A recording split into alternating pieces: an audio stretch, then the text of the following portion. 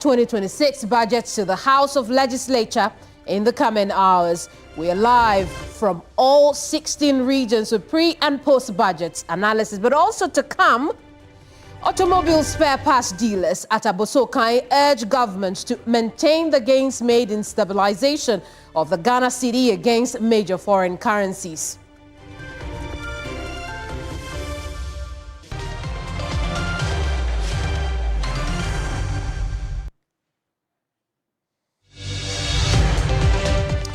This is our special coverage of the 2026 budget statement and economic policy to be delivered sometime from 2 p.m. today. We're here to bring you all the coverage, all the analysis in studio, on the ground, in the markets. My name is Nominee Amano. Let's get into that now.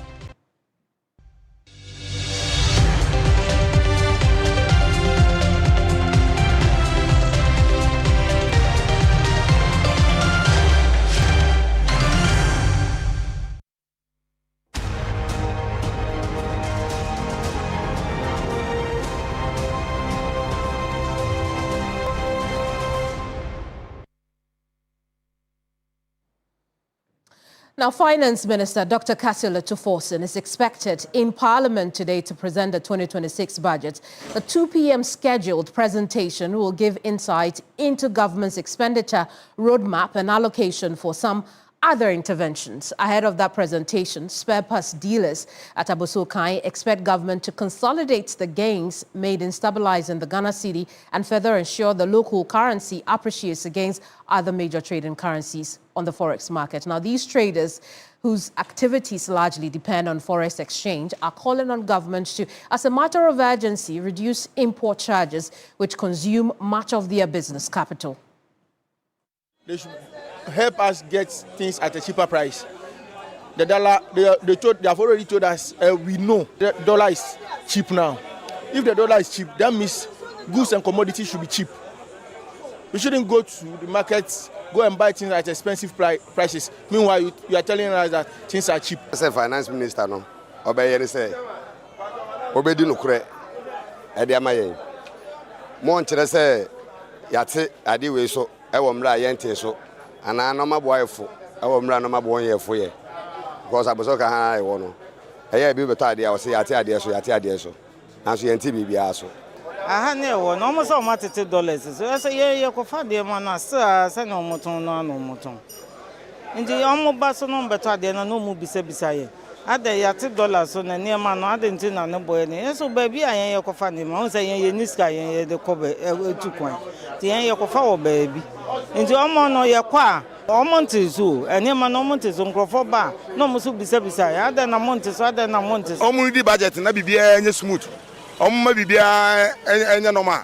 Moment to name him, there be Yentimi. Abrekuma say, now Omoji 75, and I'm say full and so the bus 6 CDs. But it's almost already called 10 CD. Cabia be so across the 10 CD. Maybe I don't take family, said Dante, a honase. We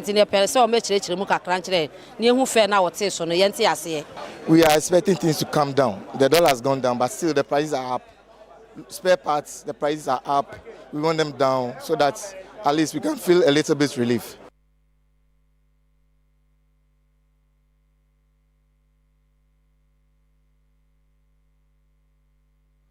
You're watching our live coverage of the 2026 budget statement and economic policy, which we expect the finance minister to present in Parliament only in a matter of hours. Now, ahead of that budget presentation, we know that some spare parts dealers and residents in the eastern region say they are expecting more initiatives that will drive infrastructural development and policies that would also support agriculture, local businesses, and improve living standards. They believe that increased investment in roads and agriculture will help unlock the region's potential.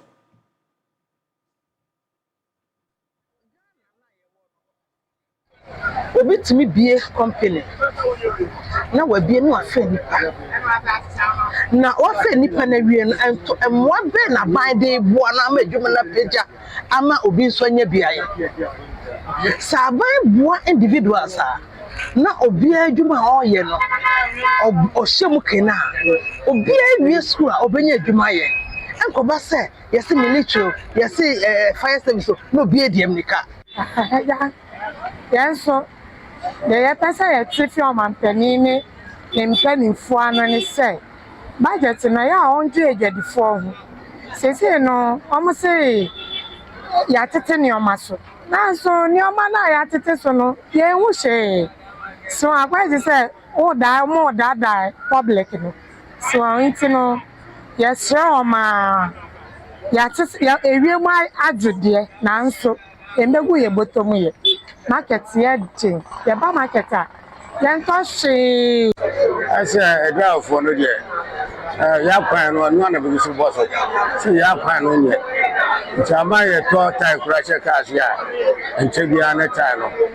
asɛe nti ama dwafoɔ no complain ɛfa yɛakwan no ho ɛna superpassfoɔ no so no akwan sɛ nneɛma no ɔmo kra bɛgu ɔmo store no ɔma akra ma yɛate sɛ ɛyɛ adeɛ a ɔmo akra dada abɛgu store hɔ nti gye sɛ new fair ɛsɛ aba nsa na ɔma yɛ dɛn ɔmo so ma hu sɛ ɔmo tete ɔmo superpass no so nti yɛbɛsrɛ finance minister no sɛ ɔma superpass no so mmra fam.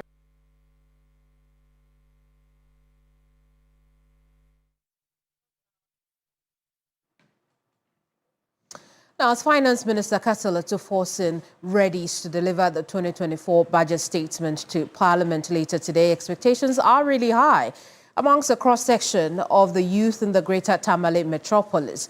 For them, the allocation of seed capital for the completion of the Tamale water project, job creation and stability of the city remain key interest areas. And we'll now cross over to Tamale and engage with Christopher Amwako, who has been gauging the expectations of residents in the Tamale metropolis. Let's go there now. Chris, talk to us. These young people want jobs?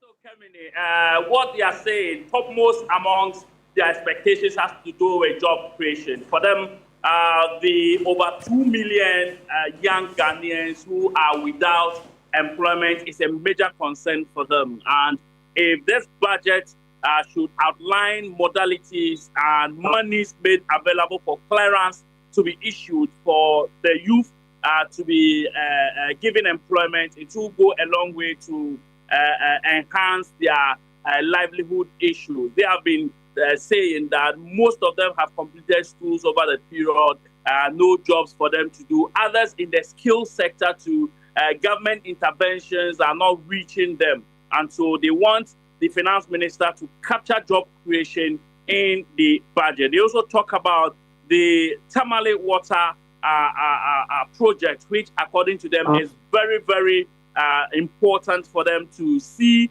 some seed capital being allocated for the project. They are also talking about the fact that the Women Development Bank, which the NDC government promised, they want to see it roll out so that women will have enough capital to be able to do businesses to support their families. Let's take a listen to what some of them have actually been saying. Well, what I expect from the budget is, I expect, let's say, we the North here. You know, what is our major program is jobs. So I expect that job creation will be captured in the budget. And again, our water crisis. You know, northern here, most especially Tamale, you know, we have challenges pertaining to our water issues. So I'll be expecting that the finance minister, it should be in the budget. So, well, I don't have much to say, but, well, I believe in this current government, and I believe all this I'm saying. I'm just saying it, but I believe it will be captured. About the budget, I expect the finance minister, especially we in the northern region, our expectation in the budget is about this water project. That is just our concern. And then the army contractor. So I would love the budget, to talk about the projects that have not been completed. The budget should consider the completion of those projects, including the Salaga Hospital. and then this big push. The finance minister should get a clearance. The clearance shouldn't be a hinder or something that will disturb the development of Ghana. There should be clearance always. This budget should have clearance for any project that been mentioned. We have heard the big push, almost about 30 billion allocated, the Wa to move road. So the finance minister should get the clearance available. No contractor should complain about clearance or money issue. There should be money always. The budget should be able to cater for infrastructures, especially educational side. We'll be very happy if this budget, our expectations of, especially as a contractor, that is what I expect. My name is Abdullah Al Hassan, Assemblyman for Woodshey Education Rich Electoral Area, under Sandargo Municipal Assembly.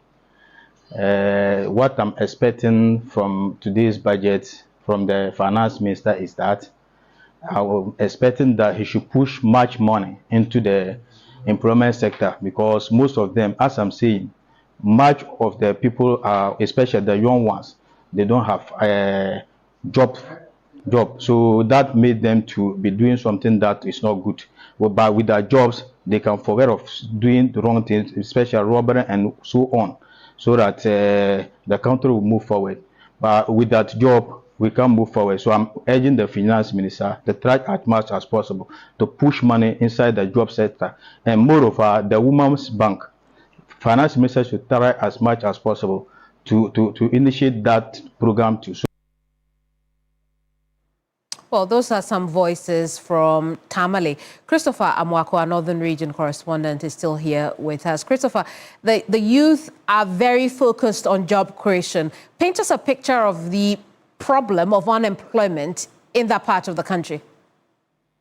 Yes, Kevin, you know very well that when we talk about unemployment, it cuts across the entire country, but majority of the youth here in the northern parts of the country remain unemployed.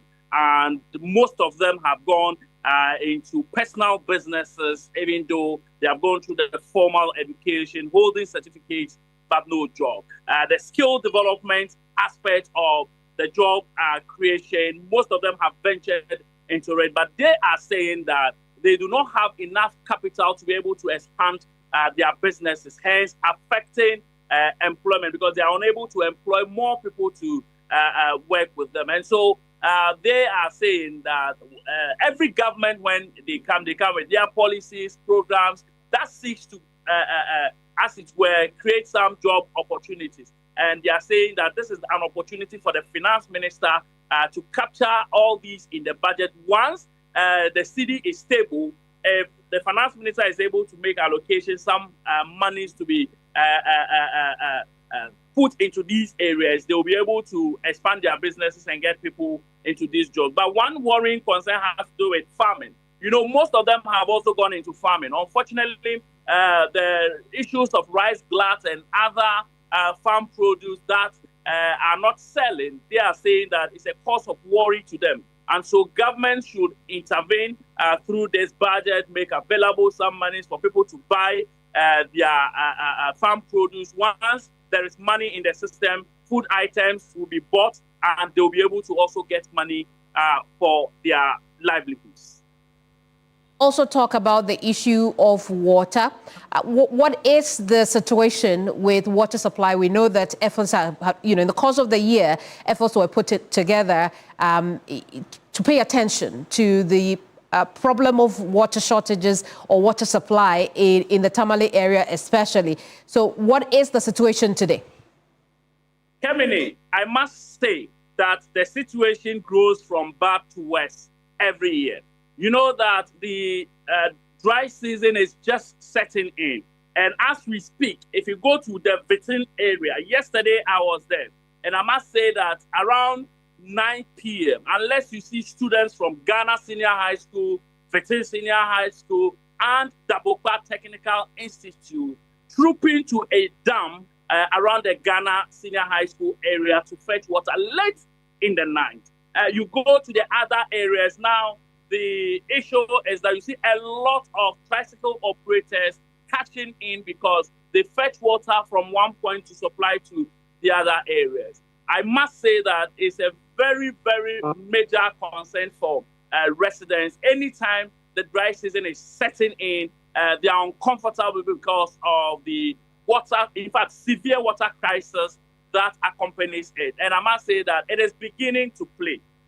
I'm also a victim because my house, I buy water almost every 2 days because I don't get water flowing through my tap. And so I'm just imagining from this time till the next rainy season how much I'll be spending on water. So Kemini is a very big situation and challenging one, of course, for residents in the greater Tamale metropolis. And that is why they are admonishing the finance minister and government to capture this in the budget and ensure that money is made available for the commencement of the Tamale water project.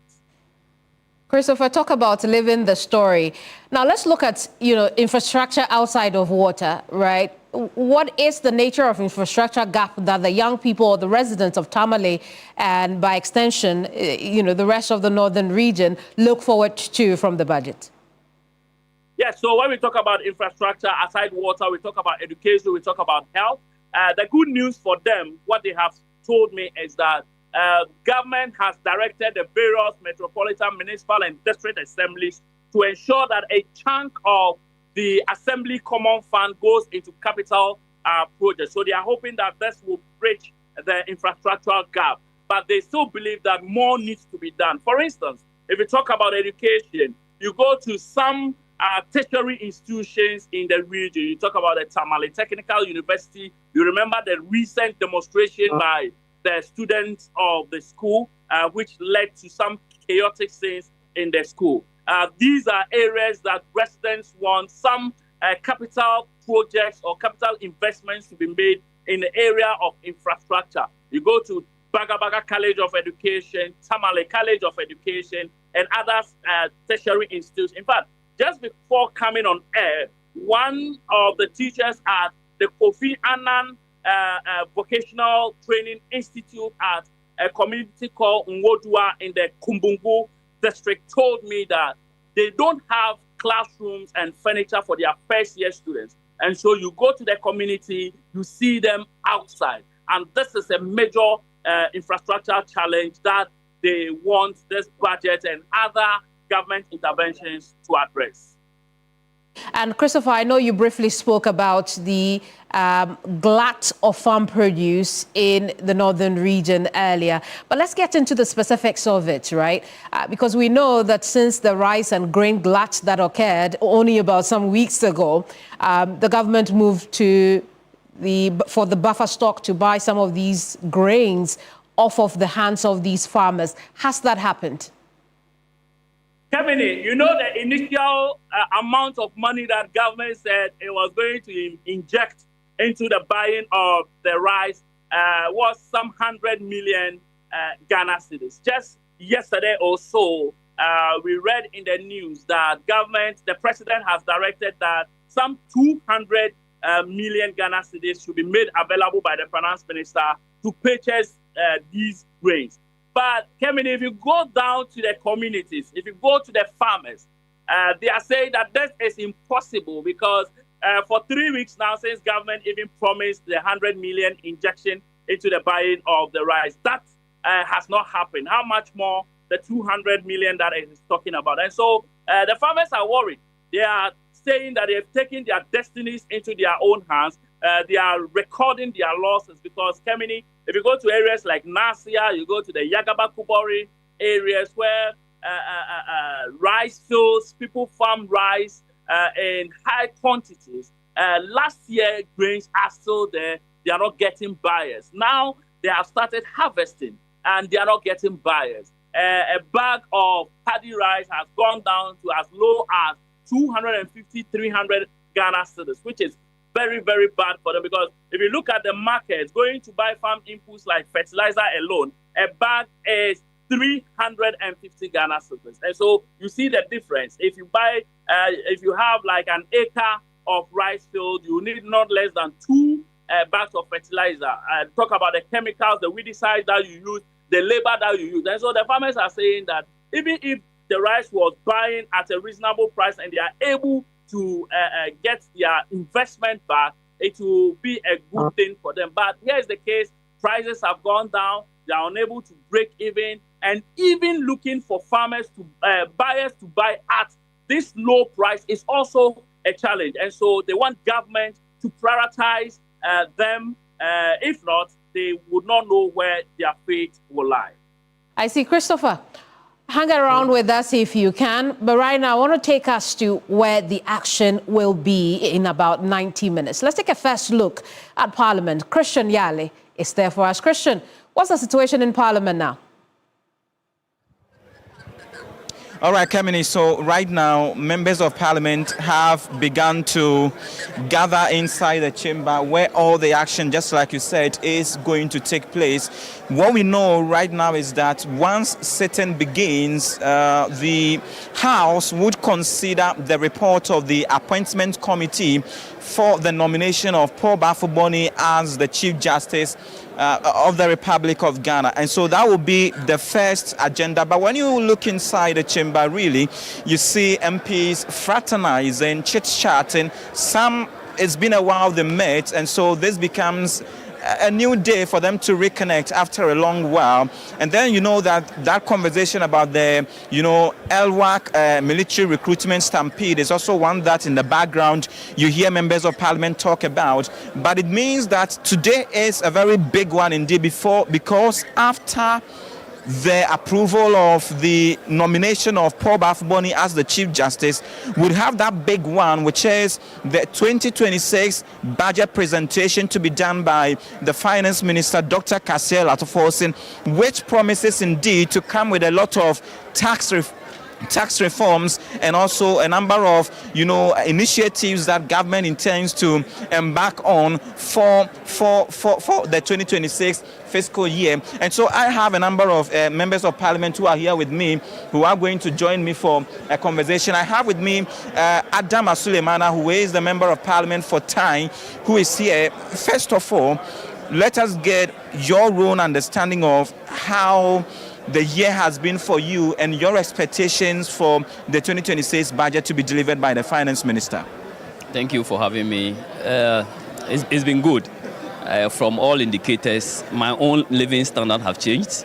The things that I buy from the market have reduced. The interest exchange rates have gone down. The infrastructure development have started. If you go to my district assembly, as we speak now, 2 classrooms have been constructed, one is underway, 2 child compounds are being constructed. So disbursement to district assemblies have been done, disbursement to education sector have been done, the free research is going on. It's been good, so we are expecting consolidation of what we have in 2025 going into 2025. But you agree with me that these things that you say, your colleagues from the opposition would not agree with you. For instance, they've made a case over the period that even some of your flagship programs like 24-hour economy, you've not submitted the policy documents to Parliament for proper review and the rest of them. The argument also is that you say your living standards have improved, but it may not be the same for the ordinary Ghanaian. Of course, I'm not talking about myself alone. I'm talking about ordinary Ghanaian too. Of course, sometimes we do politics. There are things that we will say and I think that we will do. But all in all, if you want to be objective, you realize that things are better now than they used to be. I mean, the indicators are not just for nothing. Inflation is not just for nothing. The exchange rate is not just for nothing. And it's not me alone. So generally, for opposition, they will do their work. I'm not saying everything is perfect, but I'm sure that if you're able to consolidate what we have now, go into the future, I mean, Ghana will be the better place. Look at the roads that the president have.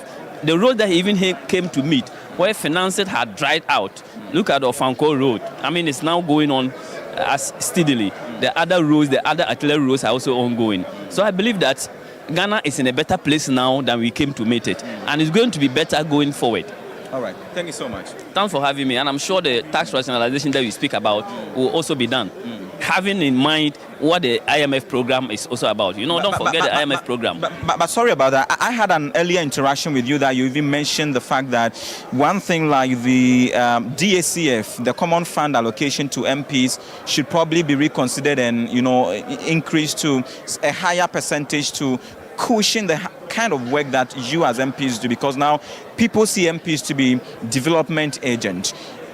How do you expect that to reflect in the presentation? Yes, of course. The conversation that I had with you is going to be the start.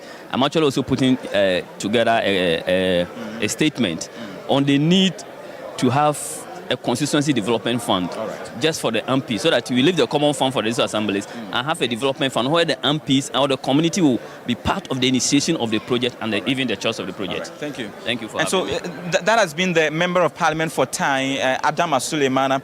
Basically, he is calling for a consolidation of all the great work that they've done. But I have also with me the Member of Parliament for Mfanteman, who is here to also share his thoughts really with me. Honorable, you're live on TV3 Ghana. The budget is about to be presented. A lot of expectations. What are yours?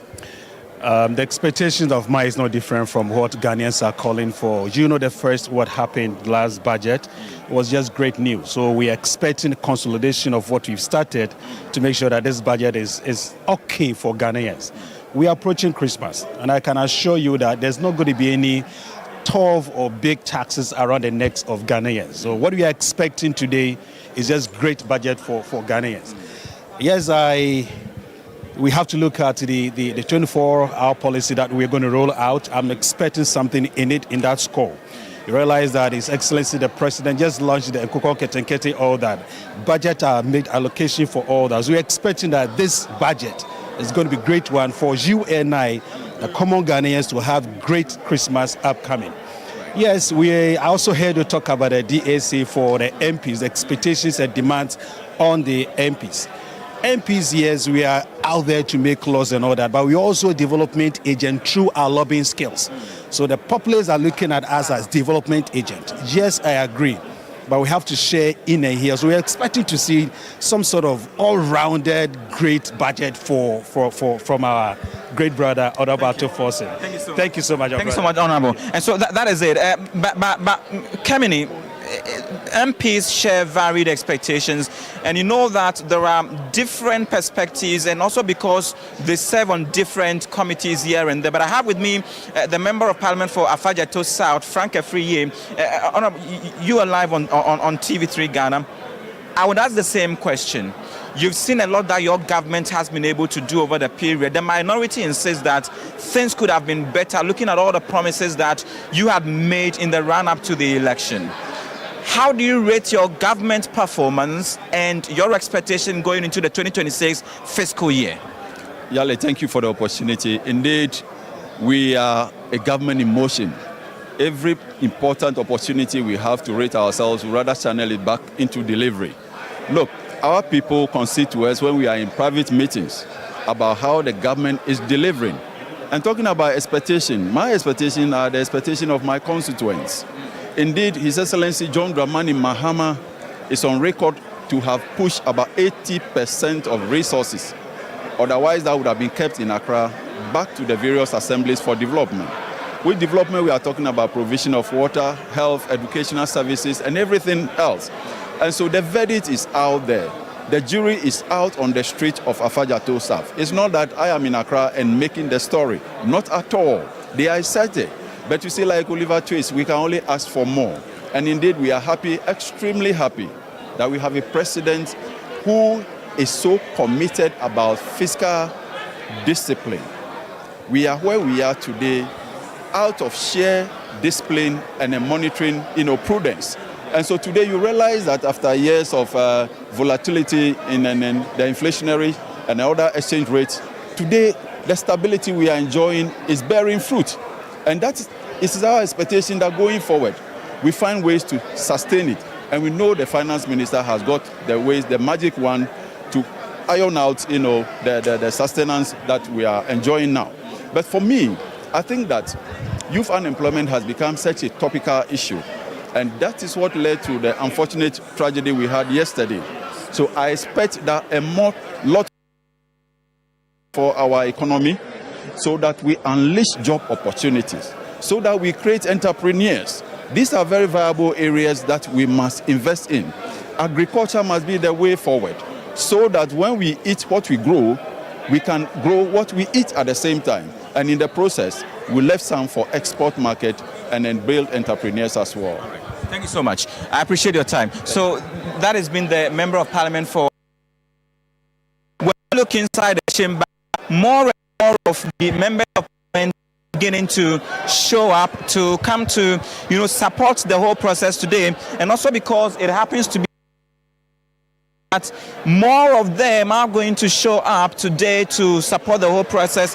First, the approval of the Chief Justice nominee. You know that already the minority have expressed some great concerns that they feel is or other reasons Parliament should not even take the report from the appointment committee. But I would dovetail into a vote, and so you need the numbers, and for that reason you would want to expect to see all members of Parliament gather here, especially from their respective caucuses, to come to support that voting. And then after that, the budget reading itself. Honorable, I'll ask you simply, a lot has been done, a lot has been said over the period, and the expectations are high, especially for the teeming youth whom most have graduated from the universities, from the colleges of education, and do not have any jobs. We know what happened yesterday. Many, they say, are out of desperation. What are your own expectations going into the 2026 budget reading? Thank you very much for having me on your show today. In fact, let me extend my sincere condolences to the bereaved family from yesterday's unfortunate incident. I believe that it's an opportunity for the services, especially the military, to look at the process by which these activities are conducted. And I'm grateful to the Speaker of Parliament for his direction on what should happen for such things to be forestalled in the future. But basically, today is a very interesting and a great day for Ghana.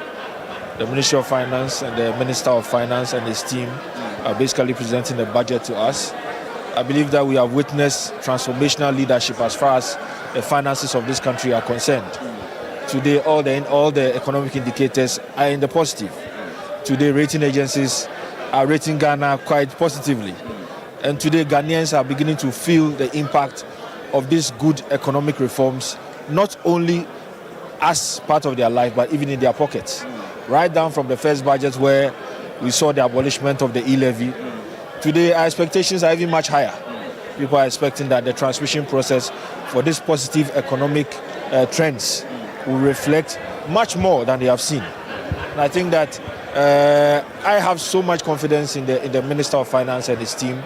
And I believe that today, we are going to hear issues around the sustainability of these macroeconomic activities that have improved so widely these days. And I'm quite hopeful that we will hear things about the consolidation process and how we are going forward. We are going to see how the monetary policy framework is working in tandem with the fiscal. And I think that all these things will basically help this country and the economy to get to a point where Ghanaians will ultimately feel the benefit. And of course, we are looking at also the investment that will happen, that will generate growth and also create jobs for the teeming youth of this country who have greater expectations of this government. Right, thank you so much. Thank you. So that is it, Kems. Let me try to get some reactions from the minority side as well, also because most of the time, what one would say is that you get to hear the majority side more or less like doing praise singing. And so let me try to just get some reaction from the minority side as well to get to know exactly what's the make of what it is that is going to happen. But inside the chamber, it is actually a very warm atmosphere here, and the reactions tell it all that members of Parliament are ready to more or less engage in their civic responsibilities and duties as demanded of them. But the expectations are high indeed from both sides, because as it were, members of Parliament represent their constituents, and so in all spheres of life, they would also want to see some policies that would inure to the benefit of their constituents in some general sense. And so that is it. But very soon we expect to have the speaker enter the chamber, and right after that the proceedings would begin. I want to get some reaction from the minority. I have with me, or joining me right now, Dr. Abdul Kabiru, Member of Parliament for Wale Wale, who is on the minority side. Doc, one would say that the majority most likely and more often tend to sing praises. What are your own appreciation of how this government has fared over the period and your anticipation into the 2026 budget reading? Well, the IMF is supporting the government to the extent that we have a big brother in town holding your hand. We don't expect the child to be wayward. What do you mean by IMF is supporting the government? We are in the IMF Extended Credit Program. Started in 2024, the last year of the MPP government. The second year is 2025. And the last budget is the end of the IMF Extended Credit Program. So whatever achievement the government is starting, a reasonable person should go and read the IMF document to ask what were the indicators that we had set out to achieve.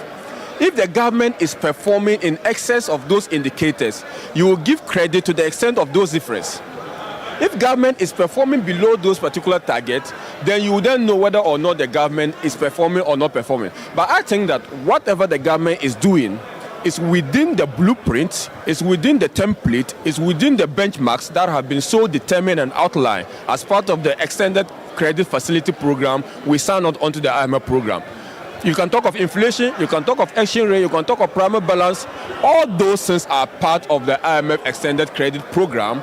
And to that extent, I would say that, well, we give credit to that extent possible because they have been able to, live within the program, and they could have derailed, they could have moved, they could have actually put the program into the abyss, but they stay within the program, and that is the only commendation I think we can give the government, except that the government has not done anything outside the program, the template that was bequeathed them.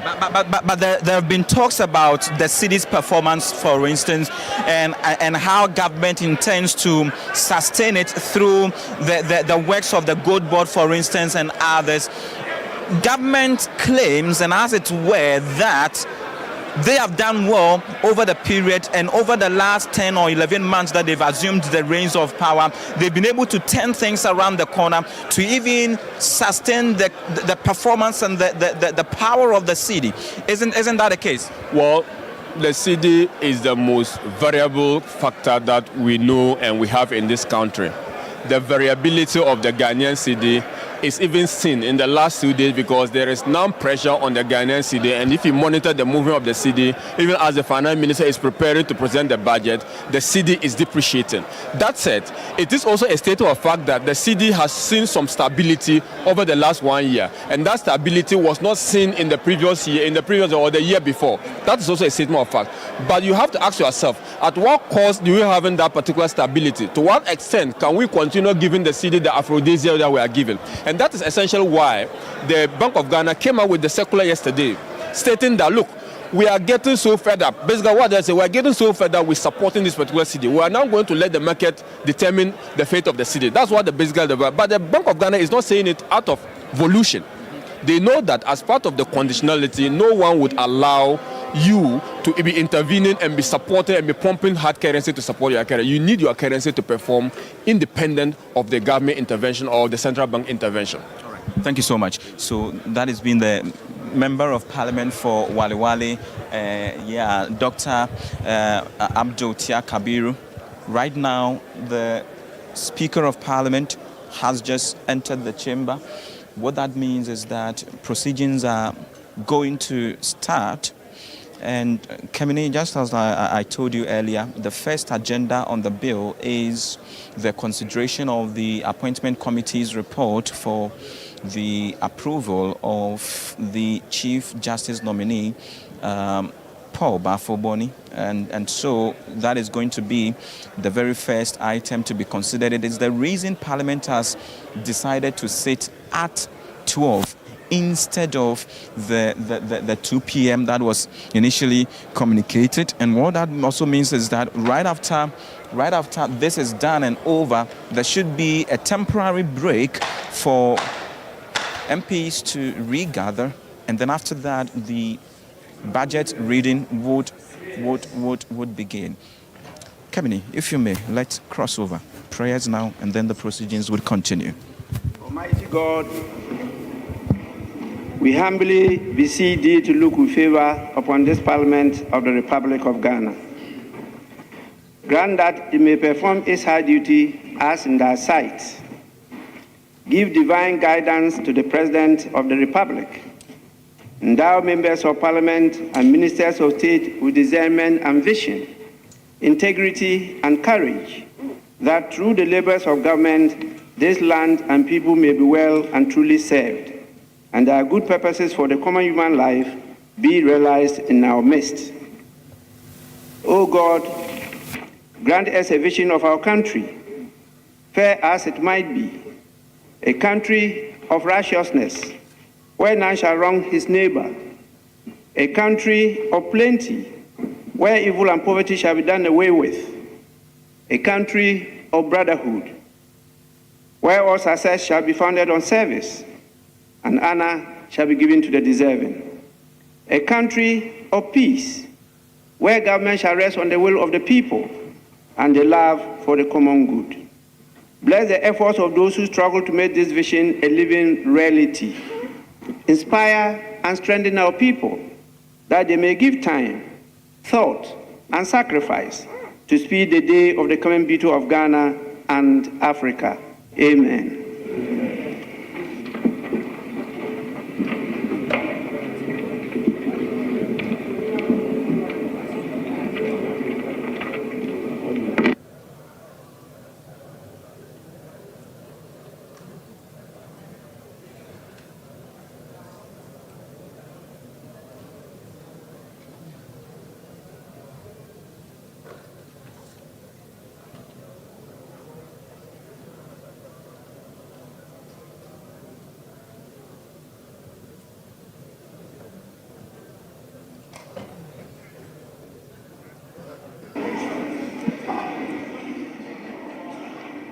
That's our first look of Parliament. The Speaker has arrived for the session to begin. That is where the Finance Minister will be delivering government's 2026 budget statement and economic policy. But the guys with the numbers are here with me in the studio. We'll continue to show you pictures from Parliament, but we'll also tell you what the numbers look like over the last fiscal year for the NDC government. Gentlemen, I'd pick a cue from Christian. When Christian says expectations are high, what are your own? I'm sure Michael will have a different version of what his expectations are. So will I have a different version, and then you as well will have a different version as to what the expectations are ahead of the budget presentation. But off the top of my head, I know there's supposed to be reforms of our tax, which will affect the COVID-19 levy. It's a promise that the minister gave to us, but that's what I'm looking forward to most topically out of all of what you'll be speaking to, and of course, means by which all of the gains within this first year of the NDC administration can be sustained, because it's very important that once it's sustained, the ordinary Ghanaian is the better off for it as well. And so, yeah, that's what I would say. We'll see how all of this pans out. For me, I think the critical thing is, how does this government plan to sustain the gains that have been made so far? What is the plan to take it to the next level? At least this year, we've been able to achieve the stability. But what next? Because contractors still have to be paid. We still have to do major infrastructural projects.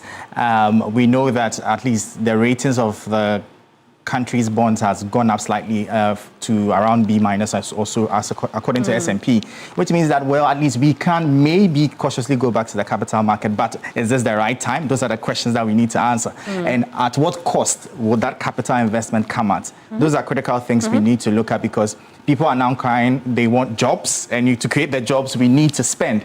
But how then, the ripple effect, how do we manage that so that it doesn't derail the gains that we've made with our single-digit inflation, exchange rate relatively stable throughout the year? Importers are happy, exporters are bleeding. What is the way forward also in increasing, for instance, export volumes, so that as a country, we are able to stabilize things? This year, we are looking, from the way things are going, the exchange rate will likely end around the 10 CD range. Right. Next year, what's the plan to escalate it? How are we going to balance the trade-off? Because remember that as all of this happens, the revenue side also takes a hit. So what's the plan? We know they've spoken about the Accelerated Export Development Program, but beyond the rhetoric, beyond the talk, what's the plan really to begin to roll this off? How are you going to finance it? What role is private sector going to play in all of that? And those are critical things that we are hoping that this budget will address, so that we are clear in our minds where we are heading now going forward as a country. Absolutely. Listen, you've got a tag team here in the studio and on the ground, which is where we are going now. We'll take you back to Parliament, where events have started. We'll listen in and anticipate the presentation of the budget. The very last word is BCU. BCU per the record is supposed to be double S. Again, Speaker, on the same item, H, item 7H, the first line, the very last word should be Yibo. Ewuku Yibo, not Ayibo. So if the cluster table could delete Ayibo and put Yibo. Then 7I, the name of the constituency should be Evalu Ajomrodra. So the first word, the A should be replaced with E. Speaker, thank you for the opportunity. From what he's talking about. This is a new one. So if he's talking about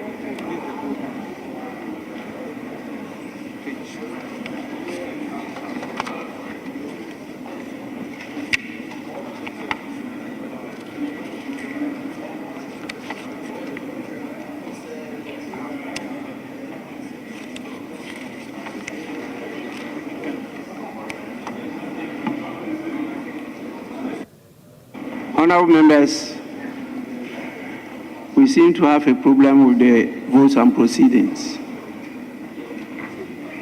And so I will defer the consideration of the votes and proceedings of Wednesday, 12 November 2025. We have two versions. We have, as at now, two versions. The version he's referring to is not the version that is on your tablets, and that is not what is before me. And so please, let's defer consideration of the votes and proceedings and then do it tomorrow. With that, honorable members, we move to item 9.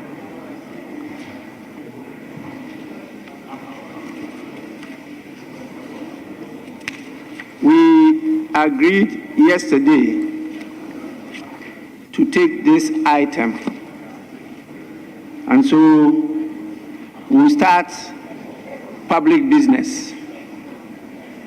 At the commencement of public business, yes, Majority Leader.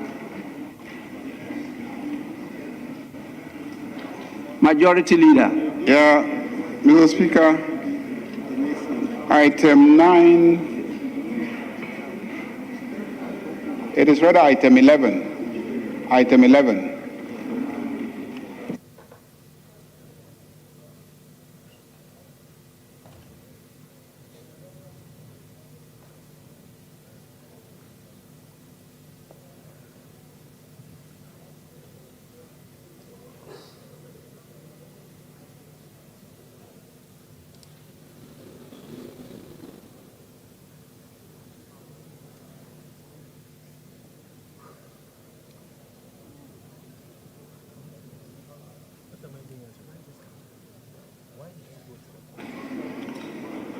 Honourable members, at the commencement of public business, item 11 at page 3 of the order paper, Chairman of the committee.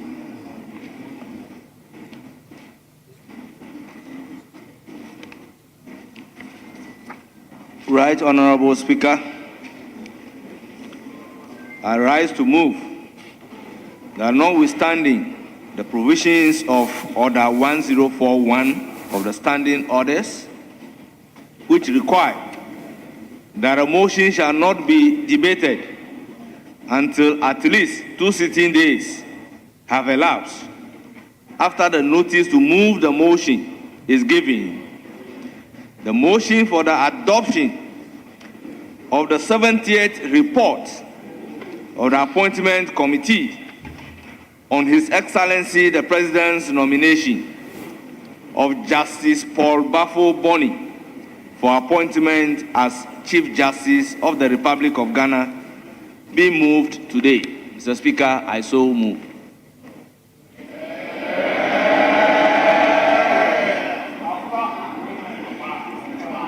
Honorable members, at conclave, we discussed how to handle this matter, and I'm going to stick to the agreement. That is what I'm going to enforce here. So the procedural motion has been moved. We now wait for a seconder.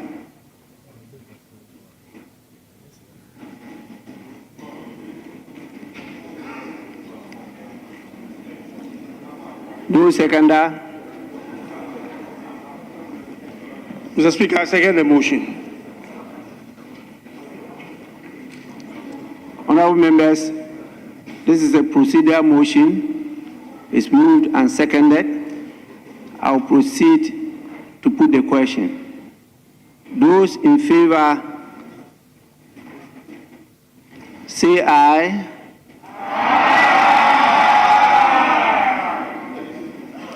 Those against say no.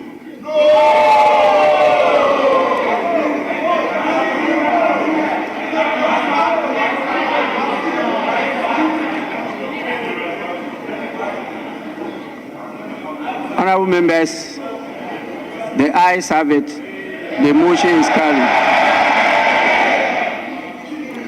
We move to the second motion, that is item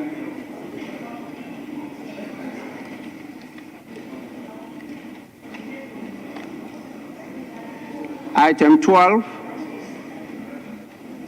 on the order paper is also at page 3 of the order paper. Chairman of the committee.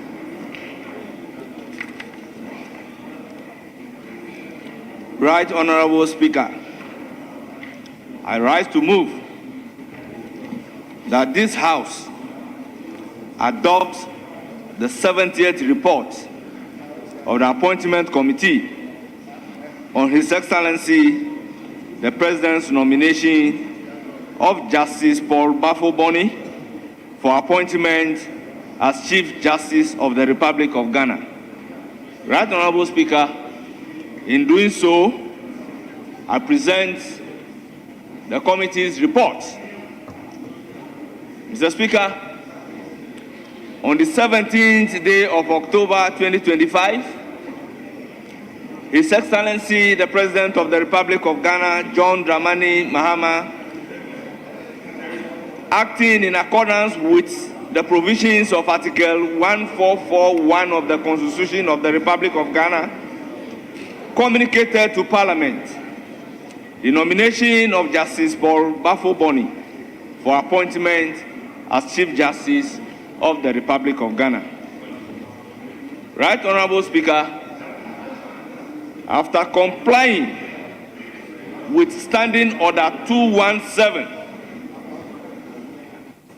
the committee met on the 10th day.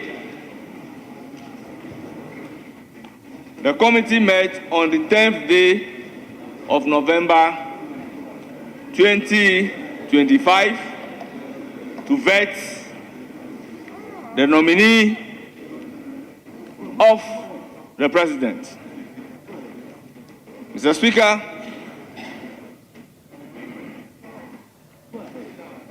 Speaker, by way of welcome address,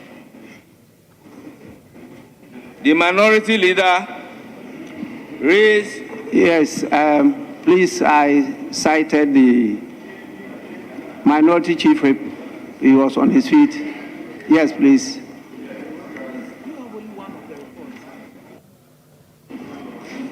Speaker, while the first deputy speaker is presenting the report, may I humbly suggest that you direct the table office to make enough copies of the report Clearly, we don't have copies. I do not have a copy. No, but we need more we need hard copies. We have only one. Speaker, don't do that. We have only one copy. Speaker, so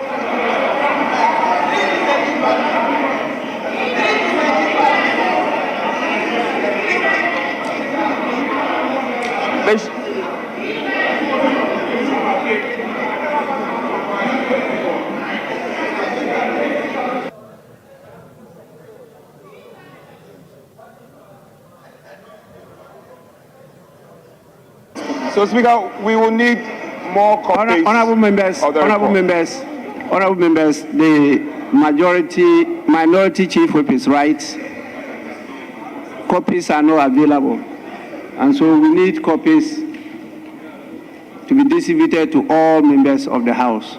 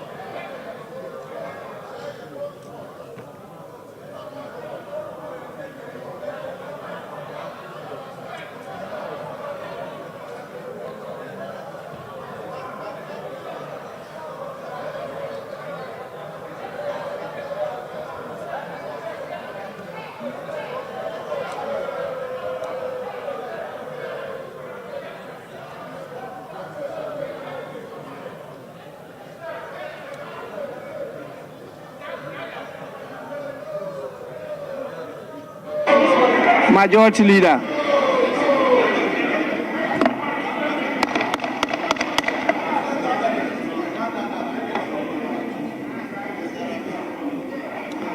Majority Leader. Right, Honorable Speaker.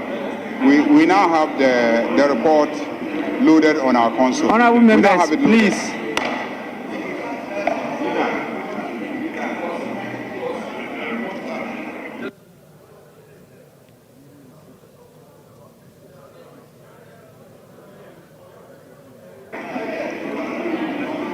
Honorable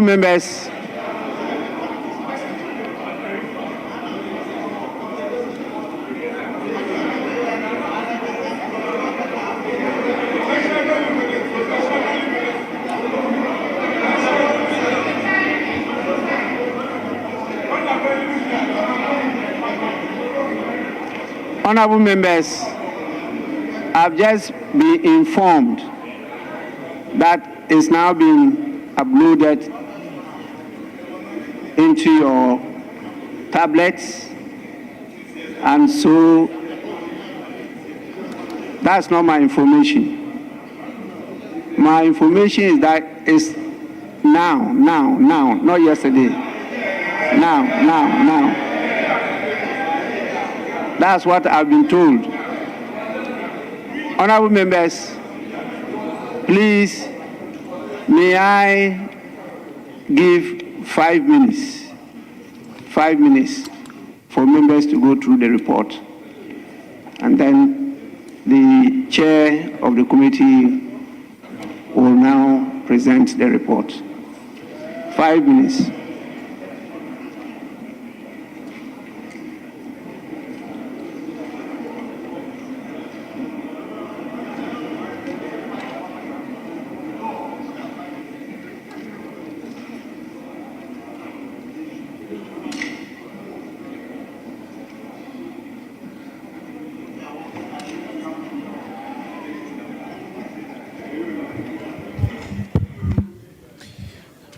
And so we're still coming to you live from the Chamber of Parliament, where proceeding is underway. Currently, there is a consideration of the nomination of Paul Bafoboni as the Chief Justice. The chairperson of the Appointment Committee started reading the report, as was laid yesterday on the floor.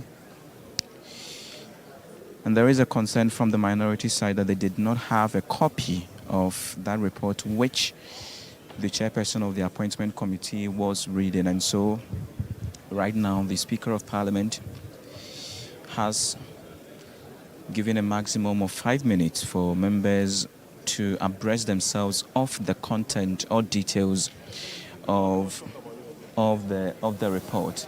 And indeed, it is just a process, a journey to the approval of the nomination of Paul Bafuboni. Earlier,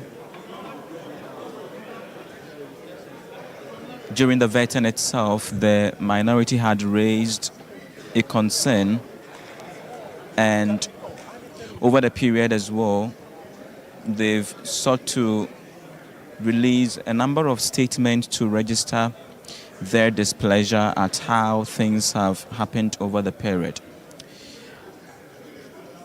In fact, there's been that anticipation up until now, what many expect to see from the minority side, and claims of a possible walkout after they have made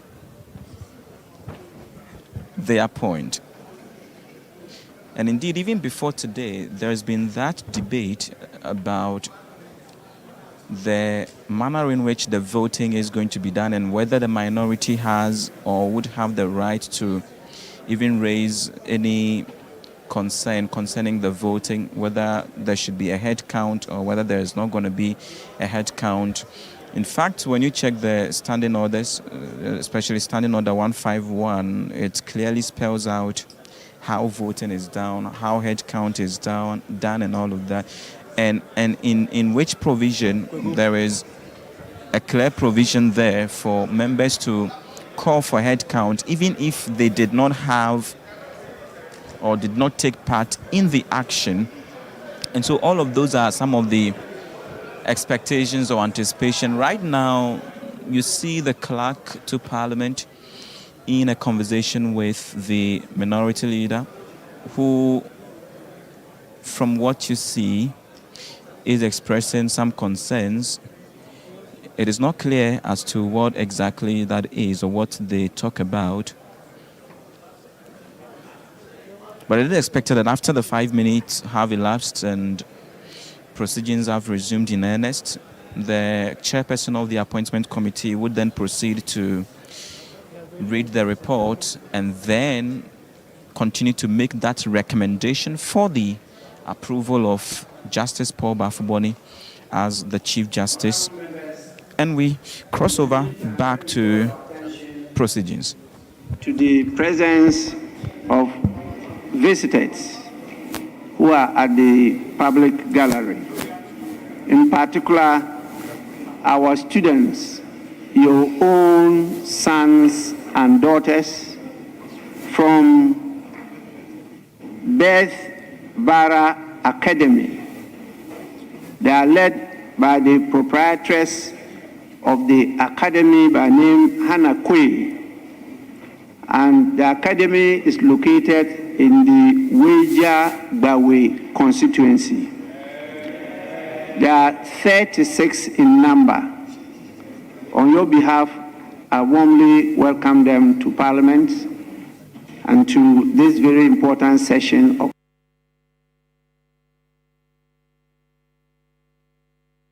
also the presentation of the budget. Honorable members, please, your own sons and daughters will be judging you.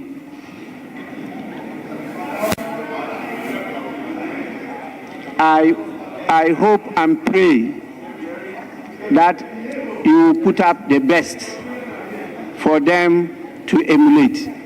Please, you are most welcome. You may resume your seats.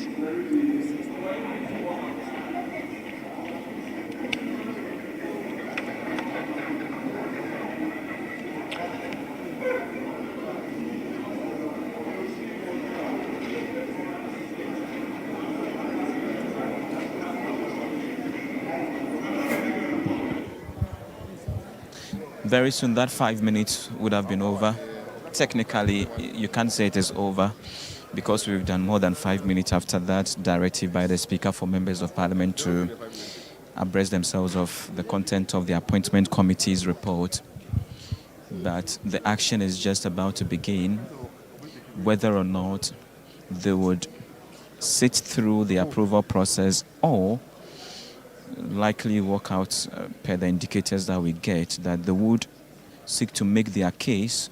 And you recall that yesterday the minority leader issued a 26-page statement in which he makes some strong case, citing the pending cases filed by Justice Tokono, which are at the respective courts, High Court and even the ECOWAS Court, and also seeks to reference earlier or past decisions made by some of the speakers, reference to Speaker Lajete, reference to the current First Deputy Speaker, Bernard Ahiafo, in instances where there were issues pending determination at the court and their directive for Parliament to stay its hand off such cases.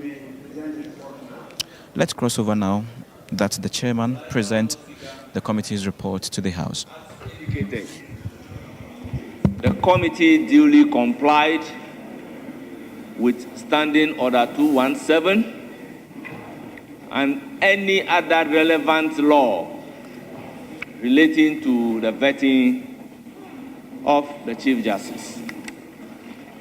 Right Honorable Speaker, by way of welcome address, the minority leader raised some issues. Right Honorable Speaker, all the issues raised by the minority leader have been dealt with by the committee in accordance with law. Right Honorable Speaker, at the conclusion of the preliminary issues raised by the minority leader, the minority staged a walkout and indicated that the minority caucus has rejected the nominee and that the minority caucus hereby votes en bloc to reject the nominee, though at that material moment the actual vetting had not commenced and we were not voting. Right Honorable Speaker, thereafter, the committee proceeded to vet the nominee, and by the report, we can see the preliminary comments made by the nominee, his background, and the response to salient questions. Right Honorable Speaker, the nominee was asked questions such as the perceived nomination by the president as reward. He provided answers to that. Questions like duration of presidential election petition, cost of litigation and access to justice, regional access to Court of Appeal, empaneling of judges at the Supreme Court, addressing backlog of cases and delays in justice delivery, judicial leadership, and managing dissent views. Cases involving remand prisoners and congestion in our prisons. establishment of Court of Appeal for the 5 northern regions, restoration of public confidence in the judiciary, addressing perception of corruption on part of the judiciary, reintroduction of electronic case management system, appointment of judges and judicial independence, curbing public suspicion of executive overreach in judicial appointment, judicial reforms and institution of development, propriety of proceedings with the vetting process, case management and judicial administration. Right, Honorable Speaker, I will urge the Hansard Department to capture the entire report as having been read, and I would read the recommendation and the conclusion of the committee. Right, Honorable Speaker, by way of recommendation, the committee recommends to the House, by majority decision, the approval of the nomination of Justice Paul Bafo-Boni for the appointment as Chief Justice of the Republic of Ghana. Right, Honorable Speaker, all the new patriotic members of the committee, minority, indicated before the vetting that they have voted against the nominee.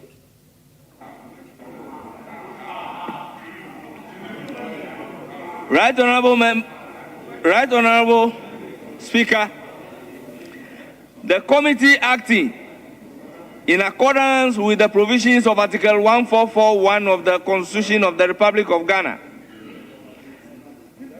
and Order 217 of the Standing Orders of Parliament duly examined the nominee submitted by His Excellency the President of the Republic of Ghana for appointment as Chief Justice.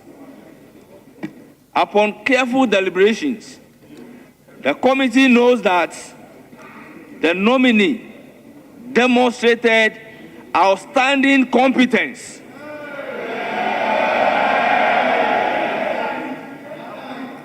a very deep knowledge of the law and a firm grasp of the judicial ethics.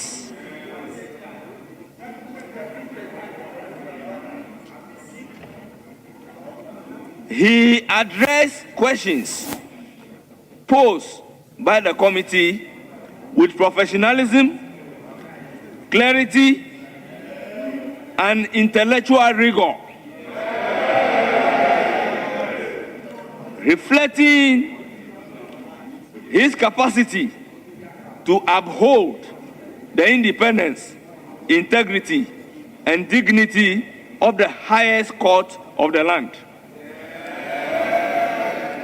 The committee is satisfied that the nominee possesses the requisite qualification, judicial temperament, and commitment values expected of Chief Justice of the Republic of Ghana.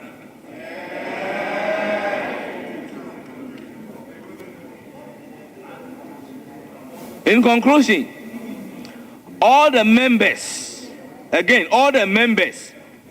of New Patriotic Party minority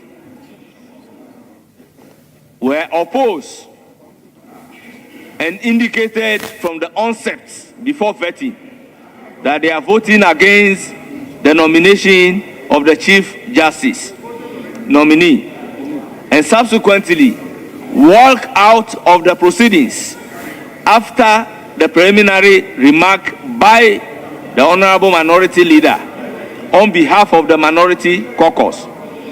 The committee therefore recommends to the House by majority decision, the adoption of the report of the approval of Justice Paul Bafo Boni as Chief Justice of the Republic of Ghana. Right Honorable Speaker, I so submit.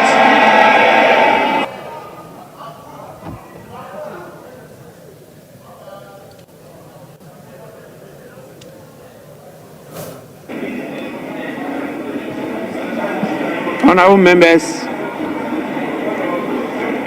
the motion has been moved. Any seconder? Yes, Mr. Speaker, I rise to second the motion, ably read by the chairman of the committee. Mr. Speaker, we had a public hearing which was scheduled and held on the 10th of November. The nominee Justice Paul Bafo Boni was present, and he responded to the questions that the members of the committee actually posed to him. Mr. Speaker, as Chairman rightly said, he demonstrated his deep knowledge of the law and the Constitution. Mr. Speaker, his background, knowledge, and experience left us in no doubt that he is actually the right person for the job. Mr. Speaker, his exceptional vision of the judiciary and what he intends to do when this House approves his nomination was quite exceptional. As the chairman rightly said, I will urge this House to approve the nomination of Justice Paul Bafo Boni. Mr. Speaker, thank you very much. Honorable members, the motion has been moved and seconded. It's now for the consideration of the House. At conclave this morning, we agreed that we will take 2 members from each side from the group that we refer to as backbenchers. So 2 backbenchers from each side of the House. They have submitted, your leaders have submitted the names to me, and I'll refer to them. Then the middle belt will have a member each, and the front bench, the ship will have a member each, and then the leaders will conclude. So we are having 5 from each side of the House. The backbenchers have 5 minutes each.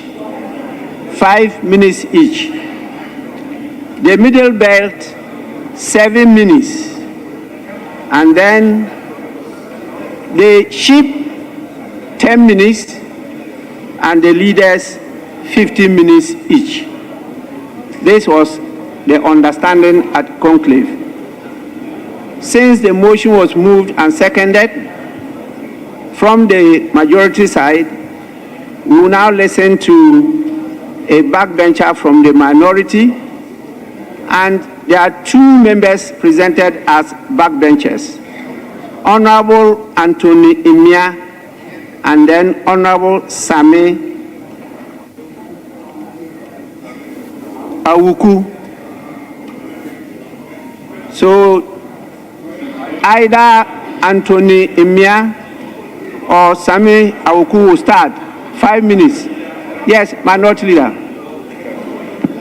Speaker, with respect, thank you very much. Mr. Speaker, we are going by the agreement, except to say that when we are sending the list to you, we proposed to take our list in a certain order, but it will still comply 5 each for the back bench, the middle bench, and then the ship and the leader. So, Mr. Speaker, if you check, Mr. Speaker, so if you check the list we gave, the ship we yielded to Honorable Anyimedu to start his 10 minutes for the ship allocation. He yielded to him.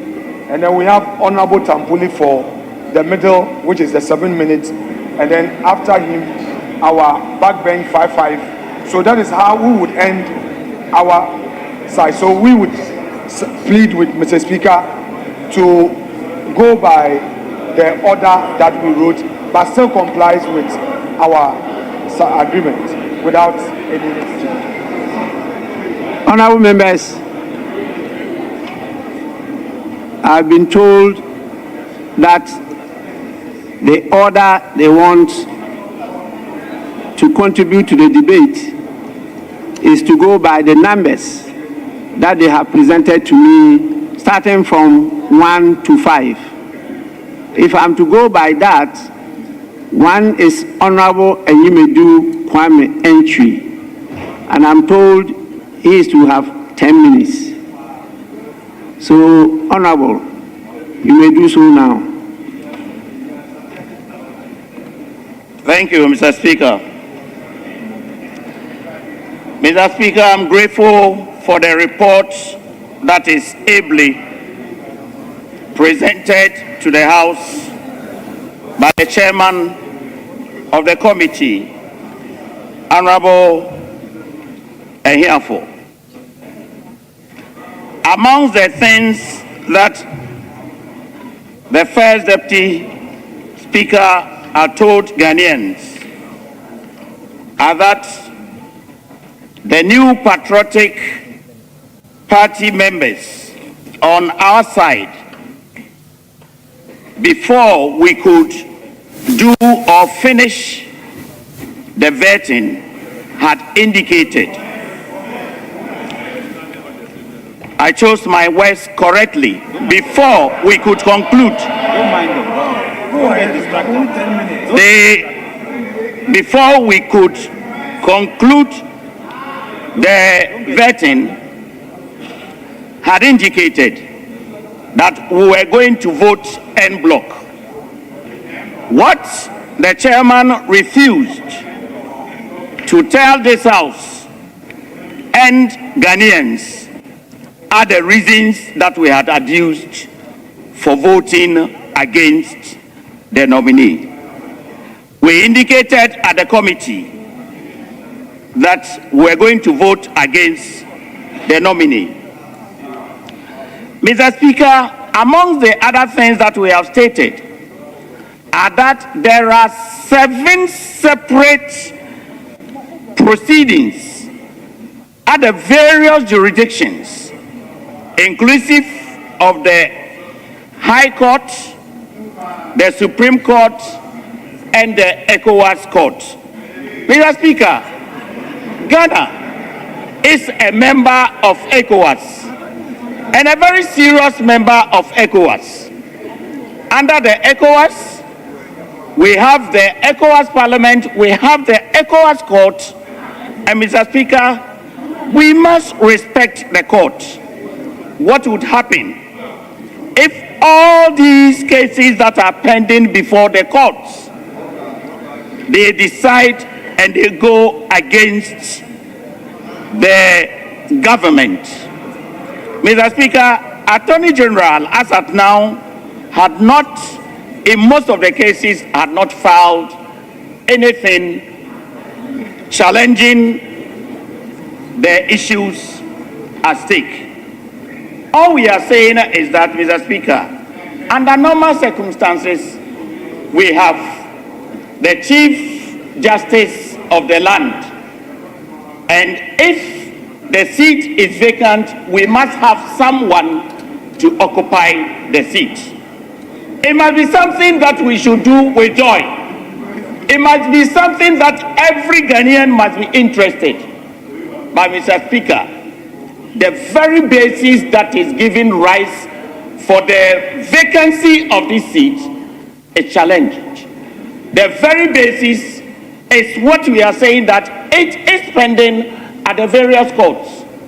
So it has not arisen for us to challenge or to go through the vetting and vote for another member. Honorable member, please, you may move to another issue. I've already pronounced on this matter. I won't go back. If you are dissatisfied with my pronunciation, my ruling on the matter, by our rules, you know what to do. You cannot come through the back door. Go through the front door and come properly to this house. You may move to another issue. I'm grateful, Mr. Speaker. I respect you and I respect your ruling, Mr. Speaker. I wouldn't challenge that. I'll move on, Mr. Speaker. Save that, Mr. Speaker, I'm not challenging. I just wanted that is our view, and that is what I expected the chairman to inform the House and to Ghanaians. But I'll go on. Mr. Speaker, amongst the other things that we seek to tell Ghanaians is that the very person, Mr. Justice Bafubani, stands conflicted because the very person that is occupying a seat is sitting under a number of cases to determine the old Chief Justice whether it is right or wrong for the person to be seated. And that's Honorable member, that he is conflicted. Honorable member, please. You are a highly respected legal luminary. You were lecturing law at the university. You are now a member of parliament, and you carry a lot of respect. What you are submitting now is at the wrong forum. That is at the wrong forum. And so please, I will just advise that you move to another issue, because you know what to do. The issue you are raising, not here. Please. Mr. Speaker, I'm very grateful. Mr. Speaker, I accept to plead with you, Mr. Speaker. I thought that we on this side of the House, Mr. Speaker, on your left, would want to tell you and Ghanaians why we had indicated that we were voting en bloc. Mr. Speaker, it has nothing to challenge. It has nothing to challenge your reasons. And Mr. Speaker, we have, this is the Parliament of Ghana. And Mr. Speaker, this is a very serious Honorable member, please, I'm happy that you know that this Parliament of Ghana. And so, if you have a matter before the National House of Chiefs, you don't move to talk about your case before the National House of Chiefs at the meeting of the caucus of the youth. Please, that is a different forum. You know what to do. Please.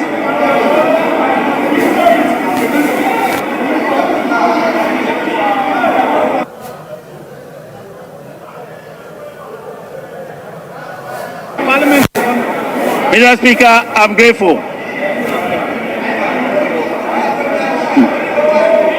Mr. Speaker, what I pursue to be my duty here, Mr. Speaker, is to edge it out to Ghanaians why we have taken a stand. Amongst the other things is that, Mr. Speaker, we see this we see this practice. This is very serious. That the executive is controlling Parliament and Ghana. Mr. Speaker, the executive... Honorable member. The executive... Honorable member. Please. The statement you just made is a very serious statement. As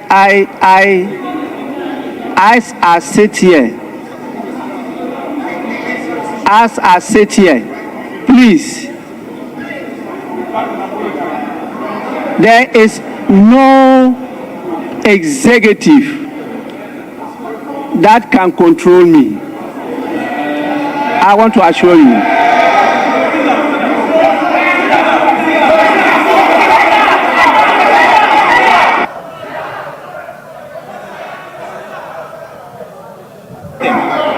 Right, Mr.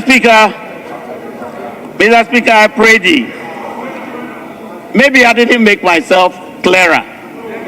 But what I mean, Mr. Speaker, is that, and Mr. Speaker, I think I need your protection. Honorable members, Mr. Speaker, what I mean by what I've said. Please, I'm in charge.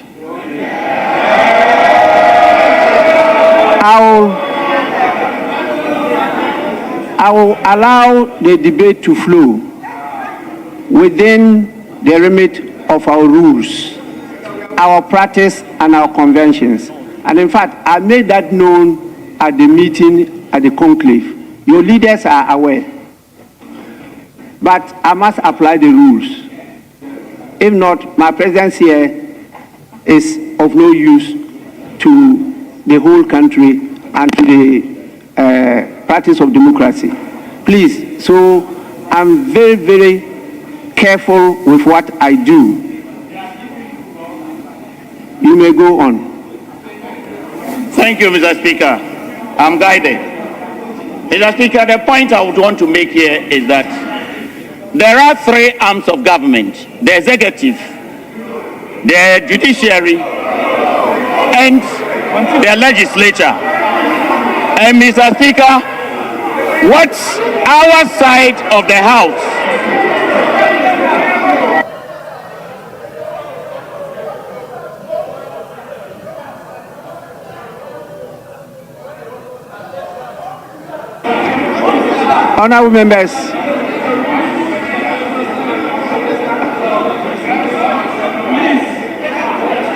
Honorable members, please, I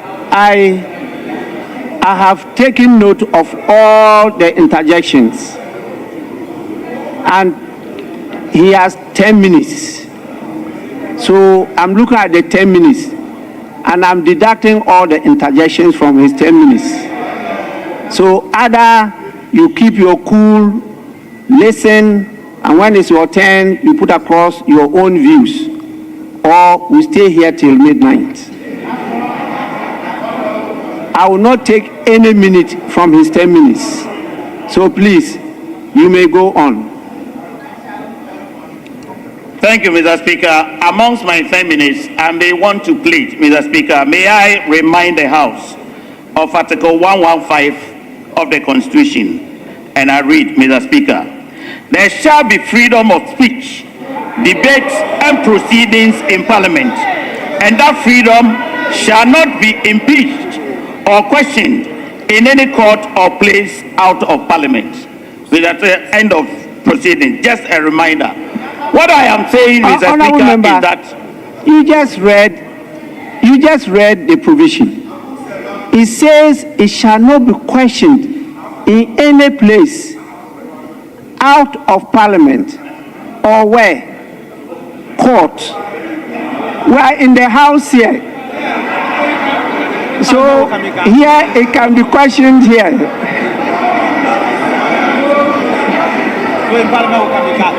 Mr. Speaker, now that I am guided that when a parliamentarian is speaking, one can gag the person, I take note. Mr. Speaker, Please, honorable member. Mr. Speaker, it will get to other people. Don't mislead the public. Please. Mr. Speaker, I need your protection. Honorable member, I will protect you, but don't mislead the public. We do not say gag the member, but you read the provision 115. Please, this is an opportunity for many to learn. And many of our citizens are listening to us. I want to read it carefully. 115. There shall be freedom of speech, debate, and proceedings in Parliament, and that freedom shall not be impeached or questioned in any court or place out of Parliament.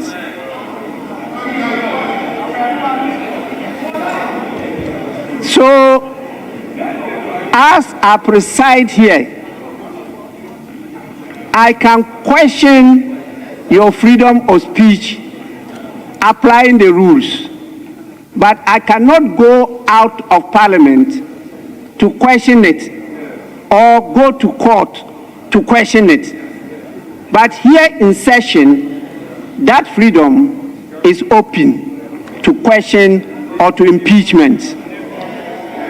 Please, the rules are clear even in our standing orders. Don't mislead the public. You may go on.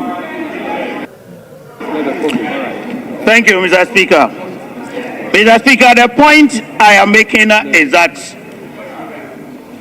on our side, we believe that one arm of government is controlling another arm of government. And in this case, the executive is controlling the judiciary.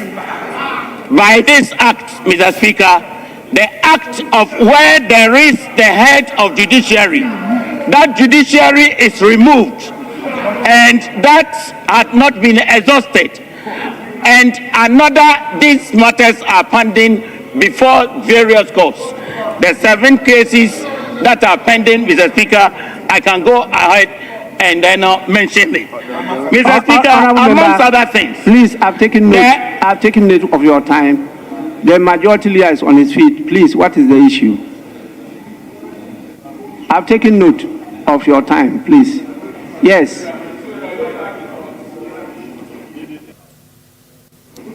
Mr. Speaker, our standing orders in Order 1, 2, 3 clearly prescribes the content of a speech. And 1, 2, 3, 2 says that a member shall not use offensive, abusive, insulting, blasphemous, or unbecoming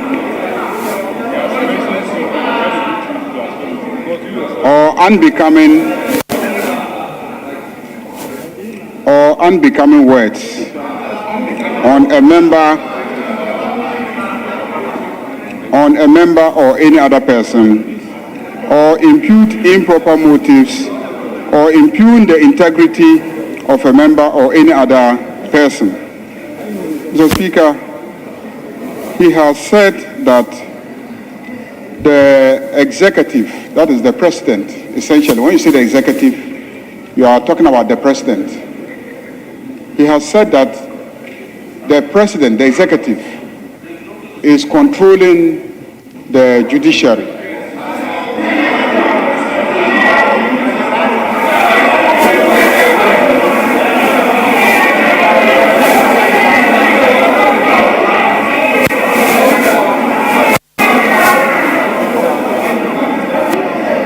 Mr. Speaker, for a member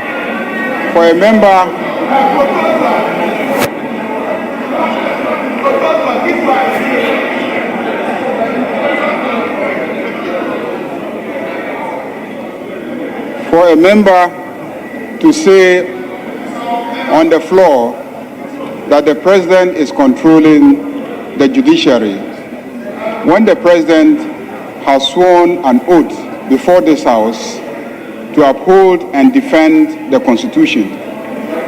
And the Constitution does not make provision for the president to control the judiciary. So when you stand in this House and say that the president is controlling the judiciary, you are clearly impugning the integrity of the president. So, Mr. Speaker,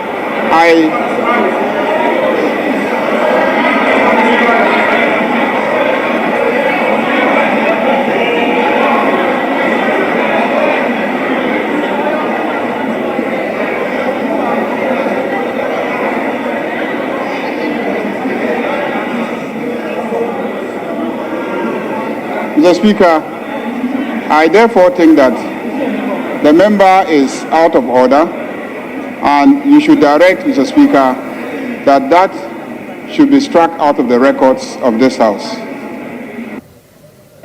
Honorable members, the member has expressed his opinion. And in expressing his opinion, the member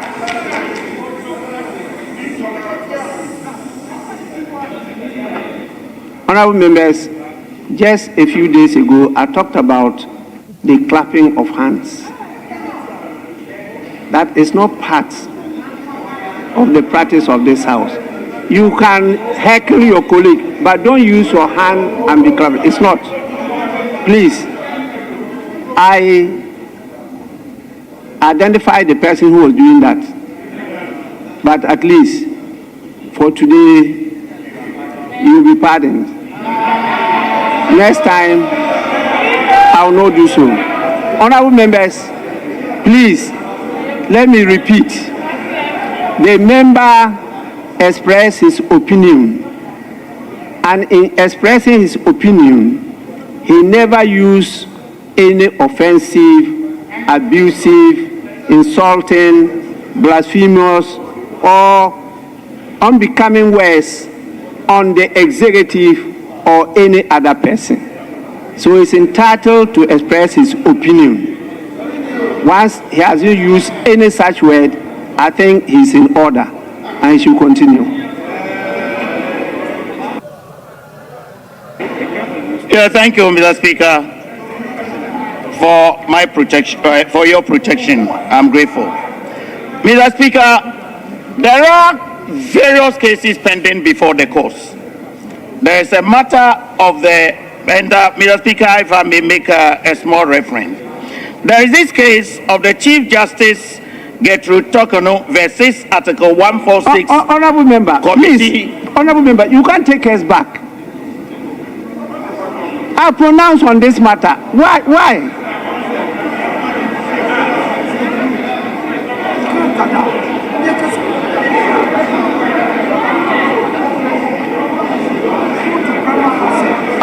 Honorable member, you know,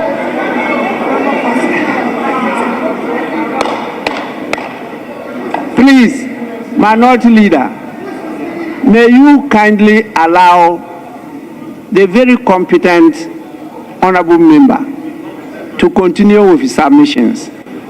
I am very observant, and I have watched you, and I've seen and even heard some of the things you are whispering to him. That is not allowed. Please, he is competent enough. I am very vigilant. Please. Yes. Mr. Speaker, with respect, the respected Dominic Nito is here. All we are telling him is to focus and abide by your direction. He's, Mr. Speaker, please, Mr. Speaker, he is a Catholic, I'm a Catholic, you are. I'm rather telling him to focus so that you don't have to come in again. Please. Mr. Speaker, I am, with respect, we are here. I am telling him that focus on the issues that are non-controversial. That's what I'm telling you, Mr. Speaker. I beg of you. For records, I don't want to be misquoted. Mr. Speaker. Honorable Minority Leader. Mr. Speaker, in any event, I have a right to confer with my colleague to confer. Honorable Minority Leader, you are facing your colleagues. You are facing your colleagues in the majority, and also the part of the public gallery behind them. I am facing the majority and facing the minority and facing the whole public gallery. I observe what is happening.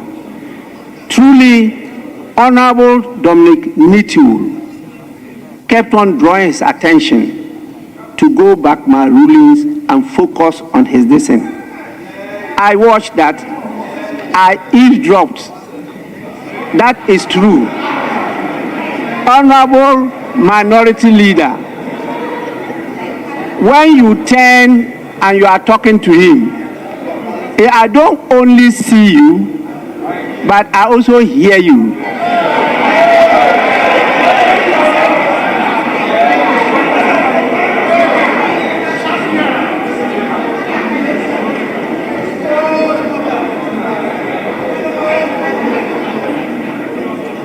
Please, Honorable Member, just go on with your submission. I'm grateful, Mr. Speaker. You are now left with 2 minutes. 2 minutes. Mr. Speaker, it is common knowledge that, and it's our belief, that this constitution, the very constitution that we are protecting and guarding against, is being breached because there was no prima facie case made against the former Chief Justice, and the matter still remains in court. Mr. Speaker, the matter still remains in court, and that had not been dispensed with. Mr. Speaker, other applications have been filed for certiorari. The decisions that have been made must be quashed. Again, Honorable Member, those decisions, please. You can't litigate that case before Parliament. You can't. This is not the forum for that. Please, if you go that way again, I'll apply the rules. You know the rules. Please. Mr. Speaker, we also want Ghanaians to know, and I cited the primary facie case, and nobody knows it in Ghana. Mr. Speaker, the reports we are told that there were 3 petitions against the former Chief Justice, and we heard of 1. The report of the committee, Mr. Speaker, remains unpublished. We don't even know what went into that. And we believe that as Ghanaians, before we get to today, we must know the details of why there is vacancy in Ghana that we need to fill. All we are saying that this arm of government and the head of that arm of government, which is judiciary, Mr. Speaker, that seat is not vacant. And even if an attempt had been made to make it vacant, that attempt, Mr. Speaker, we cannot see through that. We think that is faulted. That is.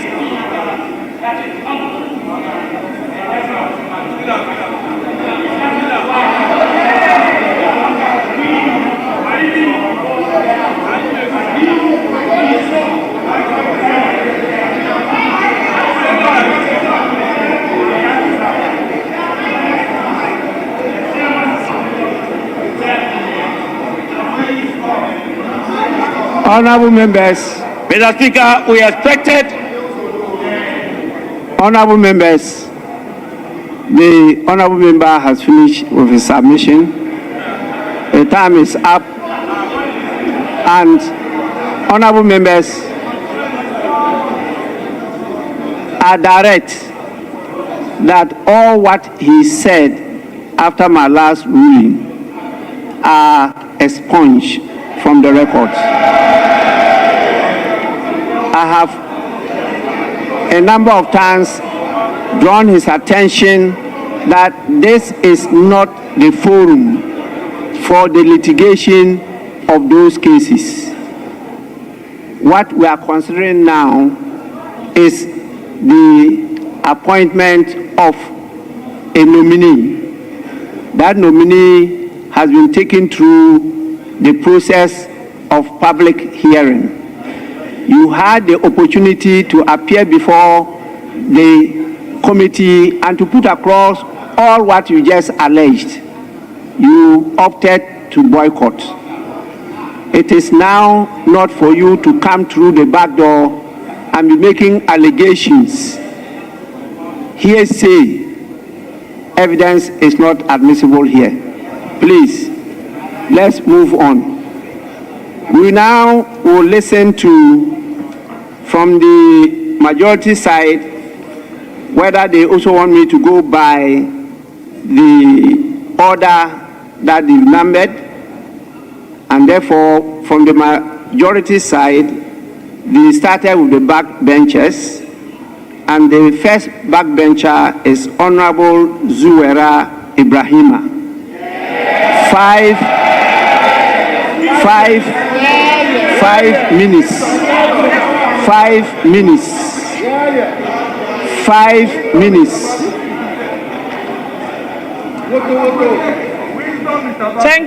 Thank you very much, Right Honorable Speaker, for this opportunity to look at the report of the Appointments Committee with regards to the nomination of the Chief Justice nominee of the Republic of Ghana. Mr. Speaker, I want to make this preliminary statement that I actually had the very rare opportunity and privilege to sit through the entire vetting process on Monday. From beginning to end, Mr. Speaker, I was there. I saw everything that played out. But, Mr. Speaker, we'll leave issues of that day for another time. Today, we are looking at Justice Paul Bafuboni. And, Mr. Speaker, from very humble beginnings, born in Guaso, in today Ahafo region, Goso, his lordship worked his way out and worked higher the ladder of leadership of this country. Mr. Speaker, his background any day is worth celebrating. And Mr. Speaker, as I sat in the vetting session and listened to my Lord Justice Paul Bafuboni, I was convinced that he was the best suited for the position at this time. Mr. Speaker, why do I say this? My Lordship was nominated to the Supreme Court in January 2008.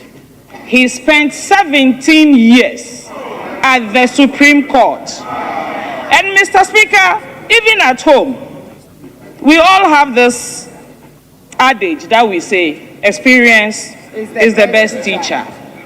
After 17 years, Justice Paul Bafuboni demonstrated at vetting that this country and the judicial system of this country is going into very safe hands. Mr. Speaker, I say this because as a woman, Mr. Speaker, and a champion of women leadership, I want to celebrate all the women chief justices that we've had. We had Her Lordship Georgina Wood, who was appointed to the Supreme Court in 2002 and became Chief Justice in 2007. She reigned for 10 years, and we all saw the output of her work. Yes. It was not in question. Yes. Her capabilities were never in question. Mr. Speaker, we saw Her Lordship Sophia Akufu, who had spent 22 years at the Supreme Court before becoming a Chief Justice in 2017. Mr. Speaker, she exited the role with impeccable credentials. Mr. Speaker, again, let me say this to this House, and I want it on record. Again, I had the opportunity to be a member of the vetting committee, appointments committee that vetted Her Ladyship Chokono. Mr. Speaker, I recall I asked one question. I asked my Lordship, what are the attributes of a good Chief Justice? Give me 5 attributes. She gave one. And she turned and asked me, what did you say again? Mr. Speaker, the Saturday after that vetting, a former member of this House, a learned member of this House, Honorable A.B.F. Hussaini, was on Joy Newsfire discussing the vetting of Her Lord.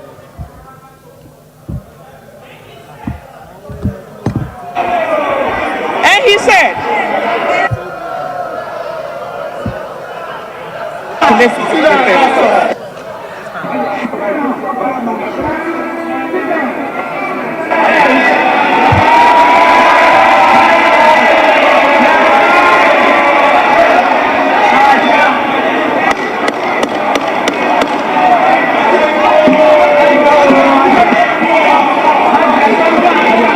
Honorable members,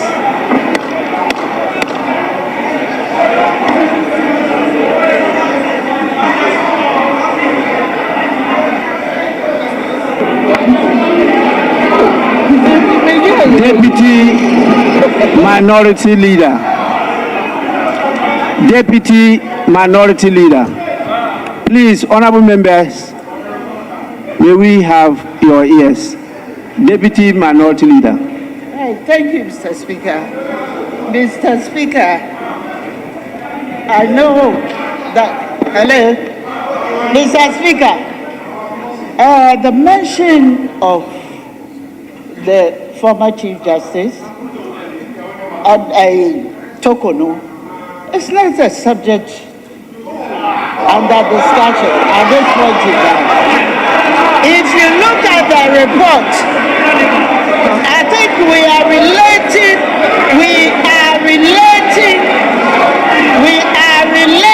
the report that has been submitted before us. He's attacking the personality of Chief Justice. It's not something that we have to entertain. So I just call for the expansion of that part, attacking the former Chief Justice, to be expunged from the debate. Thank you very much. Honorable, please, honorable members, please. I heard her say that as a woman, she was going to celebrate women that were Chief Justices, and started with Her Lordship Justice Georgina Wood, and said so many things about her. I practiced before her when she was High Court judge. I know her very well. Then she proceeded to Justice Sophia Akufu. She was in practice, private practice, when I was also practicing. So I know her very well. Now she proceeded to Justice Chokono. She is far behind me, so when I was in flight, she was not available. She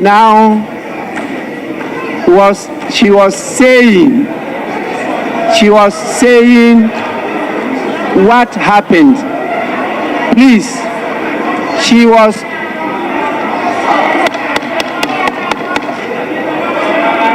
Honorable members, please, I have to relate to this before I give my ruling. She was sharing her experience when she appeared at the appointments committee, and that she member speaking was a member of the appointments committee, and she asked her a question about the five attributes of a Chief Justice. And now she's going through what took place. So I was keenly listening to her to see whether she will pass the acid test of our rules. That is why I'm following her keenly. If she doesn't, I'll call her to order. Please, I'm listening. I will not allow her to say anything that is unparliamentary about the former Chief Justice. Please. Yes. Honorable Member, you are left with 1 minute, 30 seconds.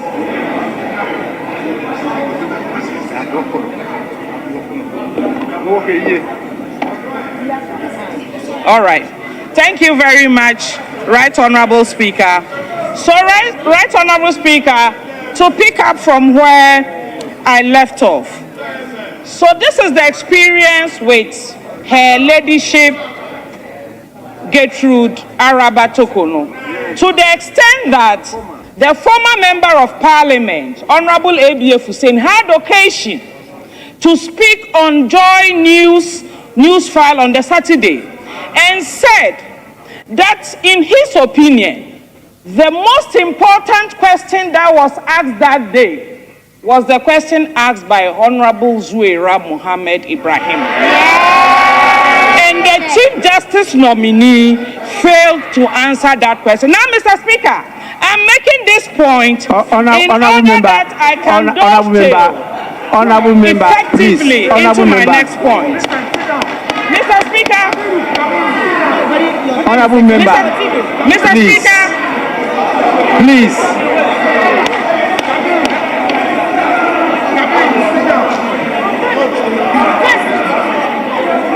Honorable Member, as you rightly stated, that is the opinion of Honorable A.B.F. Hussein. As to the marks you are giving to her answer, it is not for you to be satisfied with her answer.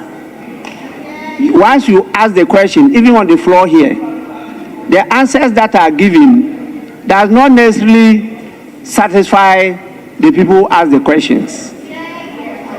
You cannot use that as the basis to judge her on this particular situation when she is not in question. We are not here discussing the former Chief Justice. No. So if you are going to celebrate them, and let's move on. Please. Yes, Honorable Dominic Nintini. Thank you very much, Mr. Speaker. Mr. Speaker, I'm guided. Difficult. Mr. Speaker, thank you very much. The record has to be expunged. Mr. Speaker, that tells us one thing. They are not listening to you because they have known that you called me. Please go on. Mr. Speaker, thank you very much. Mr. Speaker, I want to really thank you. People who are not here to defend themselves, as Mr. Speaker has said, if you want to say adverse things about them, Mr. Speaker, I want to plead, as you have done, as you have done, you protect them. So I want to say to you that, Mr. Speaker, as you want to say, Mr. Speaker, that I call on you to let them expunge that particular section so that it does not stay in the Hansard. The section, the point she just made in trying to give marks to somebody who is not here, and even she is the subject of all that we are doing, they should expunge it. Because if there's anything, the record is that she has been our Chief Justice before, and she has cases in court. We don't know what will happen. So they should expunge that portion from the Hansard. Honourable member, I'm trying to get which portion, because please, what I said was that she referred to the opinion expressed by ABA Husseini, showing that they were not satisfied with her performance. And I said that is his opinion. So is that why you are saying I should get expunged?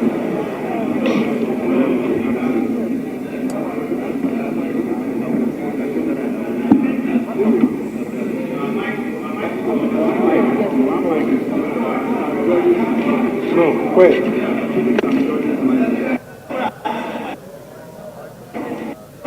Okay, thank you, Mr. Speaker.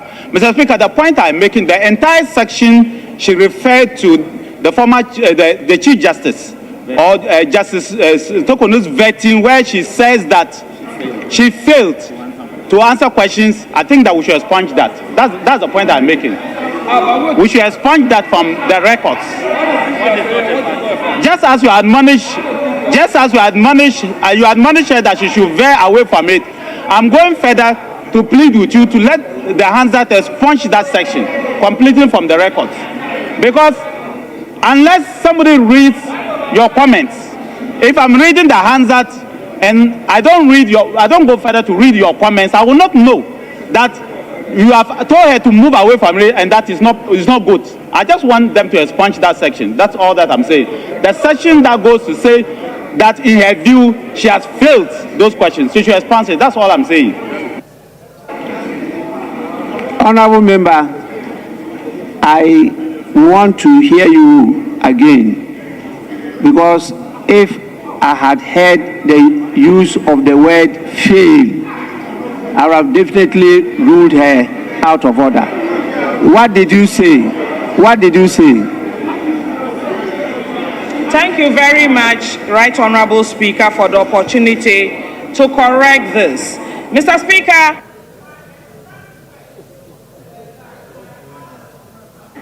I asked a question to the then nominee, asking her to give 5 attributes of a good Chief Justice, and she mentioned 1. Thereafter, the Saturday after the vetting, Honorable ABA Husseini was on Joy News Newsfile program discussing the entire vetting process, and he indicated that he thought that the most important question that was asked at vetting was the question asked by Honorable Zuwaira Mohammed Ibrahima, to the effect that the nominee should give 5 attributes of a good Chief Justice. That is what I said. I never used the word fail. Hansard is my witness. They can go back and check. The word fail never came from me, Mr. Speaker. He said he was not. Mr. Speaker. Mr. Speaker. Honourable members, I've listened to her, and so I'll proceed to direct that if she had earlier used the word fail, that portion be deleted from the official reports, particularly the word fail. Now she has stated clearly she did not use it, but it's recorded, and so the official reports will go through all this. If they come across the use of the word fail and the words after it, should be deleted from the official reports. Please, now you have 1 minute. Thank you very much, Mr. Speaker. Mr. Speaker, in conclusion, and tying it all into my previous statements, Justice Bafo-Boni made very strong statements at vetting. And one of the things he said that drives my enthusiasm today, and I quote, he said, "The Constitution of Ghana entrusts the Chief Justice with a dual responsibility to adjudicate cases with fairness and to safeguard the credibility and moral authority of justice itself." Mr. Speaker, it gives all of us comfort. I hope. Mr. Speaker, as I said, I watched Justice Bafo-Boni. He spoke from his heart. This is a man who was ready to leave a job at the prison service so he could marry his sweetheart. And he was adverting with Mrs. Bafo-Boni. Mr. Speaker, it tells you the character of the man.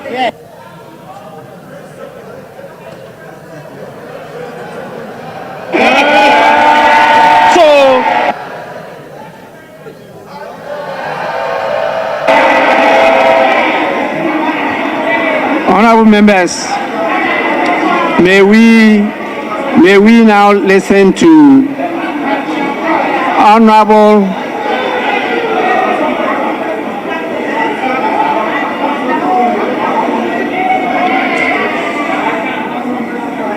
members, may we now listen to Honorable Anthony Emia. 5 minutes. 5 minutes. 5 minutes. Thank you.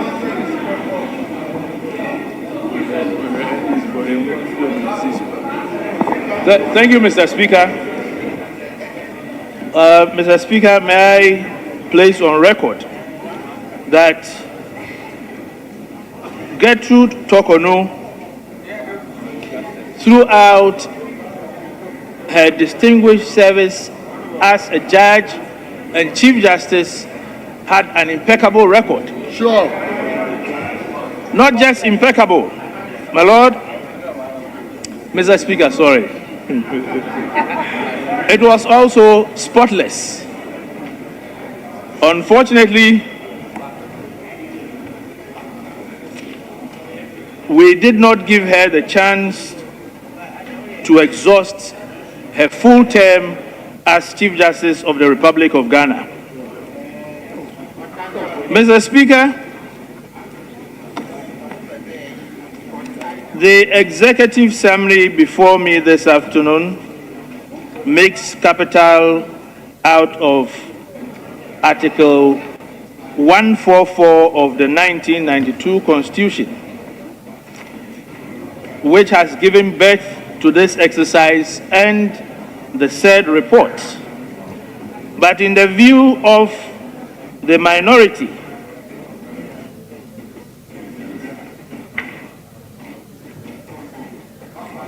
the said article has been invoked prematurely.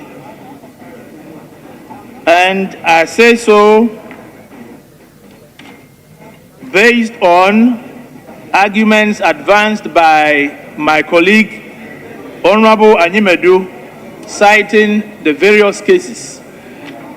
What is interesting about the said cases, Mr. Speaker, is that Honorable member, don't fall into the same trap. That is not before us. And you know that these are matters pending in the court. So you have the right forum to go and ventilate your grievances and as much as possible vindicate yourself at that forum, not in Parliament. Let's proceed with the business before us. That's all.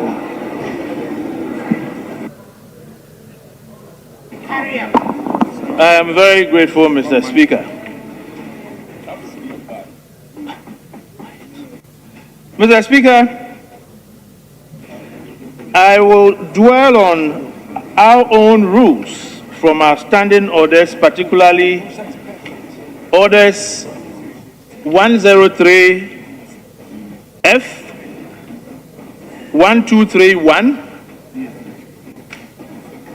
217 Rule 2, as well as 216 Rule 4, in further proceeding with my comment on the report. And with your kind permission, I would want to read the various orders. Mr. Speaker, Order 103F says, a motion shall not relate to a definite issue, and a motion shall relate to a definite issue and not F, be the subject matter of an action on which a judicial decision is pending in such a way as may, in the opinion of the Speaker, prejudice the interest of the parties to the action. When you move on to 1231, which is under content of speech, says, a member or a person entitled to participate in a debate shall not make reference to any matter on which judicial decision is pending in such a way, or may, in the opinion of the person presiding, prejudice the interests of the parties in the action. The combined effect of the combined effect of Order 103F and 1231, with a great deal of respect, is to prohibit reference to parliamentary proceedings that could prejudice cases before the court. But in this particular instance, that is exactly what has preceded events leading to today's report. I will not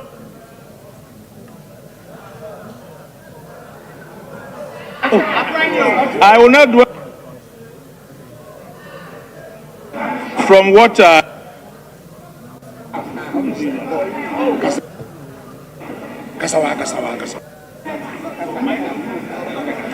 Please, honorable members, don't tamper with the mic. You may go on. Then again, if you move to Order 2172 and Order 2164,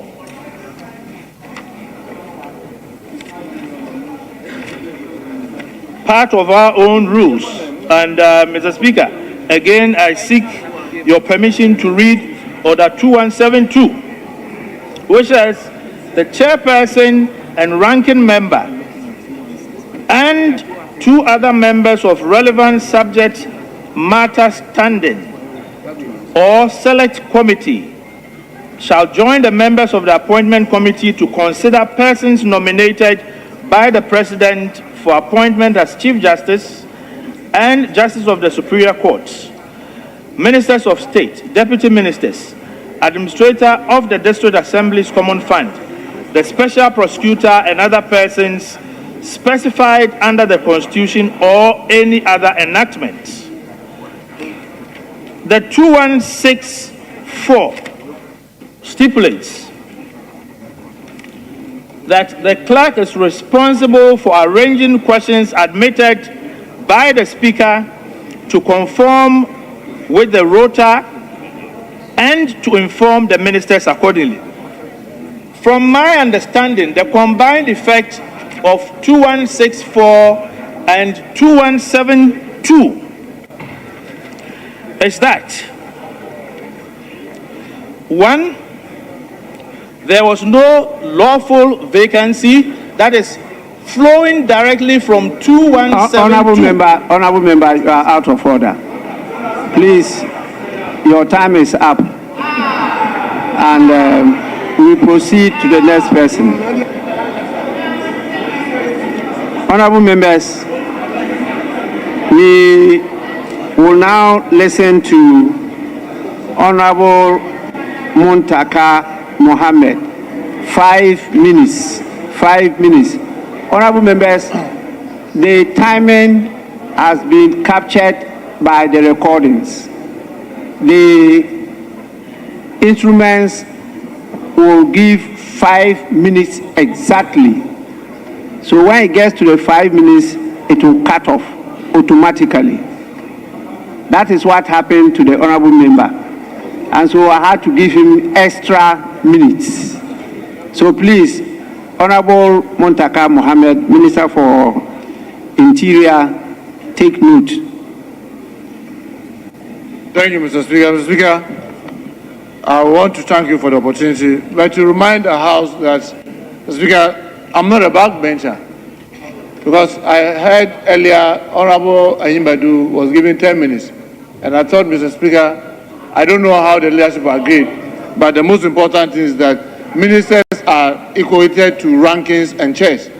So I don't know if that timing could be relooked at. But other than that, Honorable Member, you are actually not a backbencher, but you have been favored to speak instead of a backbencher. That should have been given to a backbencher. So I thought that you should have shown some gratitude to your leaders. Yeah? If you think that you are oversized, then we'll get proper size for you next time. Well, Mr. Speaker, I'll thank you and the leadership for the opportunity to speak in place of a backbencher. But Mr. Speaker, my worry is about the conclusion of the report of the committee. Mr. Speaker, as you may know, the House is guided by rules. And all our rules, Mr. Speaker, because of timing, I want to state that if you take Order 217, it says that the committee's report will either be by consensus or by voting. Mr. Speaker, so far as all of us were concerned, there was no voting at the Appointments Committee. Because, Mr. Speaker, as you know, votings are done at the tail end of the matter, whether it's a motion, whether it's a question, whether it's whatever decision is taken at the tail end. And Mr. Speaker, as we all also know, because of the timing, the rules of the House says that whatever rules that play to the chamber equally plays at the committee level. And Speaker, like I'm debating now, I cannot speak now and tell you, Mr. Speaker, when it's time for voting, I'll be voting this way and therefore step out. No, it has to be, I have to be present and be voting, as in Article 104 of our Constitution and our Standing Orders 139. Mr. Speaker, I believe that the committee's conclusion should be that it is by consensus decision. It cannot be by majority decision. It was by consensus decision. But Mr. Speaker, and the most important thing, as Mr. Speaker, you may know because of your deep knowledge of this House and its rules, if we are at a committee to vote, until somebody raises quorum, quorum is assumed. If it's time for us to vote, and there's nobody to raise issue of whether we have our full membership or what have you, it is assumed. Mr. Speaker, when people walk out, their names will still be recorded as present. When you are going to record those who were present, their names will be recorded. But they cannot say, we are voting, but we are walking out. No. The time that they were saying they were voting was not time for voting. So, Mr. Speaker, I want the House to consider this and amend the committee's report to indicate that the decision was by consensus so that they do not take more of our time. Mr. Speaker, most importantly on the nominee, for me, I'm wondering why our colleagues are even doing what they are doing. Because, Mr. Speaker, it is very clear by Article 146 of the Constitution where the President is mandated, if there is petition, to remove a Chief Justice or otherwise, the proper procedure was followed to the end.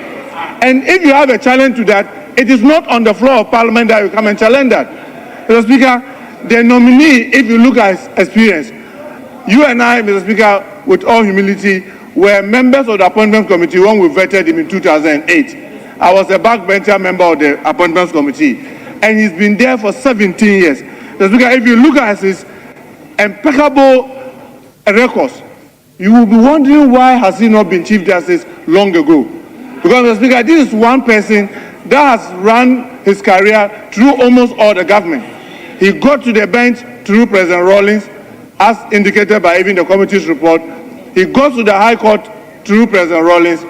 Then, through President Kufuor, he went to the Appeals Court and the Supreme Court. And he's one of the very experienced persons that way. If you look at his experience, if you look at the things that he's been able to do, even academically, and you wonder why he was not even made a Chief Justice earlier. But like we said, everybody marks his time. This is his time. This is the time for Justice Paul Bafuboni. And Mr. Speaker, we must support him and encourage him to be able to give out his best, as he himself had indicated in the record. But Mr. Speaker, I want us to look at the issue of the committee's conclusion, saying that it's by majority decision. Mr. Speaker, I strongly believe it is by... Thank you very much.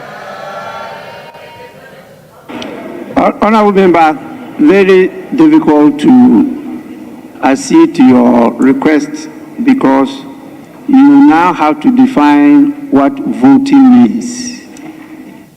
What do you mean by voting? Do you have to use a thumbprint? Can you use your mouth to vote? There are so many ways that you can determine somebody has voted. The report is very clear. It says after the minority leader made his submission, which was preliminary, it stated clearly and is quoted, the minority caucus hereby vote en bloc to reject the nominee.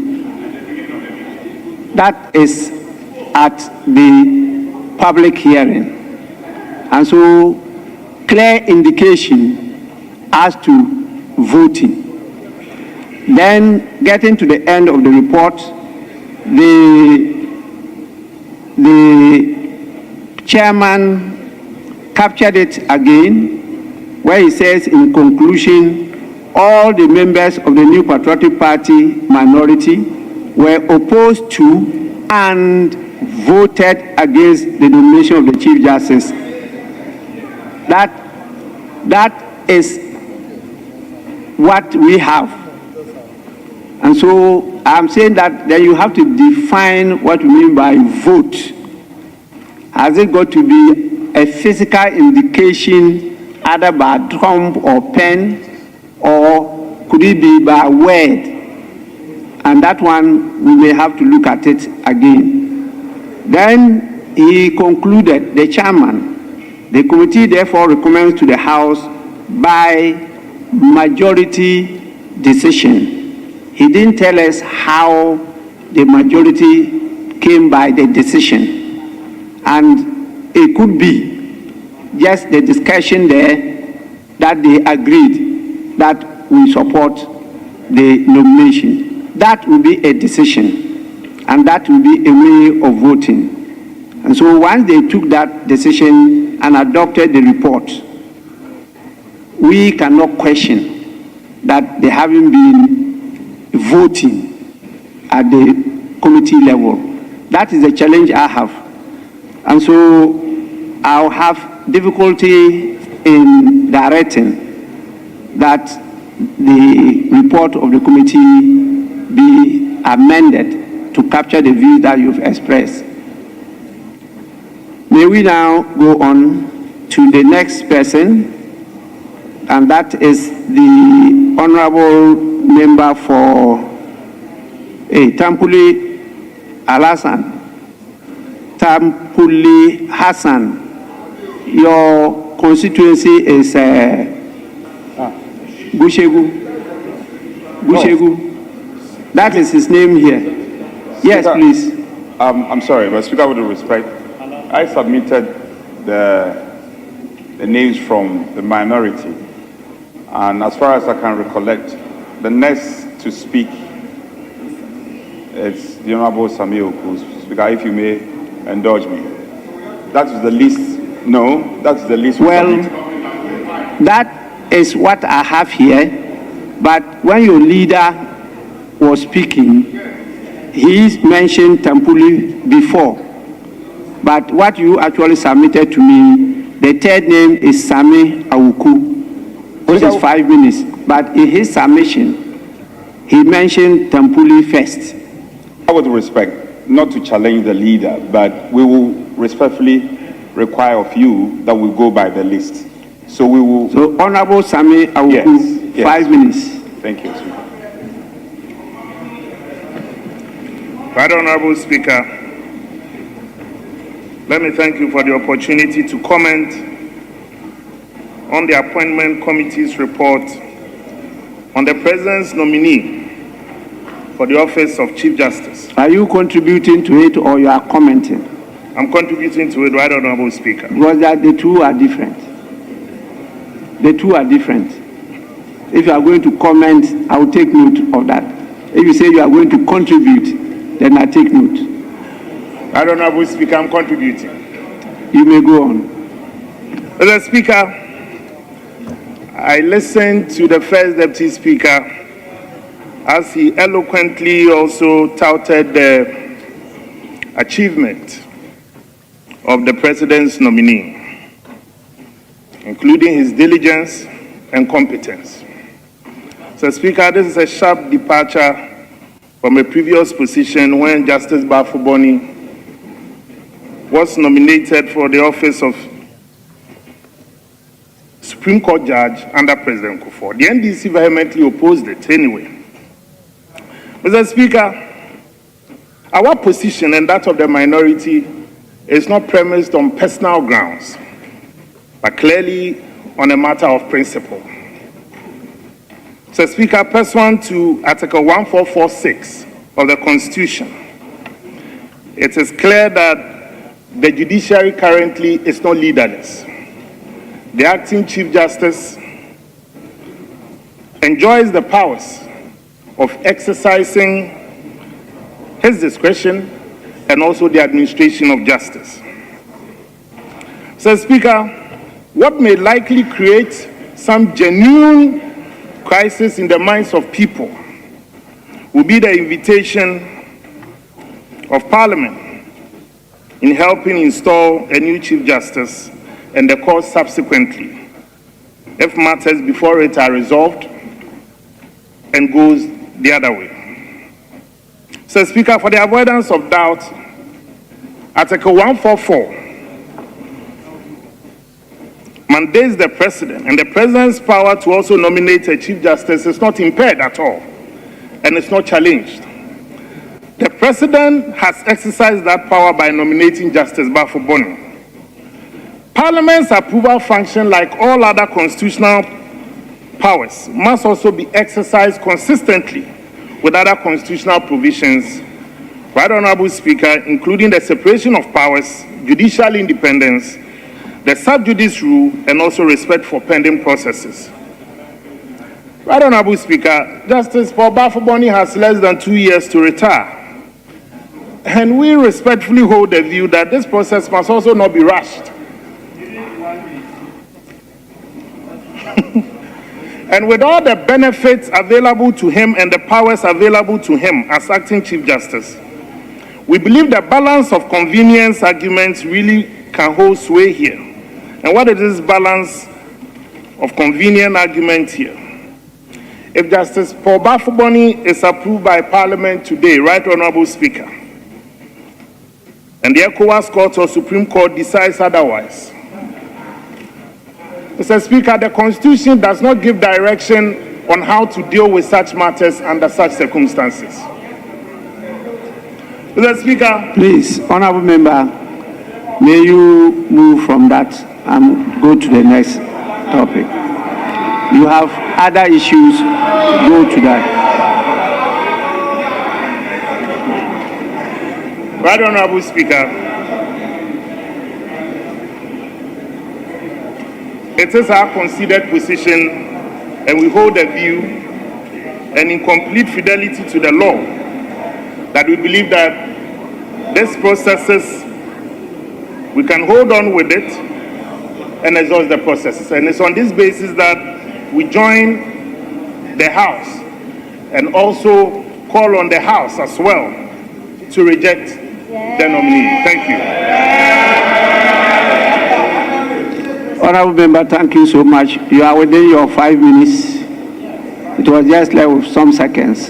Thank you so much for being timeous. We now go to the next person, and that is from the majority side, Honorable Dominic Ayine, the Attorney General and Minister for Justice.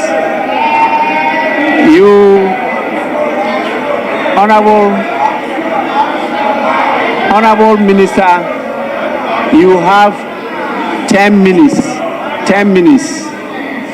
10 minutes. Thank you.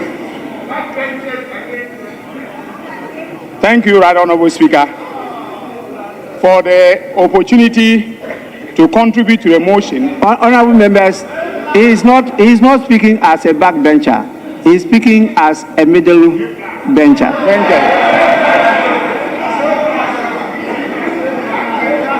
Thank you, Right Honorable Speaker, for the opportunity to contribute.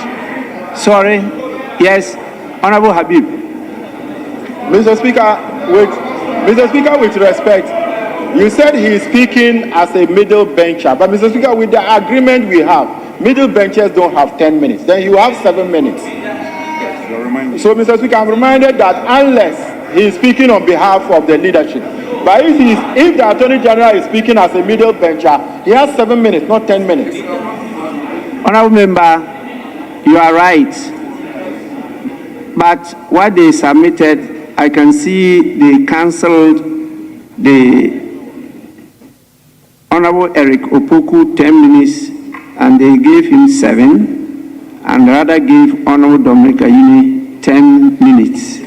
That's what I have here on the paper. So he is speaking for 10 minutes.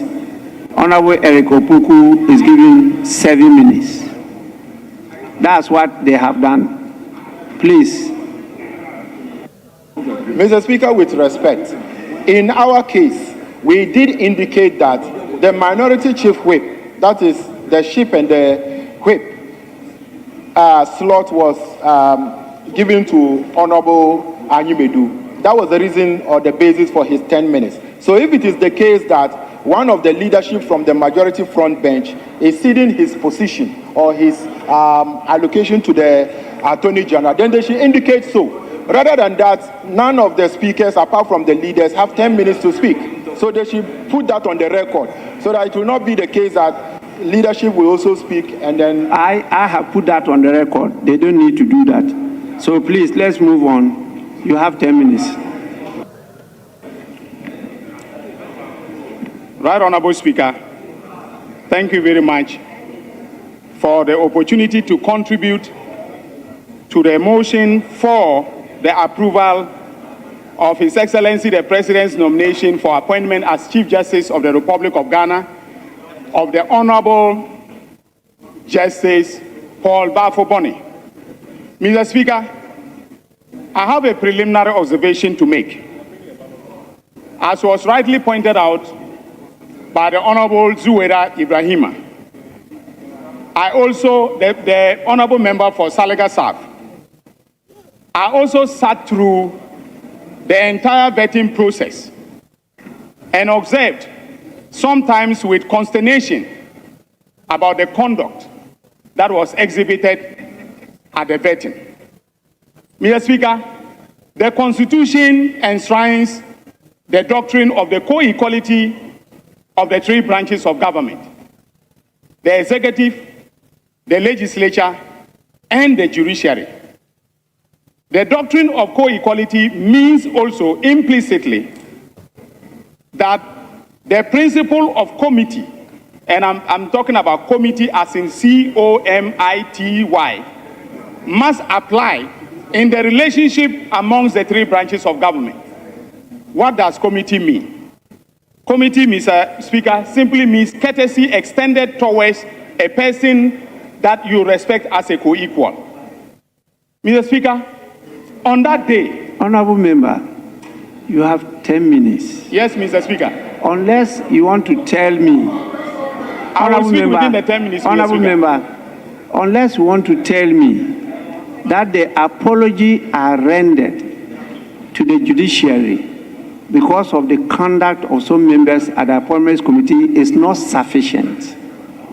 Unless that's what you want to tell me, I think that you need to move away from where you are now to another issue. I have done that already on behalf of the whole House. And I did it sitting on this same chair, presiding over this House. So please, don't overstretch that issue again. Thank you very much, Right Honorable Speaker.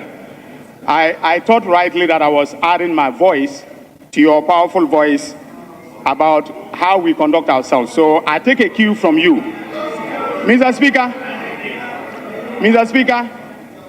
we on this side of the House, we have no doubt that the President of the Republic appointed the right person to the position of Chief Justice of the Republic. Mr. Speaker, in line with Article 128, Clause 4 of the Constitution, there are three main criteria for qualification as a Justice of the Superior Court. One is high moral character, proven integrity, and that the person should be not less than 15 years experience as a lawyer. Mr. Speaker, the Honorable Chief Justice, the Honorable Paul Bafo-Boni, more than qualifies within the context of Article 128, Clause 4 of the Constitution. He has been a Justice of the Supreme Court or a Justice of the Superior Court for more than 30 years, more than 3 decades. There has been no incident of questionable acts of integrity on his part. Indeed, prior to coming for a vetting, Mr. Speaker, the NIB, or the National Intelligence Bureau, or what we used to call BNI, did background checks on him, and the report came back with a clean bill of health. He is squeaky clean as far as his job as a Justice of the Superior Court is concerned. So there are no questions to be raised when it comes to meeting the constitutional criteria.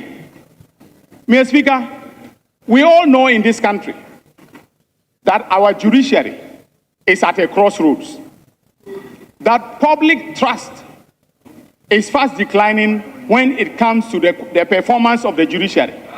Various studies, empirical studies have shown that that is the case. In that respect, Mr. Speaker, you need an experienced hand to steer the affairs of the judiciary and take us out of that storm. And the right person at this moment in time is no other than the person who has served the judiciary with distinction for over 3 decades.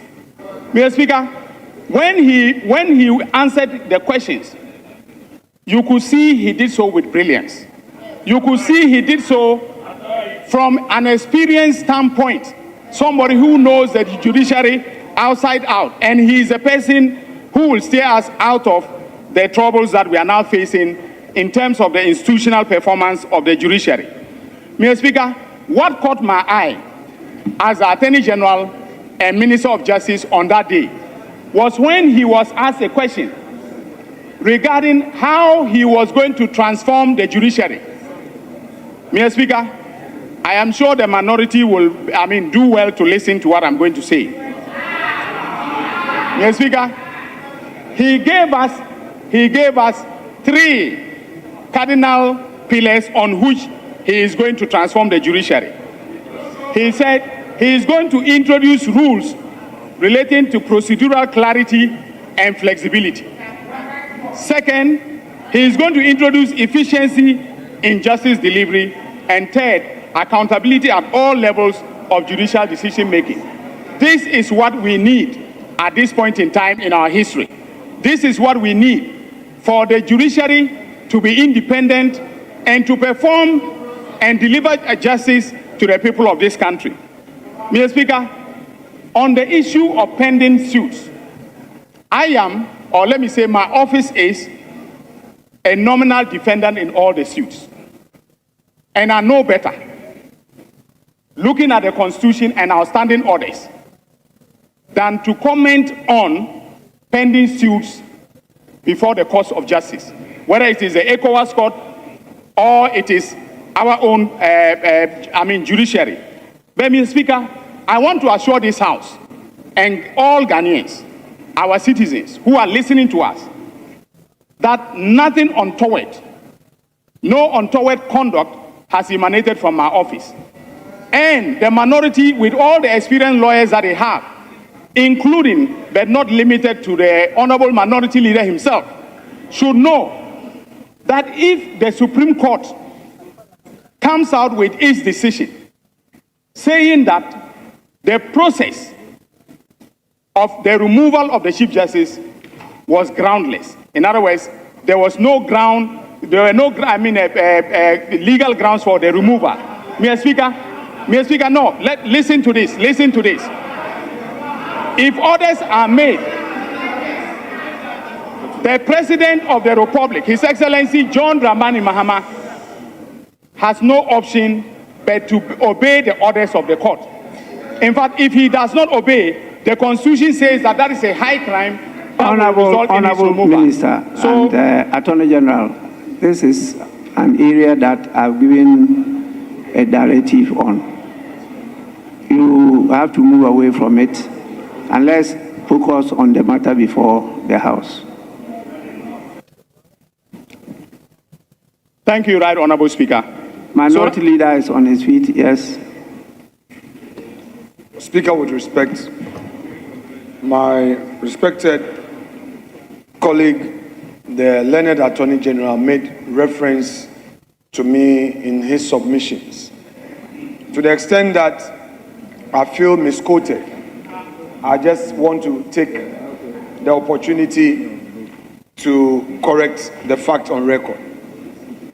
He contends that the minority, with all its lawyers, including me, have misconstrued the matters at the various courts, and goes on to make further submission that should there be any ruling in favor of the plaintiff, Her Ladyship Justice Tokonu, Mr. President would obey.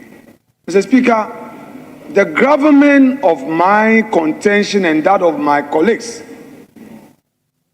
is to the effect that the learned Attorney General's office, with the time given to file defense in the suit, has failed to do so.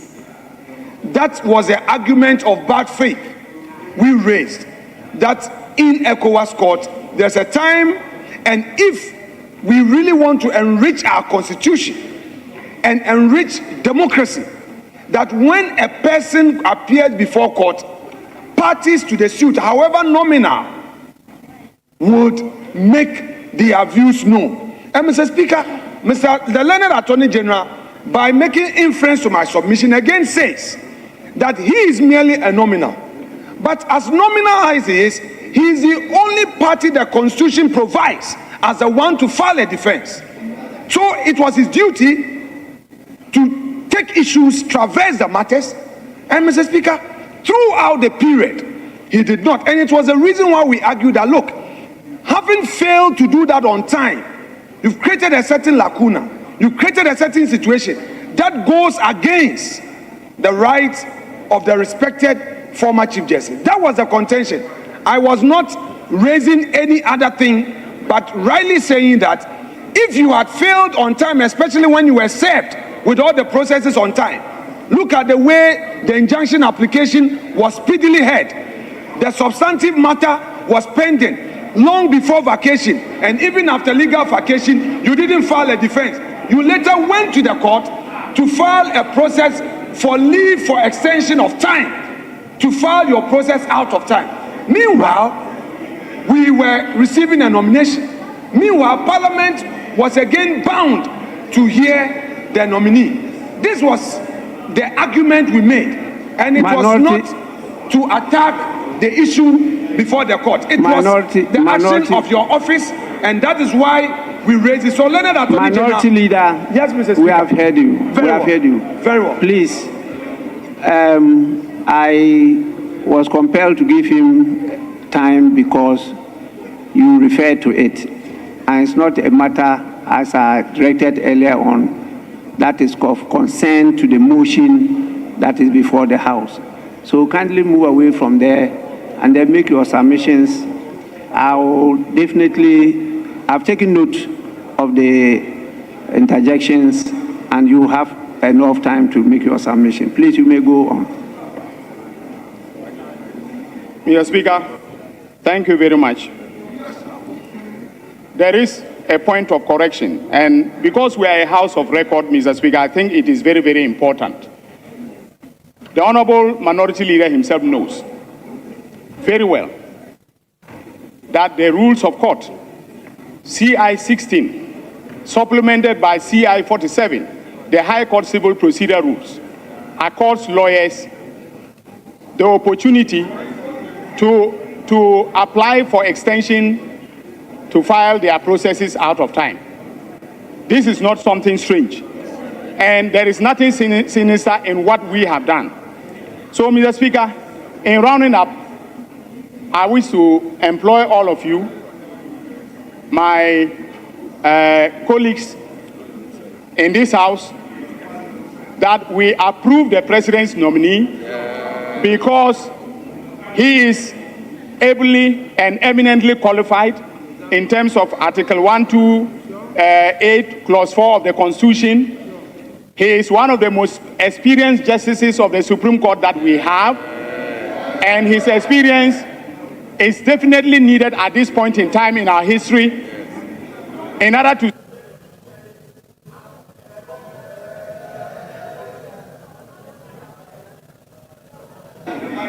Honorable Minister, you are timed out. Yes, may we go to the next speaker now, and that is Honorable Tampuli Hassan. You have 7 minutes. Honorable Member, please, I was trying to get the second Deputy Speaker. I just recollected he's on an assignment. So may you kindly give me just 5 minutes. I'll be back, and then you make your submission. Sitting is suspended for 5 minutes.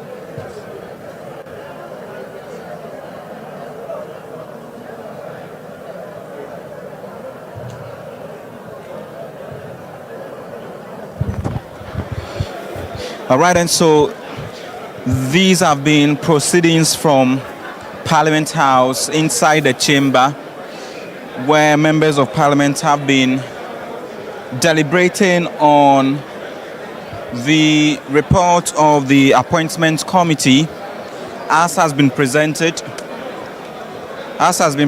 by the committee for the approval of Justice Paul Bafuboni as the Chief Justice. Just a while ago, there was that debate, an argument as was being advanced by the Attorney General, who also doubles as the Member of Parliament for Bolgatanga East, Dr. Dominic Ayini. And one thing striking that he said, which drew the intervention of the Speaker, was to the fact that the minority should know if the Supreme Court sits on the case of Gertrude Tokonu and decides in her favor, the President would obey that decision of the Supreme Court. And quickly, that elicited the rebuttal or intervention or response by the minority leader, who also advanced the case that indeed, if anything,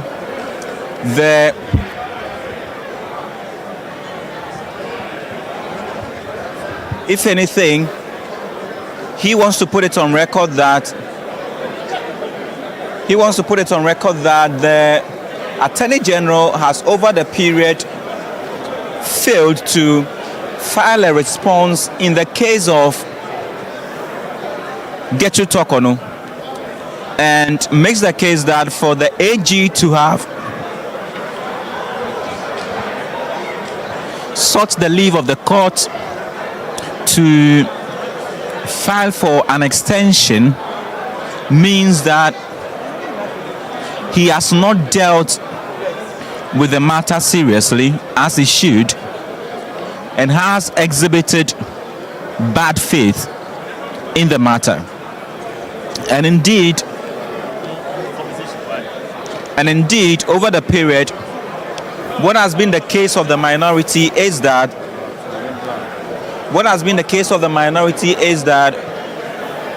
the AG has not shown good faith in dealing with this matter.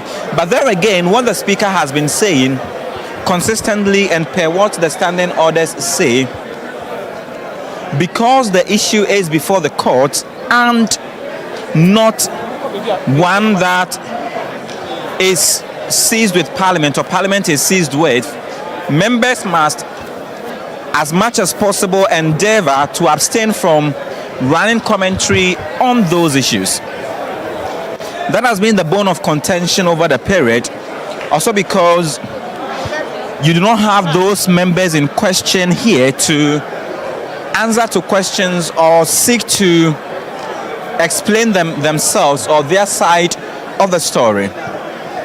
So that has been the situation over the period. That has been what members have been deliberating on. The Speaker has requested a 5-minute break, but I have with me Alfred Okanse to also pick his own thoughts of all that has been happening in the chamber. But right now, members of Parliament, and as it were, continue to fraternize. Alfred, you've observed proceedings over the period and seen all the arguments that have been advanced from both sides. What are your picks so far? Well, I can tell you for a fact that we're in for a very long day. The Speaker has been very firm in his timing, especially. What in my view has led to the prolonged submissions is his own interventions, and also allowing the interventions from some other members of Parliament. So, for instance, when the Attorney General, Dr. Dominic Ayini, was speaking, you heard him admit the minority leader, Alexander Penyoma-King, to also make a statement because the Attorney General had mentioned his name while making his submission. So if that continues, maybe the 7 minutes, the 5 minutes that have been allotted, we'll see some extension, because the Speaker was quite clear in his when he put out the rules that if he allows an extension, or if there is some noise on the floor that distorts the submission of whoever is on the floor, he will take cognizance of those distractions and then adds additional time to the time of whoever is on the floor standing, and then actually also making a submission. So that's what I see. But then after the Attorney General, there's going to be now the other person from the minority who would who would make their submission. Then we'll hear from the various leaders. Thank you. And so right about now, the Speaker of Parliament is back, which also means that proceedings are going to resume in earnest. And really, ordinarily, per the structure and order of the day, we should have been having the vetting by now, but we are not even done with the approval process for the Chief Justice nominee. What that also tells you is that it's going to be a long day, just like Alfredo Kansi had indicated earlier in that brief interaction I had with him. But once the Speaker is back, it means that we have to cross over to proceedings as live in the chamber. But we are still here. The House is considering the report from the appointment committee for the approval of the Chief Justice nominee, Paul Bafuboni. That is what is currently on the table. Members from both sides have been allotted time over the period to advance their argument for or against the approval of the CJ nominee. Let's now cross back to the floor, where we know that a member from the minority side, Alhassan Tampuli, MP for Gushegu, is going to begin to make his claim and his debate as well. For giving me the opportunity to contribute to the report before this House. Mr. Speaker, in doing so, I would like to seek your guidance on paragraph 6.18 on page 27 of the report.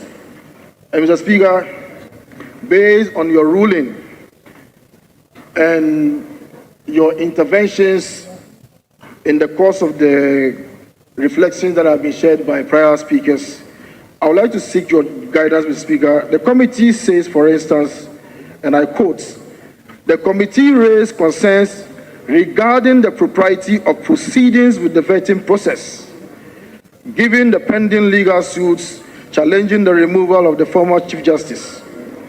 In its response, the nominee affirmed that Parliament was acting fully within its constitutional mandate, emphasizing that the mere filing of a writ or an application for injunction does not automatically stay the performance of a constitutional duty unless a specific restraining order is issued by a court of competent jurisdiction. Mr. Speaker, it continues with the second, third, and fourth paragraphs. Mr. Speaker, with what we have here, and having regard to the fact that you have made your ruling, is it out of order if one continues to speak to this same report in accordance with the rules of this House? Mr. Speaker, I'd like to seek your guidance.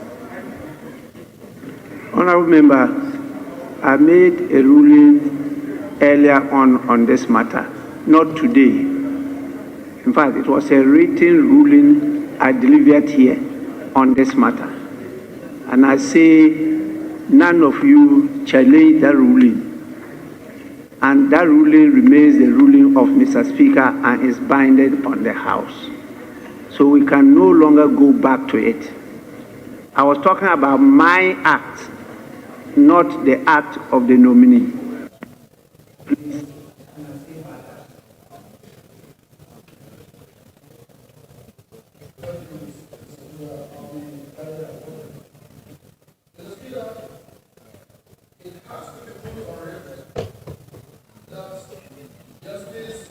Bafuboni, the nominee for the office of Chief Justice, was appointed to the Court of Appeal by His Excellency President John Agyekum Kufuor. Mr. Speaker, at the time that he was being nominated or appointed to the Court of Appeal, there were High Court justices who had served in the High Court long before him, but President Kufuor found him suitable to be taken to the Court of Appeal. Mr. Speaker, subsequently, after 2 years, even though Justice Paul Bafuboni met his seniors at the Court of Appeal, President Kufuor again found him suitable to take him to the Supreme Court. So, Mr. Speaker, largely we on this side of the divide are not opposed to the nomination of Justice Paul Bafuboni for any personal. Listen to me, Mr. Speaker. We are not opposed for any personal reasons. We are opposed to his nomination based on principle of the pendency of matters by the Justice Takonu, which are still pending before courts. And we have taken this principal position just to let you know that we do not have any issues. In fact, we don't just want to join issues with you, especially regarding the matter of Justice Paul Bafoboni. Mr. Speaker, we have to look at this matter within the framework of the preamble of the 1992 Constitution. Mr. Speaker, we the people of Ghana, in the exercise of our natural and inalienable rights to establish a framework of governments which shall secure for ourselves and posterity the blessings of liberty, equality of opportunity, and prosperity. Mr. Speaker, it continues in a spirit of friendship and peace with all peoples of the world, and in solemn declaration and affirmation of our commitments to freedom, justice, and probity and accountability.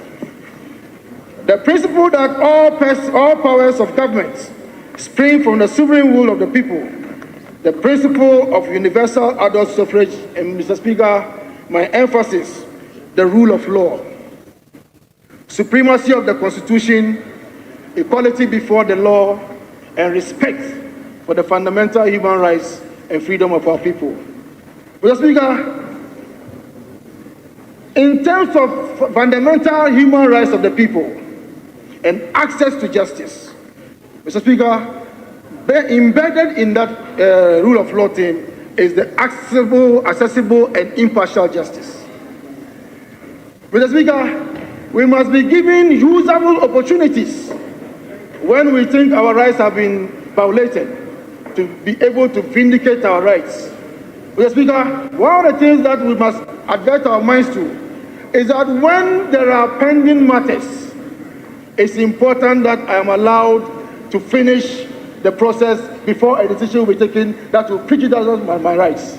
And Mr. Speaker, we are not saying this because this is Justice Tokono, but this right must be available to every one of us and every Ghanaian. Mr. Speaker, fair legal procedures. Mr. Speaker, if I take a matter to court, I have every right to complete the matter before I'm told that my issue is foreclosed. Mr. Speaker, if matters are pending before courts and you leave the office, Mr. Speaker, Article 1446 provides situations where a justice of the Superior Court, including the Chief Justice, may lose office. Stated misbehavior, incompetence, and inability to perform the functions of the office. Mr. Speaker, what we are saying is that if we go ahead to confirm Justice Paul Bafoboni and he becomes the Chief Justice, and in the event that the pending cases terminate in her favor, what happens to that office? Mr. Speaker, we anticipate that there will be constitutional nuclear meltdown, and that is what we intend to avoid. Honorable member, please. I don't know how many times I have to draw the attention of members to this matter. That is not what is before us. Finality of the rule of law is pronounced and is in the bosom of the courts. Legislative power, the power to make laws, is in our bosom. The Constitution added the power to approve, that is, give prior approval to nominees by His Excellency the President. And that is exactly what we are doing. As to whether our decision is the final rule of law, is for another body to determine. And so the proper venue, and I keep on emphasizing that, it's not this house, it's the court. And so please, once you have the matters pending there, the matters will continue to pen there and you can vindicate those rights there. The judiciary cannot say that because Parliament is considering a bill that may have some effect on a matter before the judiciary, they'll have to hold on until we pass the bill before they proceed with the matter. They can't say that. The same, I'm just putting it in simple language, that once a matter is before the judiciary, they can't say because that matter is before the judiciary, Parliament is stopped from also performing its function of lawmaking, of oversight, of these approvals and the rest until they finish adjudicating the matter. So we have to go on with ours. And that is exactly what we are doing. We cannot be stopped. I have given my ruling on this, and you are bound by it. If you are not, you know the rule in our standing orders. You know what to do. If you are not satisfied with that, you also have the courts to go and vindicate your rights. But so far as the matter before us is concerned, let's stick to that matter. Let's go on with that, and then later on you can proceed with whatever you want to do. But for me as Speaker, I preside. I don't judge. I preside. And I'll preside and make sure that what the rules say should happen will happen. At the end of the day, the House will be given the opportunity to take the decision. The rest, you can proceed on after that, please. So let's move on to the matter before us. Thank you, Mr. Speaker. Mr. Speaker, I'm guided. Mr. Speaker, next I would like to refer this House to Article 1254 of the Constitution, where it says that the Chief Justice shall be subject to the Constitution as be the head of the judiciary and shall be responsible for the administration.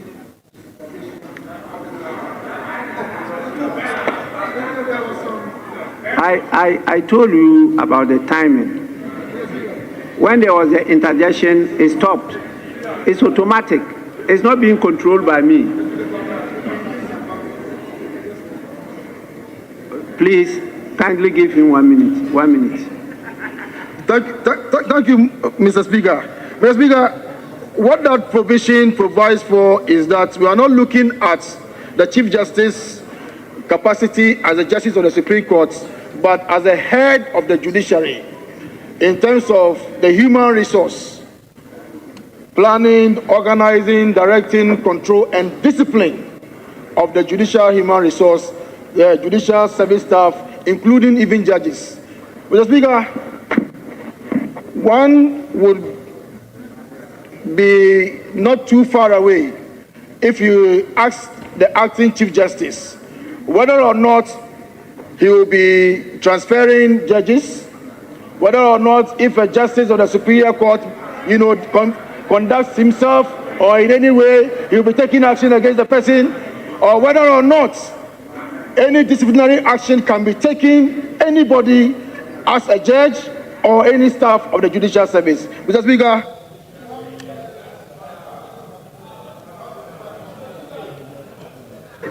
The 1 minute is over again.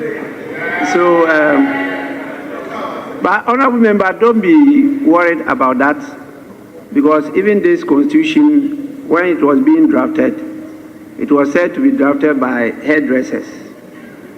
Now, when it was approved, the people who stated that the hairdressers were drafting constitution kept on applauding the good works of the hairdressers. So, and you have also done that today.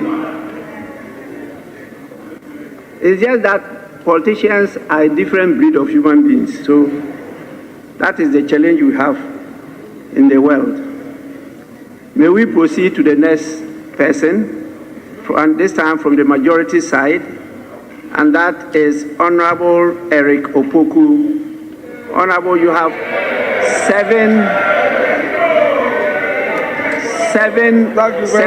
minutes. Thank you very much, Mr. Speaker, for the opportunity to contribute to the motion before this House. Mr. Speaker, this House is witnessing inconsistency in its highest apogee. Inconsistency that has never been seen on the floor of this House, except today. Mr. Speaker, you recall that in the last year of Mr. President John Agyekum Kufuor, 2008, Justice Paul Bafuboni was elevated to the position of Supreme Court Justice. And the Appointments Committee's report was submitted to this House for approval. Mr. Speaker, that day, records of this House indicates that the minority we see today, they were in the majority. And they extol the virtues of this man right in this chamber. They describe him as competent.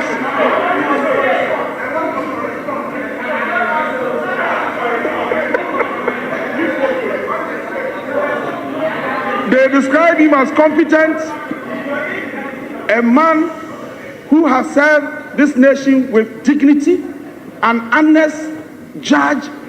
In fact, they said a lot of good things about this man. Mr. Speaker, what has changed? What has changed? Today, the same person has been elevated, and now you are opposing his nomination. History will be the best judge. Mr. Speaker, again, I heard Honorable Enyimadu spoke about executive manipulation of the judiciary. Mr. Speaker, you recall that between 2003 and 2006, Justice Paul Bafuboni was appointed to the Fast-Track High Court. He was appointed to the Fast-Track High Court, a court established by President Kufuor, tried some cases, and after some years, declared unconstitutional in the history of our country. That was the period of executive manipulation of the judiciary. That was the period. And it happened under your watch. And today you have the courage to sit in the same chamber and talk about executive manipulation of the judiciary. Mr. Speaker, again, you are ruling on the matter, on this matter, is fortified by this report. Honorable member, please. May we listen to, yes. Mr. Speaker, very respectfully, I stand on Order 122 to clarify a point. Mr. Speaker, we don't appoint to the Fast-Track High Court. We appoint to the High Court. So, Mr. Speaker, that clarification would have to be clear. There's nothing like that. We appoint to the High Court and not the Fast-Track High Court. When you are appointed to the High Court, you are then assigned to a division of the High Court. Mr. Speaker, this is the point. You don't appoint to the High Court.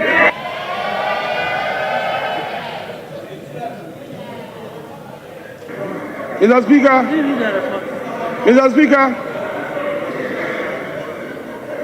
Mr. Speaker, it is in the report, page 8. Page 8 of the report. Listen. Page 8 of the report. He was elevated to the High Court in 2000, serving at Sunyane and Kumasi between 2000 and 2003, and later appointed justice to the Fast-Track High Court. Is it the report? So what's your problem? So, Mr. Speaker, I was speaking to the report, exactly how it is captured in the report. Now, Mr. Speaker,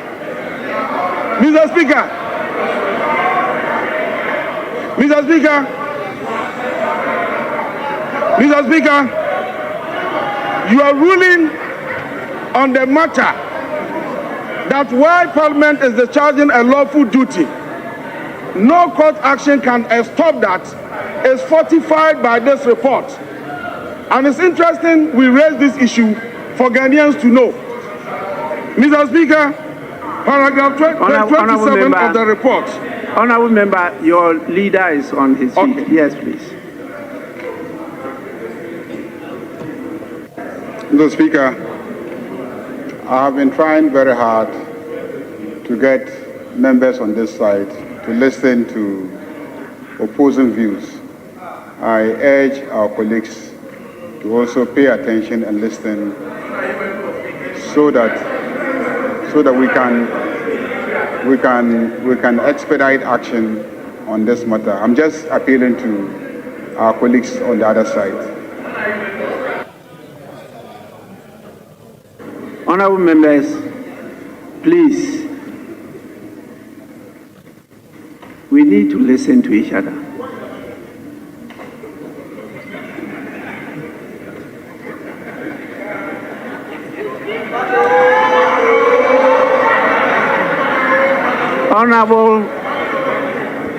Honourable Doctor,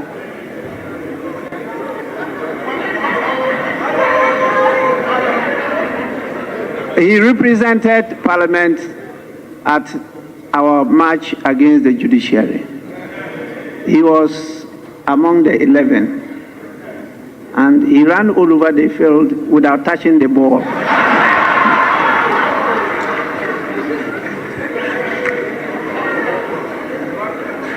And he was substituted. So I understand that. Honourable members, please, we only consider and give prior approval to nominees of the President to the Supreme Court. The High Court and the Court of Appeal don't come before the House for prior approval. Please. That is the state of affairs. The process that he went through, I was minority leader. Concerns were expressed. But this was not a matter that came before the House for his approval or otherwise. Not at all. Please, let's go on. Thank you very much, Mr. Speaker. Mr. Speaker, I was saying that reading page 27 of the report, under point 6.18, propriety of proceeding with the vetting process. Your committee has reported, and indeed they have cited two major cases, one involving a member of this House, Honorable Vincent Asamoah versus Attorney General, and the report reads, to substantiate his position, the nominee cited relevant legal precedents, including Dufour versus Bank of Ghana and Vincent Assefuah versus Attorney General, both of which affirm the principle that the existence of a legal challenge does not suspend constitutional processes in the absence of an explicit court injunction. Mr. Speaker, these two cases.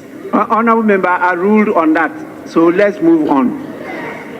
Mr. Speaker, I'm moving on because our colleagues, when I raised the issue, that the same person, when he was brought here, they extolled his virtues. They said no, they are not opposed to his nomination, but they are talking about some legalities. And the basis of their argument is that there is a case that is to stop the proceedings of this House. And I'm reading this to fortify your ruling that they don't have basis. Their argument is baseless. They are only talking because they are in the minority and they want to be heard. Otherwise, they'll have no case at all to be even making noise in this House. The truth of the fact is that the man qualifies, he is competent. In fact, he is the first son from our region, Ahafo, to be elevated to this position.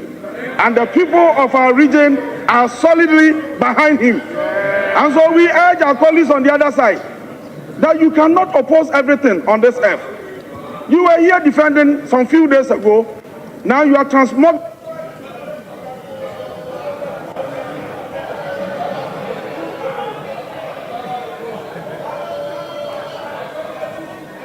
Honorable members, we move on to the next person, and that is the last from the minority caucus, and the leader himself wants to take up that task. So I call on Osahene Afenyo-Markin.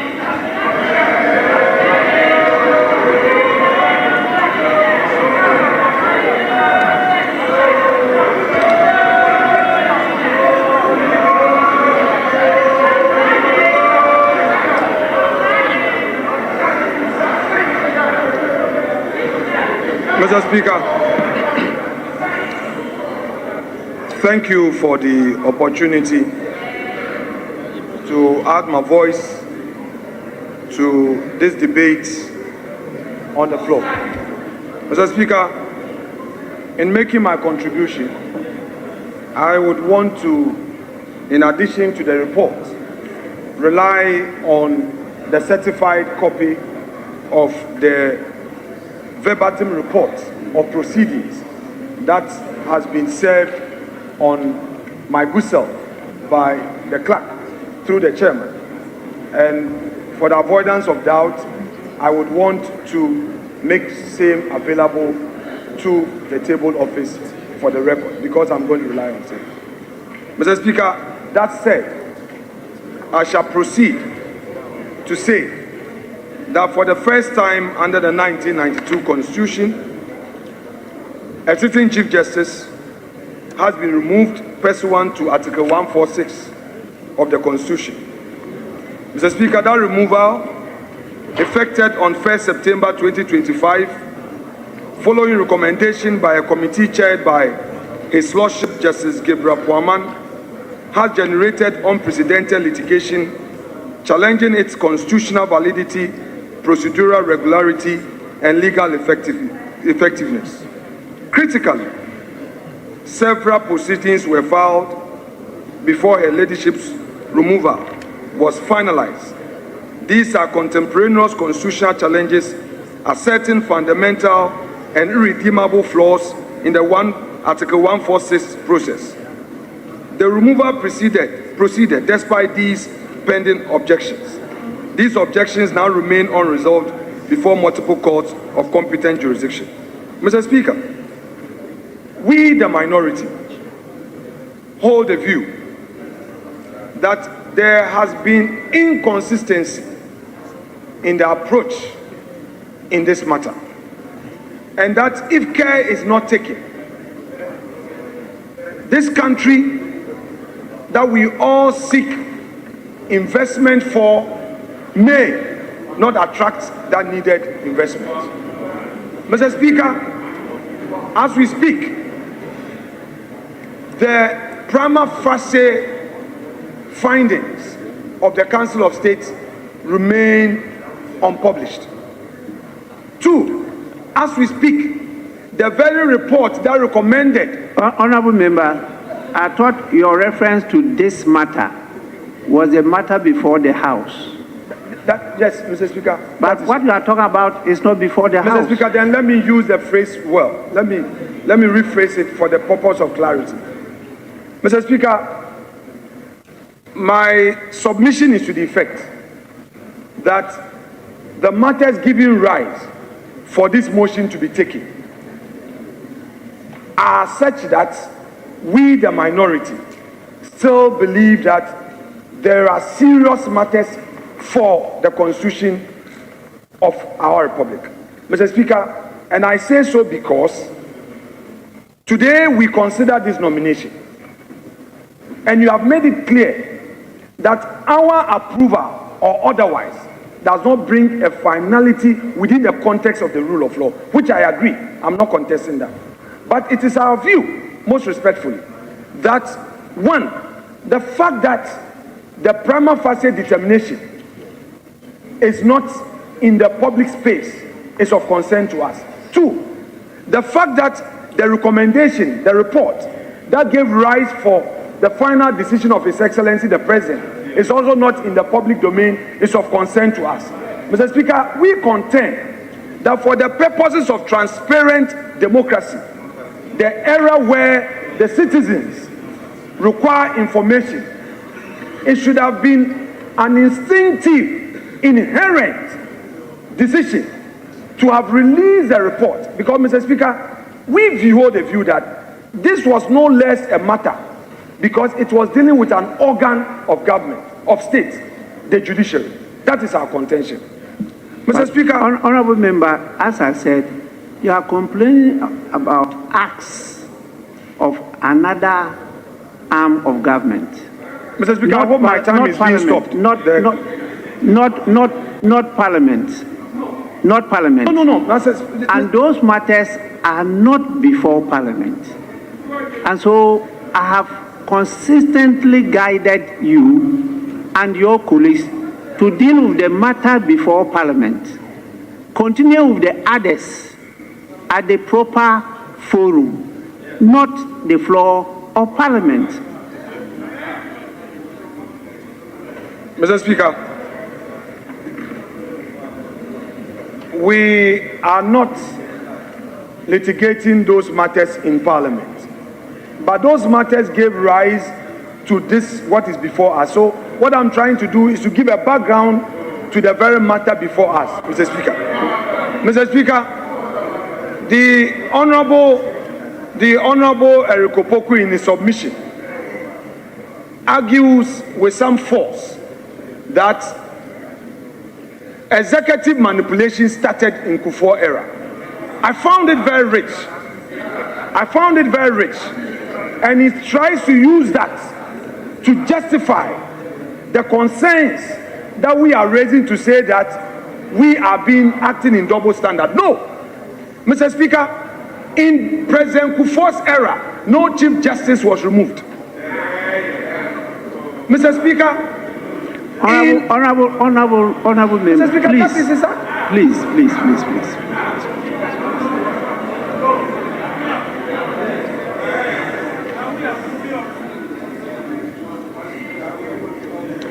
I don't want us to go beyond what is before us, because many of the things that you say, because many of you were not born early, you don't know, you don't have the information.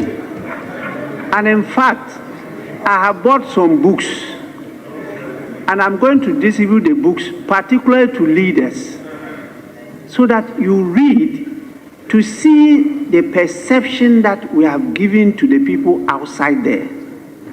They are very senior, intelligent people who held high office of state, who have written some books about Ghana politics. I have the books. I bought plenty copies to distribute to you free to read. I believe that will change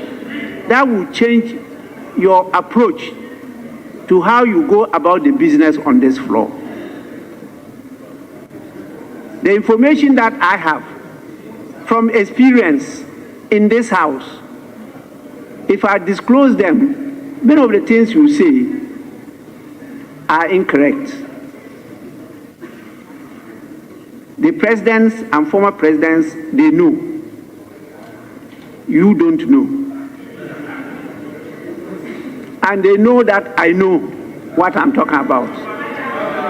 So please, confine yourselves to the matters before the House. Let's deal with that one.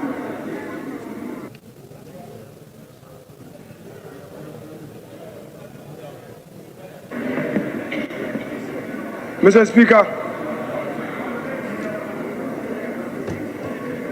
we are saying that the fact that there appears to be some right violation against Justice Araba Isabel Tokunu, we in the minority are unable to support this nomination.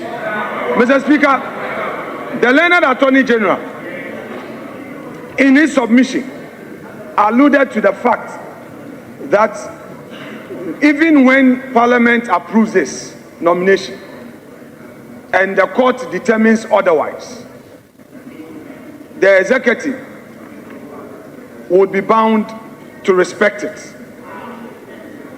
He was right in saying that when a court makes a pronouncement, the executive will be bound by it. But what he did not say is the conduct of his office in the handling of the very matter that he is saying when there is pronouncement, they would be bound by it. Mr. Speaker, he himself submitted that the rules of court allows for extension of time application to be made. The question we ask is that why didn't the Attorney General, considering the enormity of this matter, act with alacrity? Mr. Speaker, the question that begs for an answer is that for all these periods, if justice was really meant to be done, why didn't the Attorney General file a defense? He is now saying that we shouldn't worry, and that if there is any positive outcome, the president will be bound by it. But we are interested in the process. The minority in this house is interested in the process, and it is contending that his actions amount to bad faith and denying the respected Honorable Minority Leader. Honorable Minority Leader. Yes, Mr. Speaker. I acknowledge that the minority is interested, and you are expressing your concerns. And those concerns have also been expressed at the right forum. But I say this is not the forum for that. The Attorney General's conduct of conducting proceedings in that court is not before the House. That at all is not. And so please, let's handle what is before us. Then at the appropriate forum, which you are doing, you continue with it. You can just refer that this is what you are doing, but don't go into the details. Speaker, with respect, Mr. Speaker, just place my time on ice for us to interrogate this preliminary matter. Mr. Speaker, well, I will leave it to you, but I would want to learn. Mr. Speaker, in my submission, I was responding to the Attorney General. These are facts that he has made known to the House. So I was responding to his own argument. I was not saying anything new. It is what he said that I was referring to. But if you say I shouldn't delve deep into it. I stopped him. Mr. Speaker, very well. I stopped him. Very well. And I said he should come back to the subject matter on the floor. Very well. Mr. Speaker, that's please. Mr. Speaker, if it is so, I will not belabor. Mr. Speaker, today, our colleagues who vehemently opposed just 2 nominations to the Supreme Court, and when they had the opportunity, they brought 7. Their principled argument vanished into thin air. Today,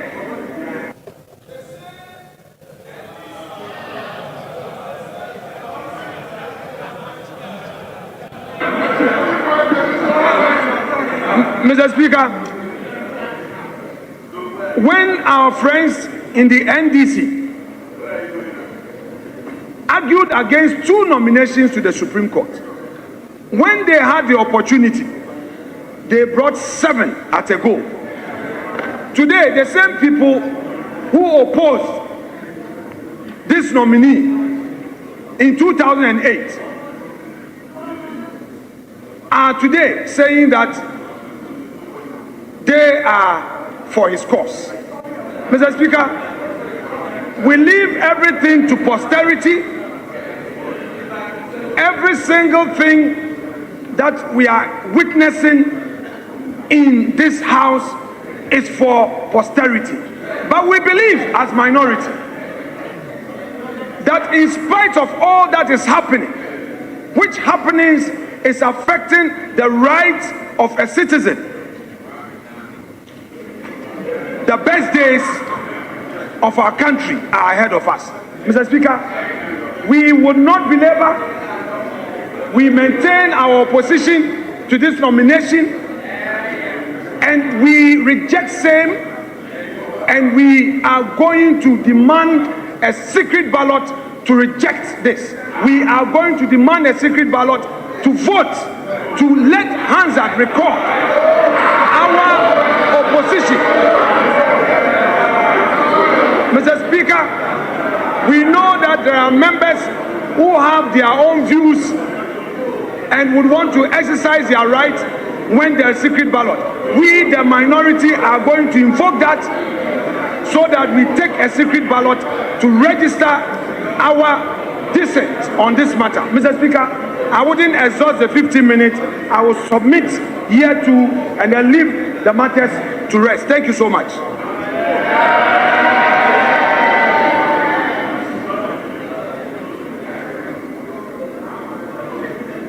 Honorable members,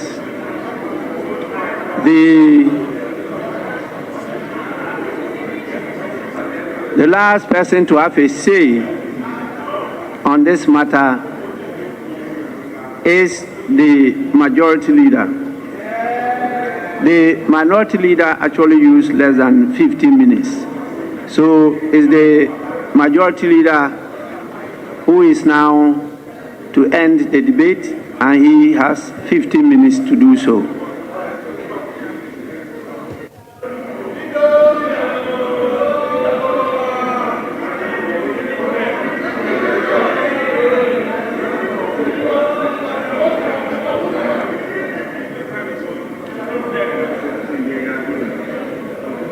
Mr. Speaker, mine is a very brief one.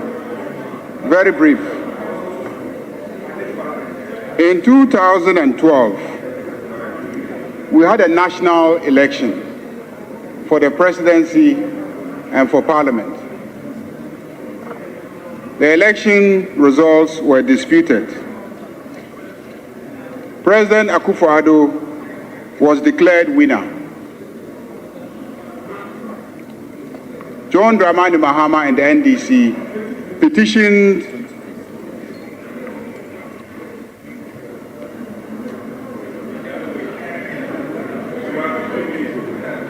President John Dramani Mahama was declared winner. Akufo-Addo petitioned the courts. Mr. Speaker, in 2020, we had another election, and President Akufo-Addo was declared winner, and John Dramani Mahama petitioned. The cases traveled before the Supreme Court, and finally, the Supreme Court made a pronouncement. Mr. Speaker, it was clear to every Ghanaian that in spite of the cases pending in the Supreme Court, we went ahead and swore in those declared by the Electoral Commission as having been validly elected. But the case went on, and in the case of the petition against John Dramani Mahama, it was in August 2013 that the Supreme Court handed a ruling. Mr. Speaker, when we put the question to the nominee as to what he thinks will happen if the previous Chief Justice's case turned out in her favor, he simply referred us to these two cases. If in a presidential petition, we are convinced that if the ruling goes against a sitting president, that person will vacate the seat so that the winner will take over. Why would we entertain doubt that if a Chief Justice who has left office gets a ruling in her favor, that the sitting Chief Justice will not give way so that the decision of the Supreme Court will be enforced. So the answer is simple. We have to proceed. And when the decisions of the courts come, and the implications are that what has happened should be reversed, the Chief Justice nominee said he is ready to give way, and whoever the courts declare in favor of will come and occupy the post of Chief Justice. So there's no problem. Mr. Speaker, the second issue about the listing of cases was put to the nominee, and the nominee explained that he, as acting Chief Justice, is not responsible for listing cases. So if the minority's position was that some cases hadn't been listed, then that is a matter for the registry, because as an acting Chief Justice, the Chief Justice normally empanels the court when the registrar indicates that all the processes had been concluded, and then we had reached a stage where we would need to empanel a court. So he wasn't responsible for cases not listed.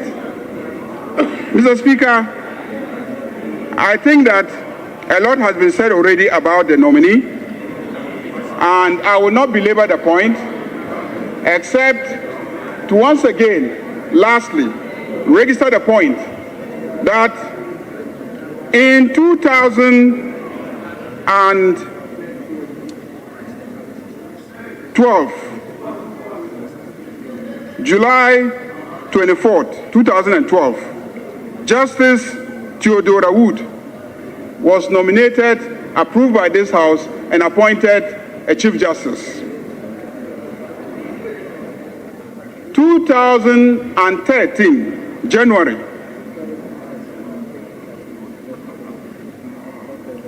President John Evans Atta Mills, under the NDC, became president. He coexisted amicably with Justice Theodora Wood, who was appointed by President Kufuor under the NPP. Mr. Speaker, again, on 24th of July, 2012, when we lost the president, John Dramani Mahama took over as the president, and he coexisted amicably with Justice Theodora Wood, who was appointed by President Kufuor, an NPP president. What is my point? My point is simple, that the NDC under President Atta Mills and under the current president, John Dramani Mahama, has coexisted peacefully with a Chief Justice appointed by the MPP.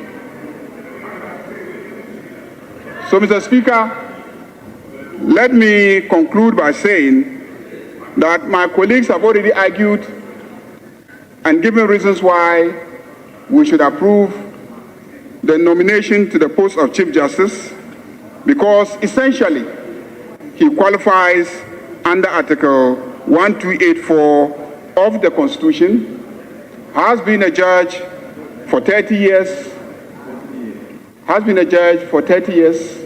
overly qualified, has been a Supreme Court judge for more than a decade and a half, and is now acting as the Chief Justice.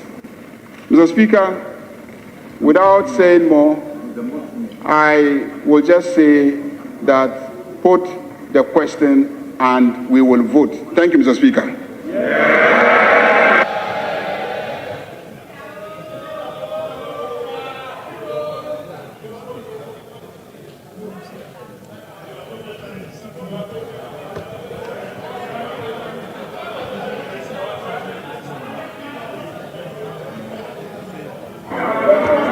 Honorable members,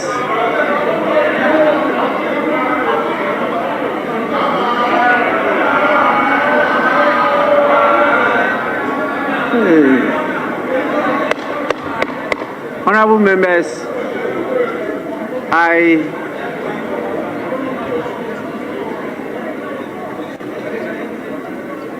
at the conclusion of the debate, I put the question.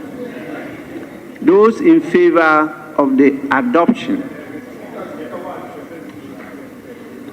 of the committee's report, say aye. Those against, say no.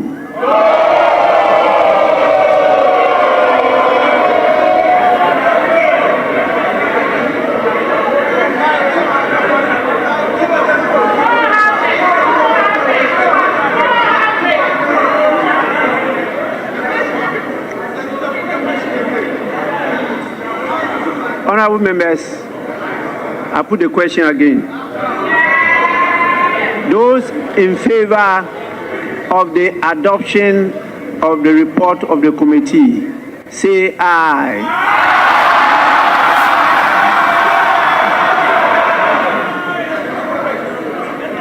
Those against, say no.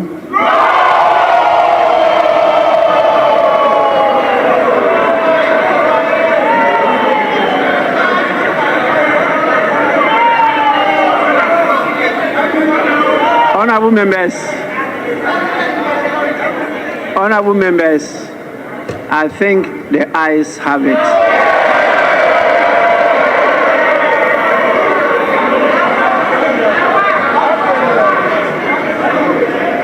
Honorable members,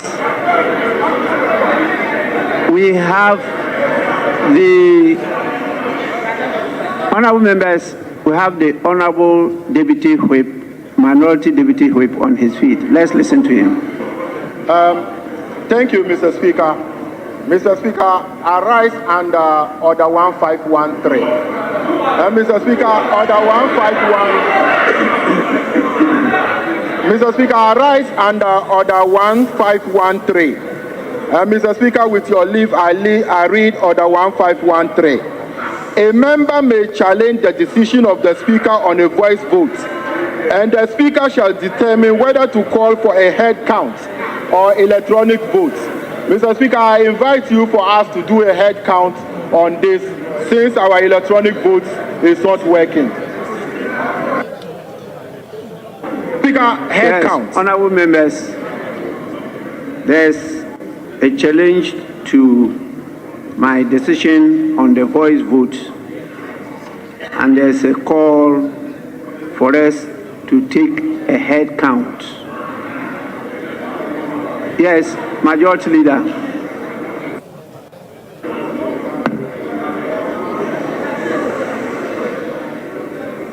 Mr. Speaker, let me read Order 1513. Well, it says, a member may challenge the decision of the Speaker on the voice vote, and the Speaker shall determine whether to call for head count or electronic vote. Whether. Mr. Speaker, keep quiet. Whether, Mr. Speaker,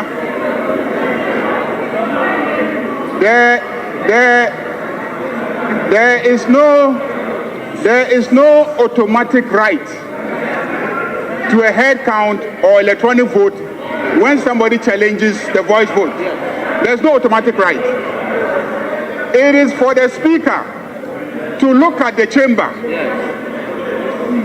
Because where Mr. Speaker sits, he sees the numbers. Where Mr. Speaker sits, he sees the numbers. He sees the number constituting the NPP votes, and sees the number constituting the NDC votes. And Mr. Speaker knows that the NPP micro-minority have already indicated they are voting against. The NDC supermajority has already indicated they are voting for. So when you look at the numbers in the chamber, it is so clear that it becomes unnecessary for a head count. Mr. Speaker,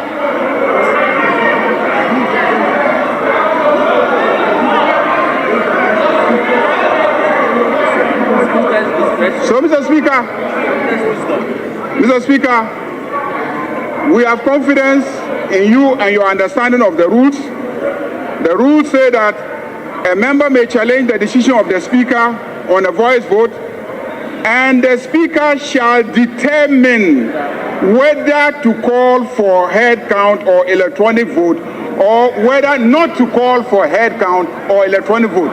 Mr. Speaker, it is obvious and there's no need for you to call for a head count or an electronic vote. It is obvious that they have lost the vote.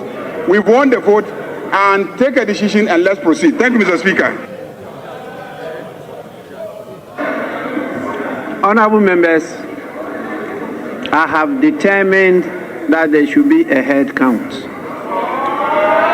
So we are going to do a head count. Head count. Please.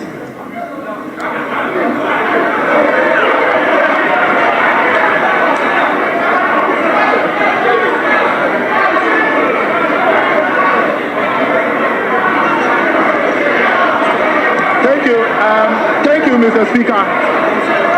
Mr. Speaker. Honorable members.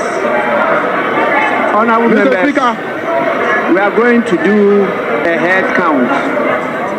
Mr. Speaker. Please, those in favor of the motion, please rise up to be counted. Mr. Speaker. Mr. Speaker, there's a problem. There's a problem, Mr. Speaker. Mr. Speaker. Mr. Speaker. Mr. Speaker, I want to draw your attention. Mr. Speaker. Mr. Speaker, I want to draw your attention to the Constitution in Article 111. Mr. Speaker. Mr. Speaker.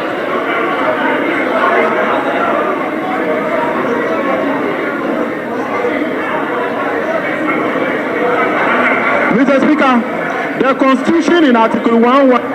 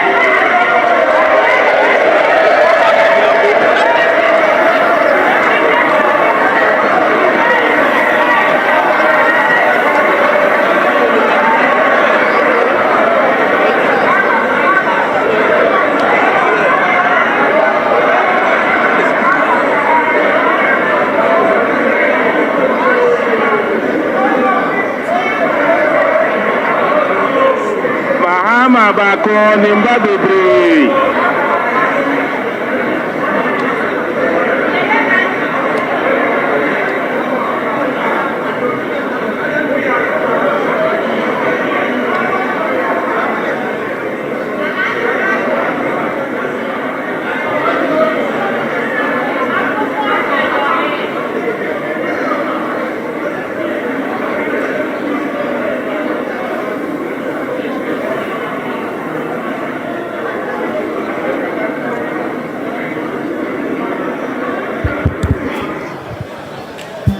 Interesting development right here inside the Chamber of Parliament. Right now, what you see or are witnessing is a head count currently ongoing upon the demand of the minority that the Speaker allows this to properly determine the approval of the Chief Justice nominee. I have with me my colleague Komla Kluche, who has been doing parliamentary reporting for years and better understands all that goes into this. And so I would engage him briefly. Komla, what does all of this mean when we say we are doing a head count? What is the significance? What difference does it make? What it means is that once the Speaker puts the question, okay, the Speaker is about to... All right.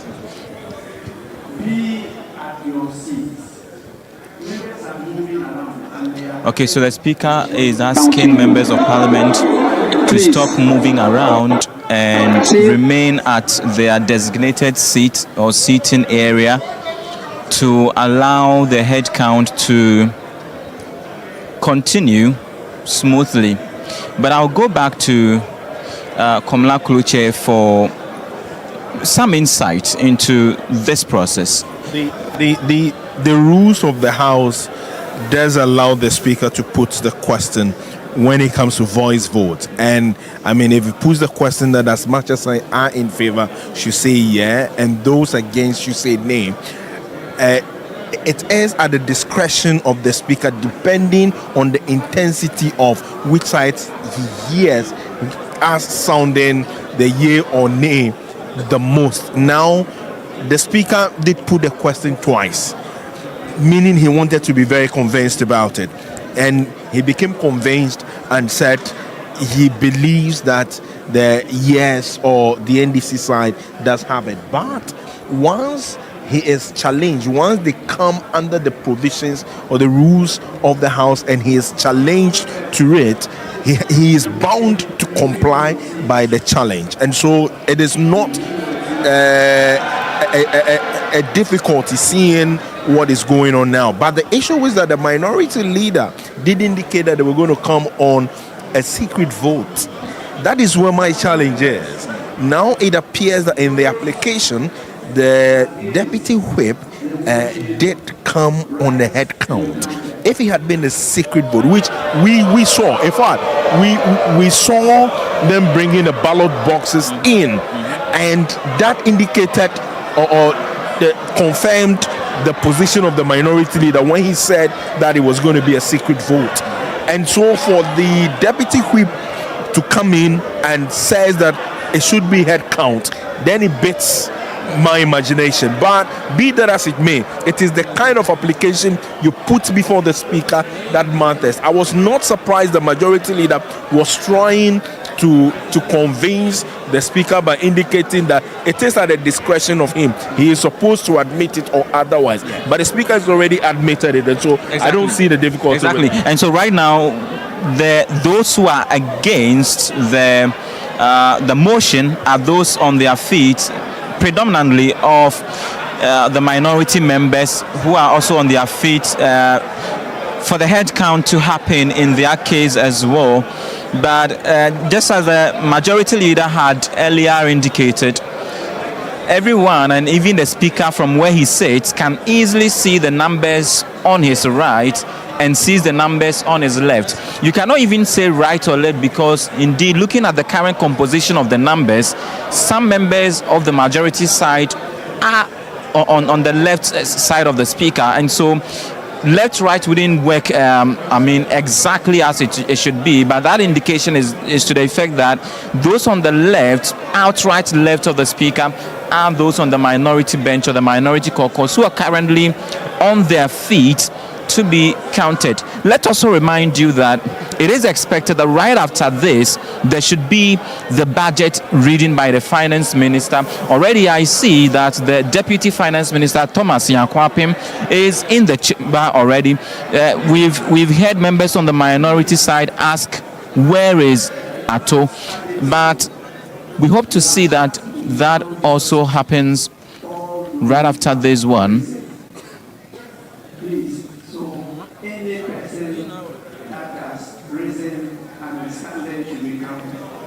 And Speaker makes it clear that whoever is on the feet must be counted.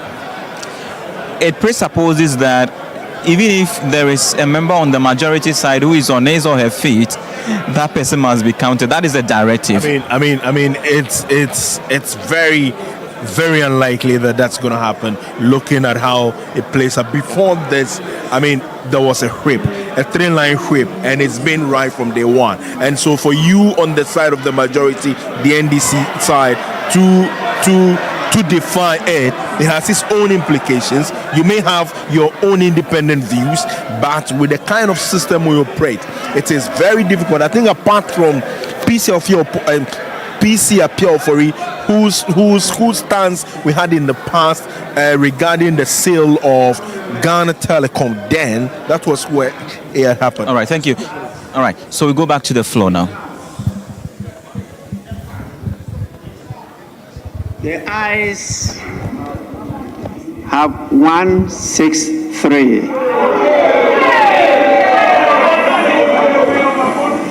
The noes 69.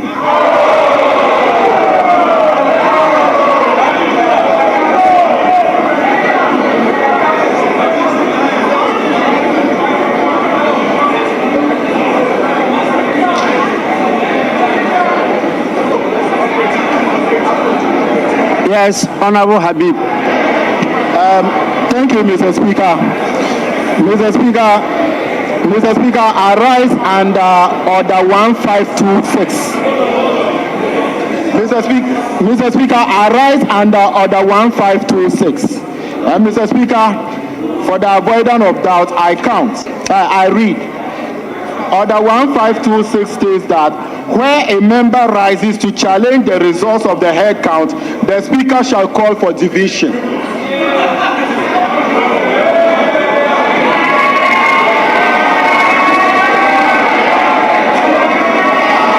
So, Mr. Speaker, I therefore challenge the head count, and I call for you to apply Order 1526 as stated in our orders for division, Mr. Speaker. Honorable Member.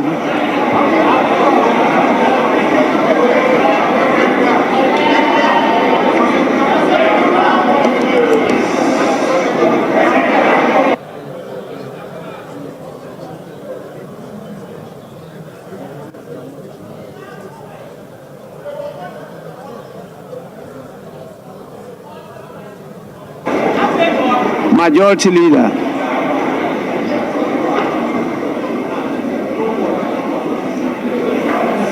Mr.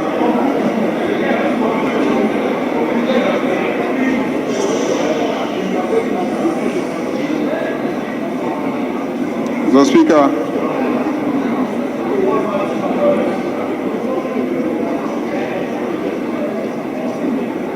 the member rose and quoted Order 1526, and I just heard him read, where a member rises to challenge the results of the head count, the Speaker shall call for a division. I have not heard him challenge I did not hear him challenge the head count. I did not hear. I did not hear him challenge. I did not hear him challenge. You did. I did not hear him challenge. I did not hear him challenge the.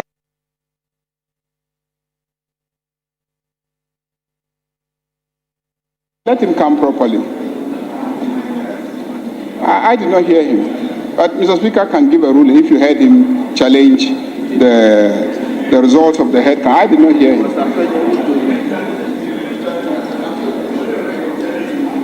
Yes. Thank you very much, Right Honourable Speaker. Mr. Speaker, I rise to plead with you and draw your attention to Order 154, which states, and I read, despite Order 153, the Speaker may, if in the opinion of the Speaker, a division has been unnecessarily claimed, take the vote of the House by calling upon the members who support or who oppose the decision of the Speaker to rise and be counted, upon which the Speaker shall declare the decision of the House or direct that a division be held. Unquote. Mr. Speaker, in drawing your attention to this order, I plead that you exercise your authority as expected in that standing order, given that the numbers after the count speak for themselves, and the call for a division is an unnecessary request. Mr. Speaker, I thank you. Yes, Honorable Habib. Thank you, Mr. Speaker. Mr. Speaker, when I rose earlier on, Mr. Speaker, Mr. Speaker.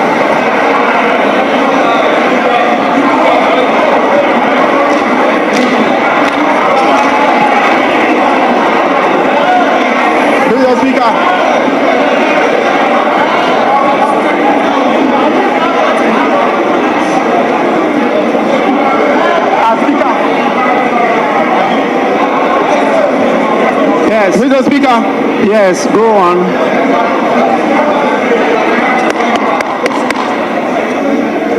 Mr. Speaker, when I rose earlier on, it was under Order 1526. And that I challenge, and it reads that where a member rises to challenge the results of the head count, the Speaker shall call for a division. Mr. Speaker, therefore, I challenge the results from the head count and call for a division under Order 1526. Mr. Speaker, even though the Honourable Member for Tamale North, Honourable Soyini, drawing your attention to Order 154. Mr. Speaker, Order 154 is clear that despite Order 153, I haven't raised anything under Order 153. I am within Standing Order 1526, which is mandatory to the Speaker, Mr. Speaker. I make my case. Thank you.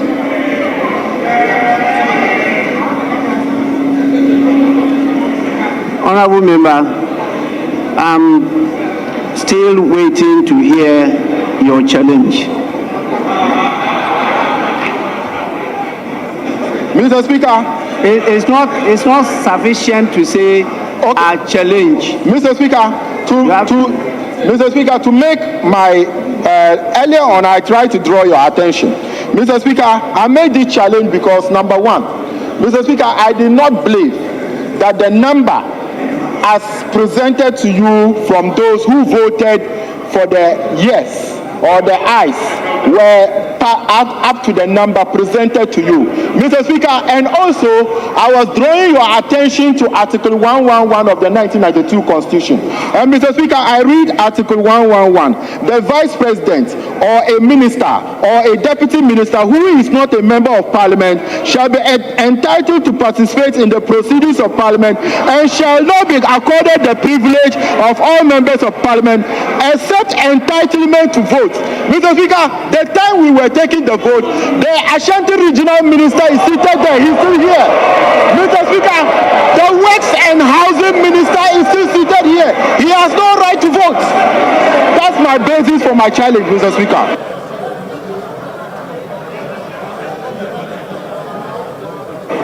Yes, Majority Leader.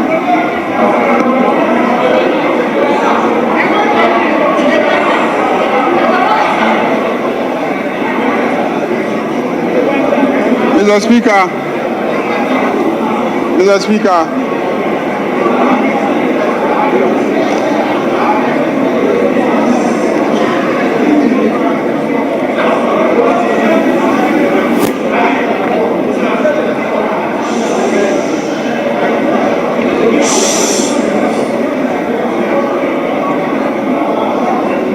Mr. Speaker, Order 153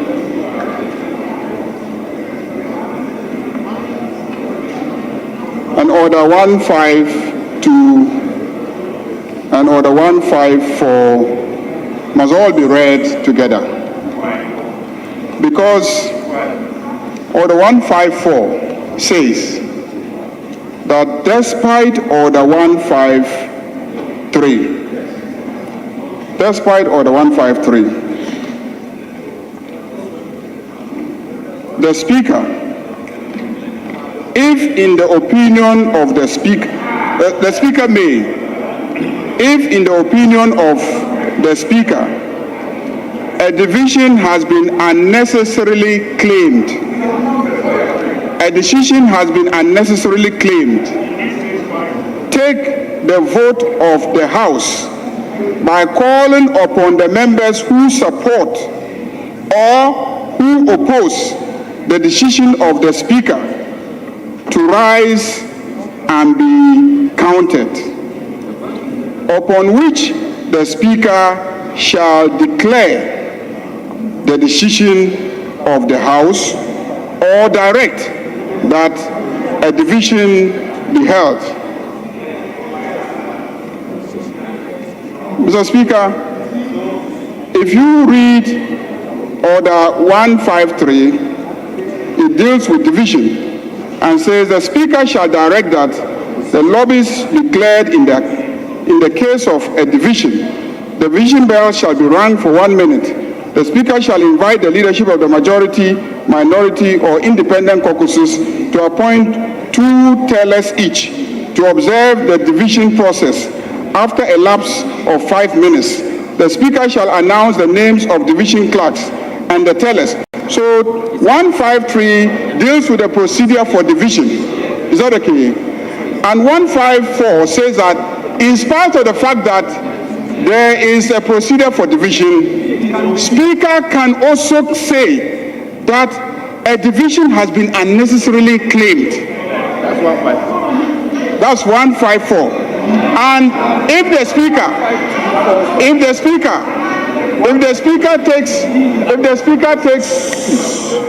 Speaker takes a position that a division has been unnecessarily claimed, the procedure is that he would ask one side only to rise up and be counted, just one side. He can say that because you are not many and you are just 69, it is easier to count you. So you should rise up and then he will count you. When he counts you, he can direct and declare the decision of the House. That is what 154 says. That's what 154 says. So I therefore call on Mr. Speaker. I therefore call on Mr. Speaker to rule that a division has been unnecessarily claimed. And on the basis of a ruling that a division has been unnecessarily claimed, to proceed to count one side and then declare the decision of the House. Thank you, Mr. Speaker. Honourable members, Minority Leader, yes.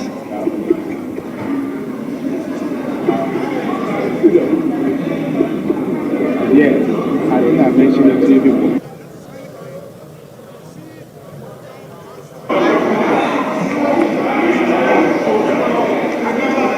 Speaker, with respect, The Honorable Member for Tolon invoked Order 152 and was very clear in his application. The Order 153 that provides for procedure on division anticipates that possibly the 151 that was initially invoked, which gives rise for a head count, could be wrong. It is a reason why there's a whole procedure provided for under 153, which talks about clearing the lobbies, which talks about the leaders providing tellers. Mr. Speaker, in the first instance, it is the clerks who have done the accounting, not independently verified by anybody, and they have brought the figures to you. The member has challenged it, and that is why the second stage step allows for agents, that those who are saying no, those who are saying yes, will have an opportunity to validate the counting process. Mr. Speaker, for the majority leader to immediately invoke 154, to say that 154 says, despite 153, Speaker may. Mr. Speaker, that provision there must not be construed in a manner to negate the mandatory obligation under 1526. No, it is saying where the number, if you read 153, 11 and 12, it says that if a member states that he voted in error and that his vote was counted wrongly, the member may request that the vote be corrected or counted before the speaker declares the result. 11, where the member numbers in a division are equal, the motion shall be considered lost. Now, Mr. Speaker, if you read these together, it is rather dealing with a situation where a declaration is made under 153 and the speaker would want to exercise a discretion where a member is unnecessarily making a claim under division, because it anticipates that a member may not be satisfied and may be taking certain steps to make a certain application. If they now move away to refer to 152, Mr. Speaker, that is not in the contemplation of this regulation. If the intendment of Parliament was to the effect that Mr. Speaker can invoke 154 to, as it were, negate the effect of 1526, Mr. Speaker, the Parliament would have said so. It did not say that despite Order 1526, Mr. Speaker, in his opinion, may consider a division unnecessary claim. No, 154 does not make reference at all to 1526. Mr. Speaker, that provision does not make reference to it at all. If the lawmakers had intended the 154 to have effect on 1526, it would have said so in clear language. Mr. Speaker, what has not been written or said is not meant to be added to the whole lot for interpretation.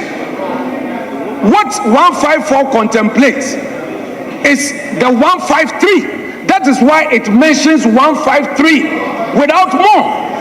Nobody should attempt to lead, Mr. Speaker, astray. There is a huge temptation. There's a huge temptation. Earlier, the majority leader said Honorable Habib did not challenge. So he didn't hear. Now he moves away. He moves away to now invoke 154. The 154 is contemplating 153. Mr. Speaker, I would not want us to further delay this. 1526 is mandatory, and I'll conclude on it. It says where a member rises to challenge the results of the head count, the Speaker shall call for a division. I don't know why the super majority is afraid. What are you afraid of? What are you afraid of? If you have your numbers and you believe in your numbers, let's go into division. If you believe in your numbers, let's go into division. Honorable Minority Leader, you have made your point. The Honorable Habib mentioned a particular member. I just want to know whether the member was present when the head count was being taken. Please, I want to know from the member, please, it's not from any of you, is a member present? Please, I want to hear from the member.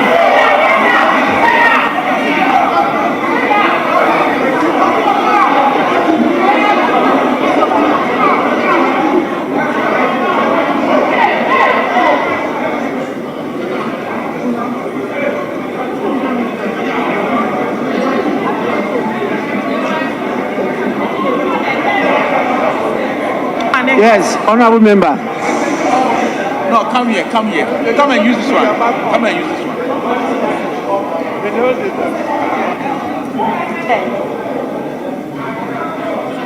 Honorable member, yes.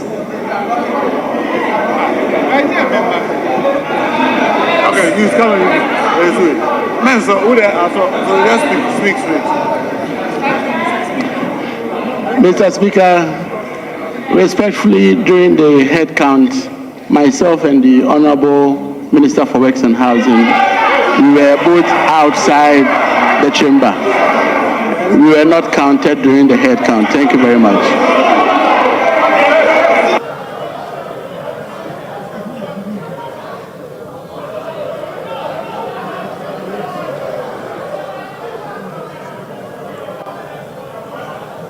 You walk them out.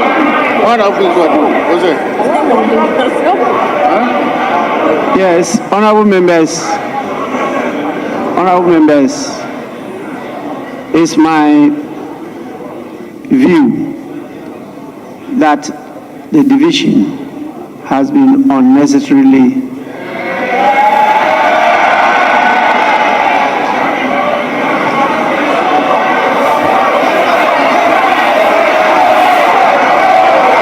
honorable member.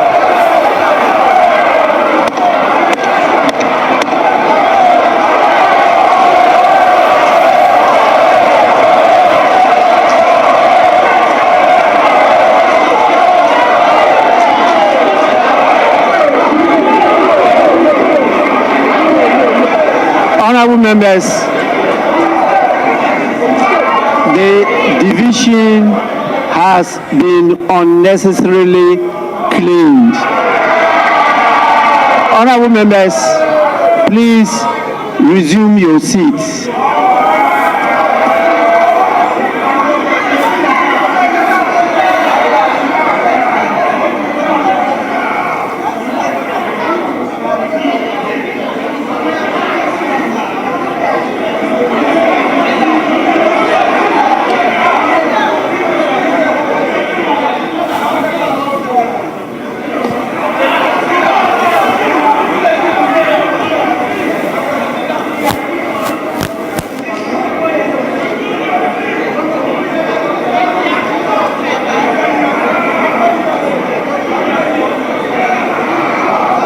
Honorable members, the motion has accordingly been adopted.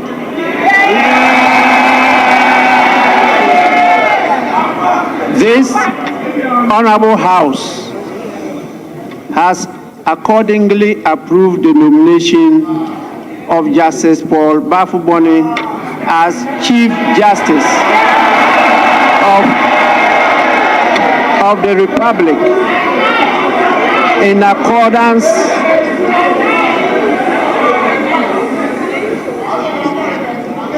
accordance with Article 114, Clause 1 of the 1992 Constitution, respectively.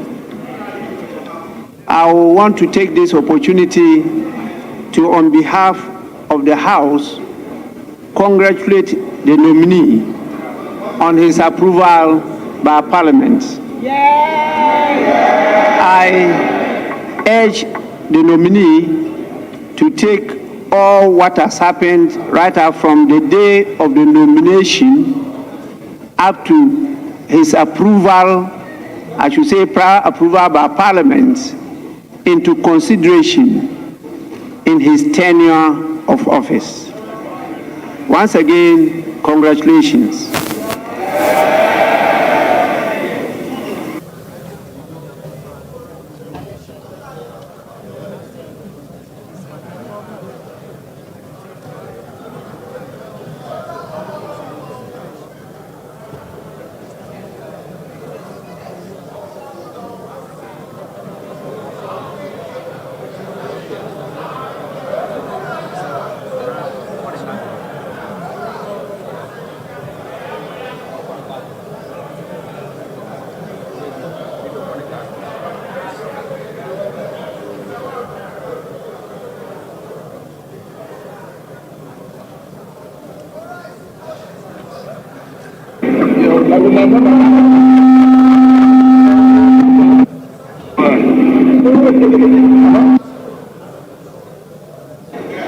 Yes, please, First Deputy Speaker. Right Honorable Speaker, thank you very much for giving me the opportunity. I rise to thank the committee sincerely, particularly those who were present and vetted the nominee. I also want to thank the House, particularly those who were on their feet to be counted in favor of the adoption of the report of the committee. Thank you very much. God richly bless you.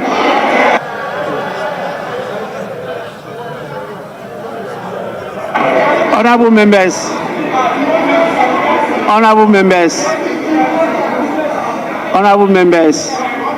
please, I have a statement. It is actually what we call corrigentum.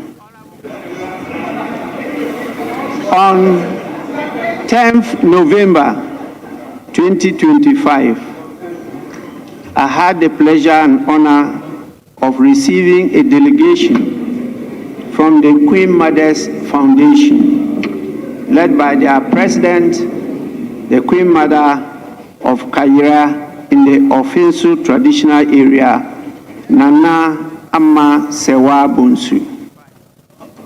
Their well-intentioned visit afforded us the opportunity of discussing some proposed constitutional amendments, ways of empowering chiefs and queen mothers to protect the environment, stop illegal mining, and facilitate development. However, in communicating their visit to Parliament, I inadvertently referred to Nana Amma Sewa Bonsu as the president of the Queen Mothers Association and Queen Mother of Ofinsu. I wish to apologize to the Ofinsu Traditional Council and the Queen Mothers Association of Ghana for the regrettable error. Let me reiterate that Nana Amma Sewa Bonsu is the president of the Queen Mothers Foundation and not president of the Queen Mothers Association. She is also the Queen Mother of Kayira and not Queen Mother of Ofinsu. As a chief myself, I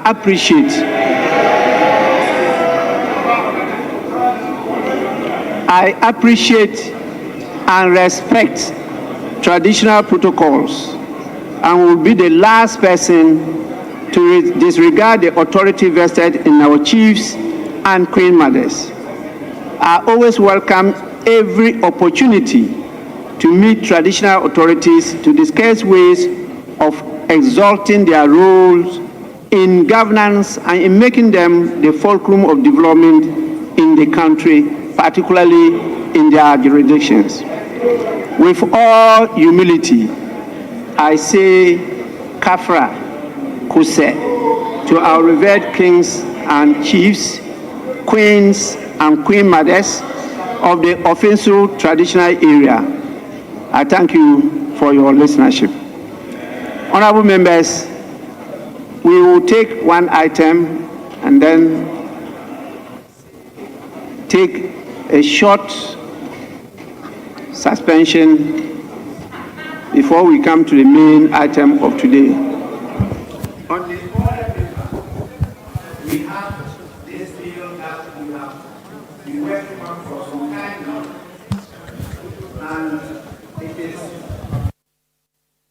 take a short suspension before we come to the main item of today.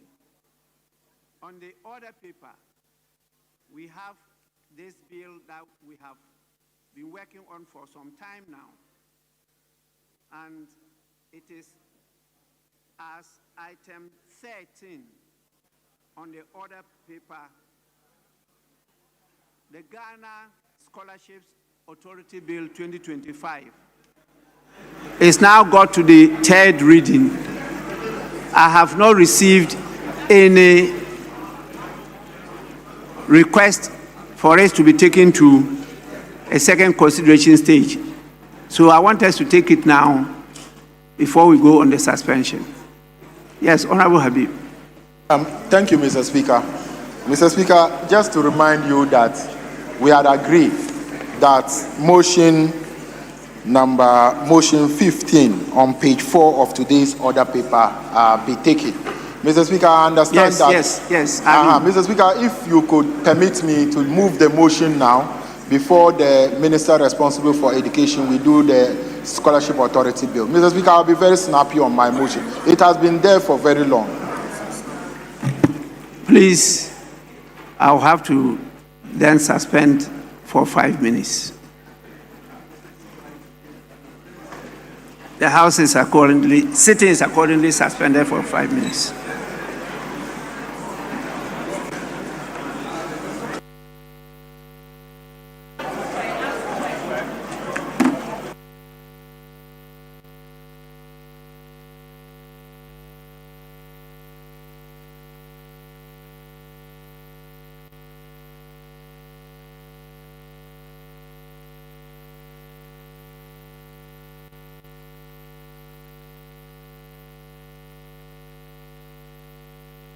The news you have right now is that Parliament has approved Justice Paul Bafuboni as the new Chief Justice for the Republic of Ghana. Kamala, what are your thoughts? I mean, it was expected. Even at the point of the approval within the chamber, I knew, looking at the numbers, it was going to be virtually impossible. I mean, even on the face of it, looking at the numbers, there's absolutely no way. If all MPP MPs were here and all NDC MPs were here, and mind you, today is a day for budget, and so you can understand almost all the MPs are here. Looking at the numbers that voted, 163 as against 169. Even if, 69. Even if you subtract the 69 from the 163, it still does not defeat it. And so when the MPs were raising the matter, I knew, okay, well, probably even if the speaker could stretch it or would allow the stretch, it probably would mean that they were going to take out some other people, assuming the argument was that the Ashanti regional minister was in the chamber when the head count was going. Even if that was the case, and it was done again, the numbers will still not be able to. But I was surprised, like I was saying, that I mean, the minority leader hinted of a secret ballot. And we saw the evidence of it, the ballot boxes that they brought in. Yes, it's a strategy that they can also play. I mean, it's a mind game within it. What it is that it's a mind game. But if you look at how the whip system works, it works to the extent that, you know, once you have some amount of intelligence on the ground, because I did some cross-check from both sides and realized that they all knew each other's minds, and so they were prepared. The NDC MPs were prepared for it. So looking at it, I knew even if it goes for division, which for me, I mean, I must say it was a needless call. Looking at how it is today, is a day for budget. The budget was supposed to be read at 2 p.m. as advertised by the Parliament of the Republic of Ghana. As we speak, it's just a quarter. Look, as we speak, it's just a quarter to 5 p.m. I am not in recent memory do I ever recall a minister coming to read budget and they are starting after 5 p.m. I really do not recall. As we speak, the Minister for Finance, Dr. Kasela Toforson, just walked in, and I'm just looking at it. But in one breath, well, some may also argue that they have whilst he's reading, he may catch the attention of people. Look, it's rush hour. People going home, they're tuning in their radios. Those who will be at home, they'll also be watching, stay glued on their TV. In one breath, communication-wise, it may be good for them. But probably, I mean, I do not see how we will have to, you know, stay all this long looking at the advertised time. But then again, at the end of the day, the minister responsible for finance has a responsibility to present the fiscal policy of the government for 2026 to the people of this country, and so that's exactly what we would await. And Komla, I mean, along the way, as it all unfolded, you know, when the minority began making a case, from the minority leader himself calling for, you know, a secret balloting, and then the first deputy minority whip now calls for a head count. Now he comes back again to make the case that there should be a division, which is his right, though the speaker did not allow that. The expectation, as when you check across the socials and when you look at the commentaries being made, it was expected that they would likely walk out on proceedings. That did not happen. Do you feel probably the minority side understands the situation we find ourselves in, that no matter what you do, there is going to be an approval regardless? Definitely there will be an approval, but like I was saying a short while ago, it is a lot of games that goes on in this house. We've been around for longer, we know how it goes. And it's also all about mind game. And if you don't have an effective whip system, look, if the NDC MPs had taken it for granted that, oh, well, we have our numbers and today is a day for budget, and so our people automatically will be around. They've been struggling with the numbers, you know, in recent time. But if they had taken it for granted, trust me, they may be shocked, because if you do not have your numbers to be able to, the next thing probably would have done is that we don't even have the numbers to take a decision. If they don't have the numbers to quorum, they don't have the numbers to take a decision. These are two different things. The minority had all these tools available to them and they could have explored it. But looking at it, they satisfied themselves with whatever it was. They decided to come up with a strategy like this. If the NDC MPs had not also intercepted the kind of strategy that the other side had and had their number, because when I cross-checked, my sources within me only told me that, well, we have our numbers, whatever should happen. But I understand it. And I think the majority side has been doing a good job, really, from the vetting days when the majority leader decided that he was going to interject every single statement made by the minority leader, which is deemed to have breached the rules of procedure or the rules governing the proceedings. So it just looks as though over the last week, or this week in particular, they've really armed themselves to more or less guide or to be very vigilant by way of checking every action by the minority, isn't it? It's one thing that has been read from two different sides. Yes, you had a majority leader who has really said he's going to be putting his colleague, the minority leader, in check. Did he breach any rules or not? Well, that's a different matter to say. But to the extent that he was vigilant enough that he was going to be pointing out all the flaws in everything that he made, it is a strategy he also deployed to deflate him. And you could see at the end of the day, he equally had achieved an aim. But mind you, the strategy the minority leader also had, he equally has achieved another aim, forcefully making the point that they do not have anything personal against Justice Bafoboni, but then the principles that they stand real, the principles that they are standing to, it's what they are firmly rooting up to, and that is to the extent that there are pending cases at the court, and they believe that for the rule of law to operate in this country, it must be respected. The precedent has been set in the past, and it has to be strictly adhered to. And so, left to me alone, I think that both sides have achieved what they wanted to. Look at, I mean, the minority has fought it all through, irrespective of whatsoever. We need to give thumbs up, so to speak, to the minority leader, Alexander Penyo-Martins, for sticking to his guns, because at the end he deployed every other arsenal. As we speak, I do not know which other strategies that he has, but as we speak now, approval has been done. Yes. Swearing in, I suppose this can even, well, for tonight I doubt, because it's going to be budget. It's not possible. It is likely the president may decide to swear him in tomorrow. Once the instrument, everything is done, and Parliament sends what is necessary to the president, the president can go ahead and do the swearing in, because there's absolutely no time. And so, yes, kudos to both sides. It's the democracy that we have, and we can only be proud of it. Thank you, Komla. So that's me, my presidential affairs correspondent, and my colleague Komla Kluche.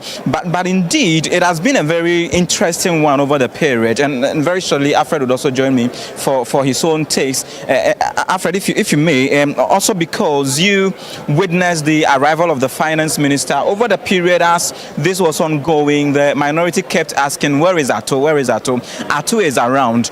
Now there is approval. Very soon, just as Kamala indicates, the president will take action once this is transmitted to him to swear him in as the new Chief Justice. You know all the dynamics, all the debate that have surfaced so far. What are your picks and your expectation going into the budget itself as well? Well, thank you. So indeed, yes, the finance minister has arrived, and as we do know, the practice of the House, he is going to have a meeting with the Speaker and the leadership of both sides, and then also after that conclave, the Speaker will then proceed into the plenary, and then the business took place in the Half region.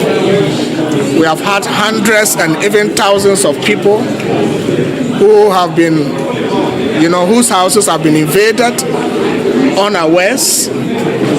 They have been taken away from the region to somewhere in Ashanti region, and such people did not have that right or luxury of time to even prepare for the travel or their movement to Ashanti region. I am by this calling on the Ghana Military Service to ensure that the rights of those individuals who were moved from Ahafo region to Ashanti under the operation to ensure that Galamsey activities do not happen are given proper and rightful treatment such that their rights will not be violated. What I also want to say is that we know certainly that amongst those who have been moved or who have been arrested, so to speak, today, are people who are certainly into the activity. But there are also other people who are innocent. Because of the manner of the operation, chances are that the military will get hold of individuals, some of whom are pregnant women, some of whom are younger people, whose parents may have been engaged in the activity, and they get to their houses and everybody in the house is carried away. I am not against the action by the military. I am not against the fact that we want to ensure that any illegal activity does not happen. What I am calling for is that we put a human face to some of these exercises, such that innocent people are not carried away together with people who are truly culpable. We have to do proper investigation before we embark on such activities, such that we can have a targeted approach and go for the people who are truly engaged in the activity, and not go under an operational soup to get other people who are innocent.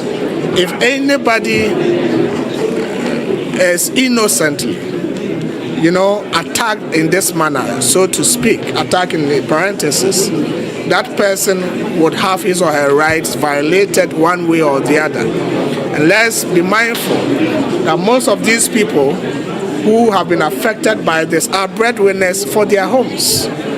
Their main intention was to get up in the morning, go and labor, and get something for the household. They only in this activity accidentally, and I know that the military knows the right thing, and once investigations are done and they identify the innocent people, they will let them go. But we are only appealing to the Ghana Military Service that in further action or in any action of this nature in the future, they must ensure that they go for the right people and not boss even innocent people together with people who are truly culpable. We believe in the Ghana Military Service, and we believe that just as they have done in the past, they will do the right to the people of Ahafo this time around.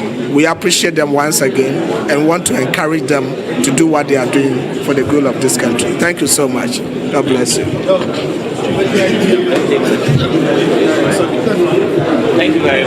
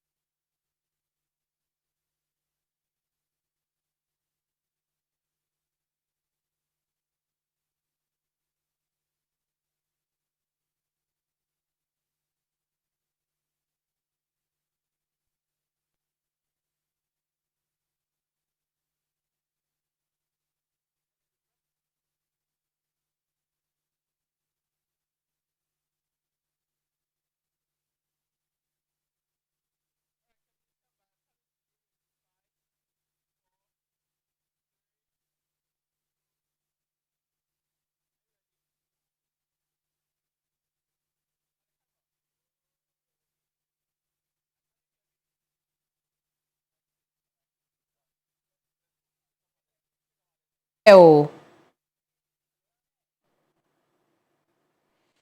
Well, now you're still here on our continuing coverage of the 2026 budget statement and economic policy. It's only minutes now when the finance minister will deliver that budget statement in Parliament. But breaking news in the last few minutes, Parliament has finally approved CJ nominee, Chief Justice nominee Paul Bafo Boni. We now look forward to the other constitutional processes that will take place for the country to have a new Chief Justice. Now, as we continue this coverage, we'll keep an eye on events happening in Parliament and bring you more interviews and conversations from there. But we'll take a quick break. When we come back, let's bring you more from Parliament. Don't go away.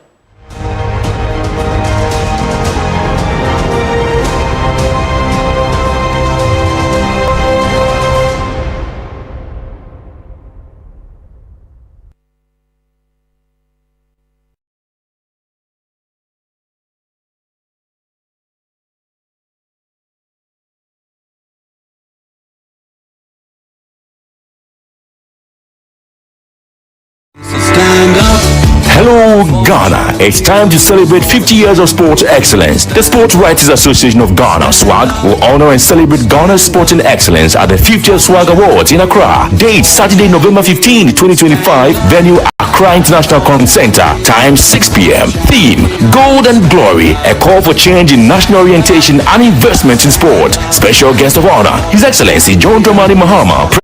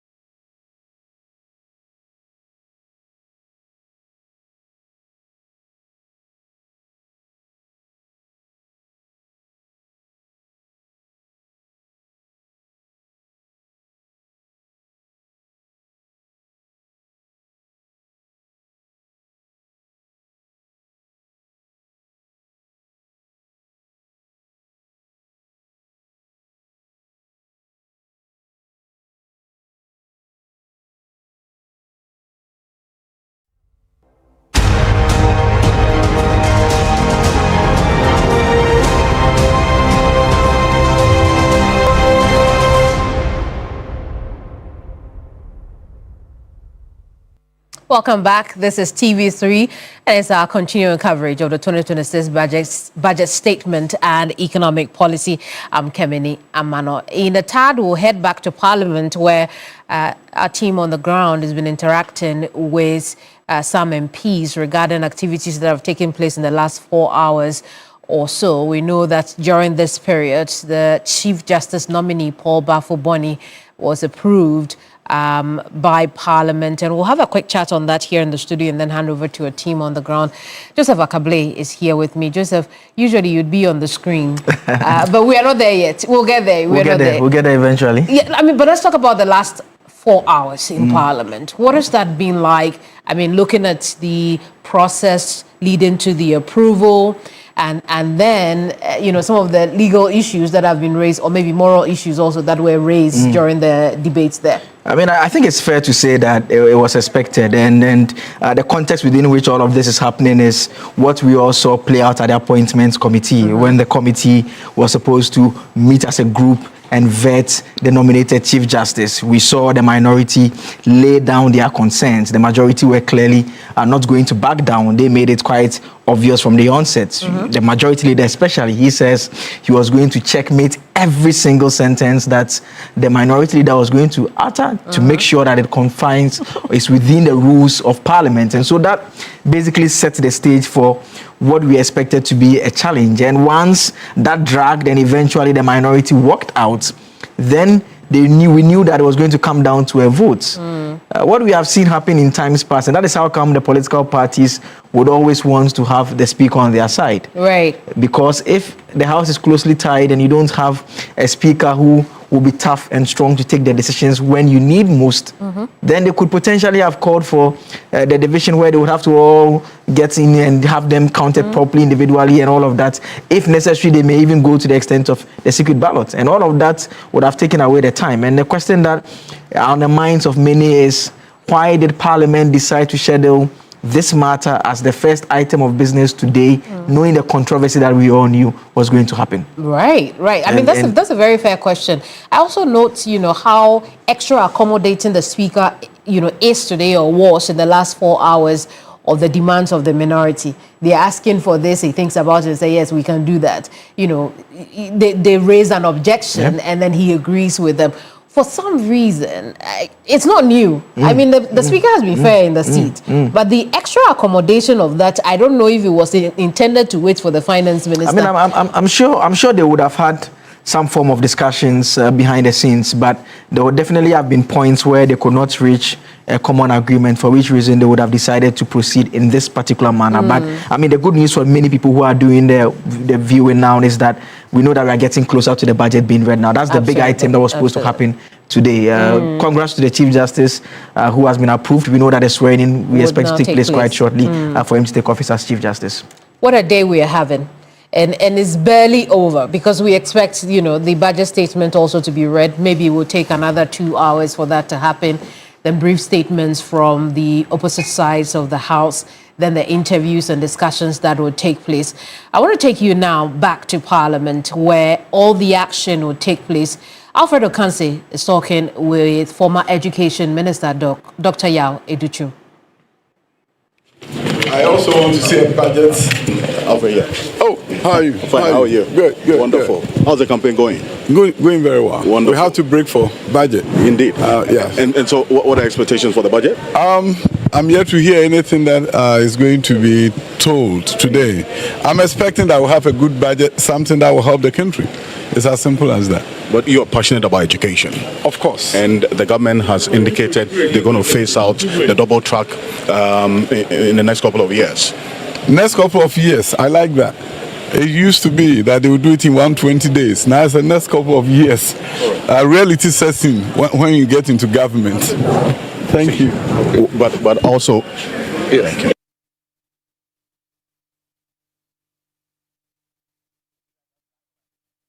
In Blay of the finance minister, Dr. Kasala Tuforsen. And to put it into perspective, this happened minutes ago, and there he is walking majestically. There'll be a briefcase in there somewhere. I'm waiting to see it. I've been looking out for it. But there he is, accosted by all the cameras, the bloggers, and the traditional media crew as well as he, climbs those steps to the floor of Parliament or into the chamber of Parliament. But there he is. There's the briefcase. That suitcase that we were looking for. It's been very characteristic of our finance ministers to carry these. Then, also after the events in Parliament was Dr. Gideon Boako who addressed the press. We brought that to you live. We could take snippets of that just before we bring you live events from Parliament.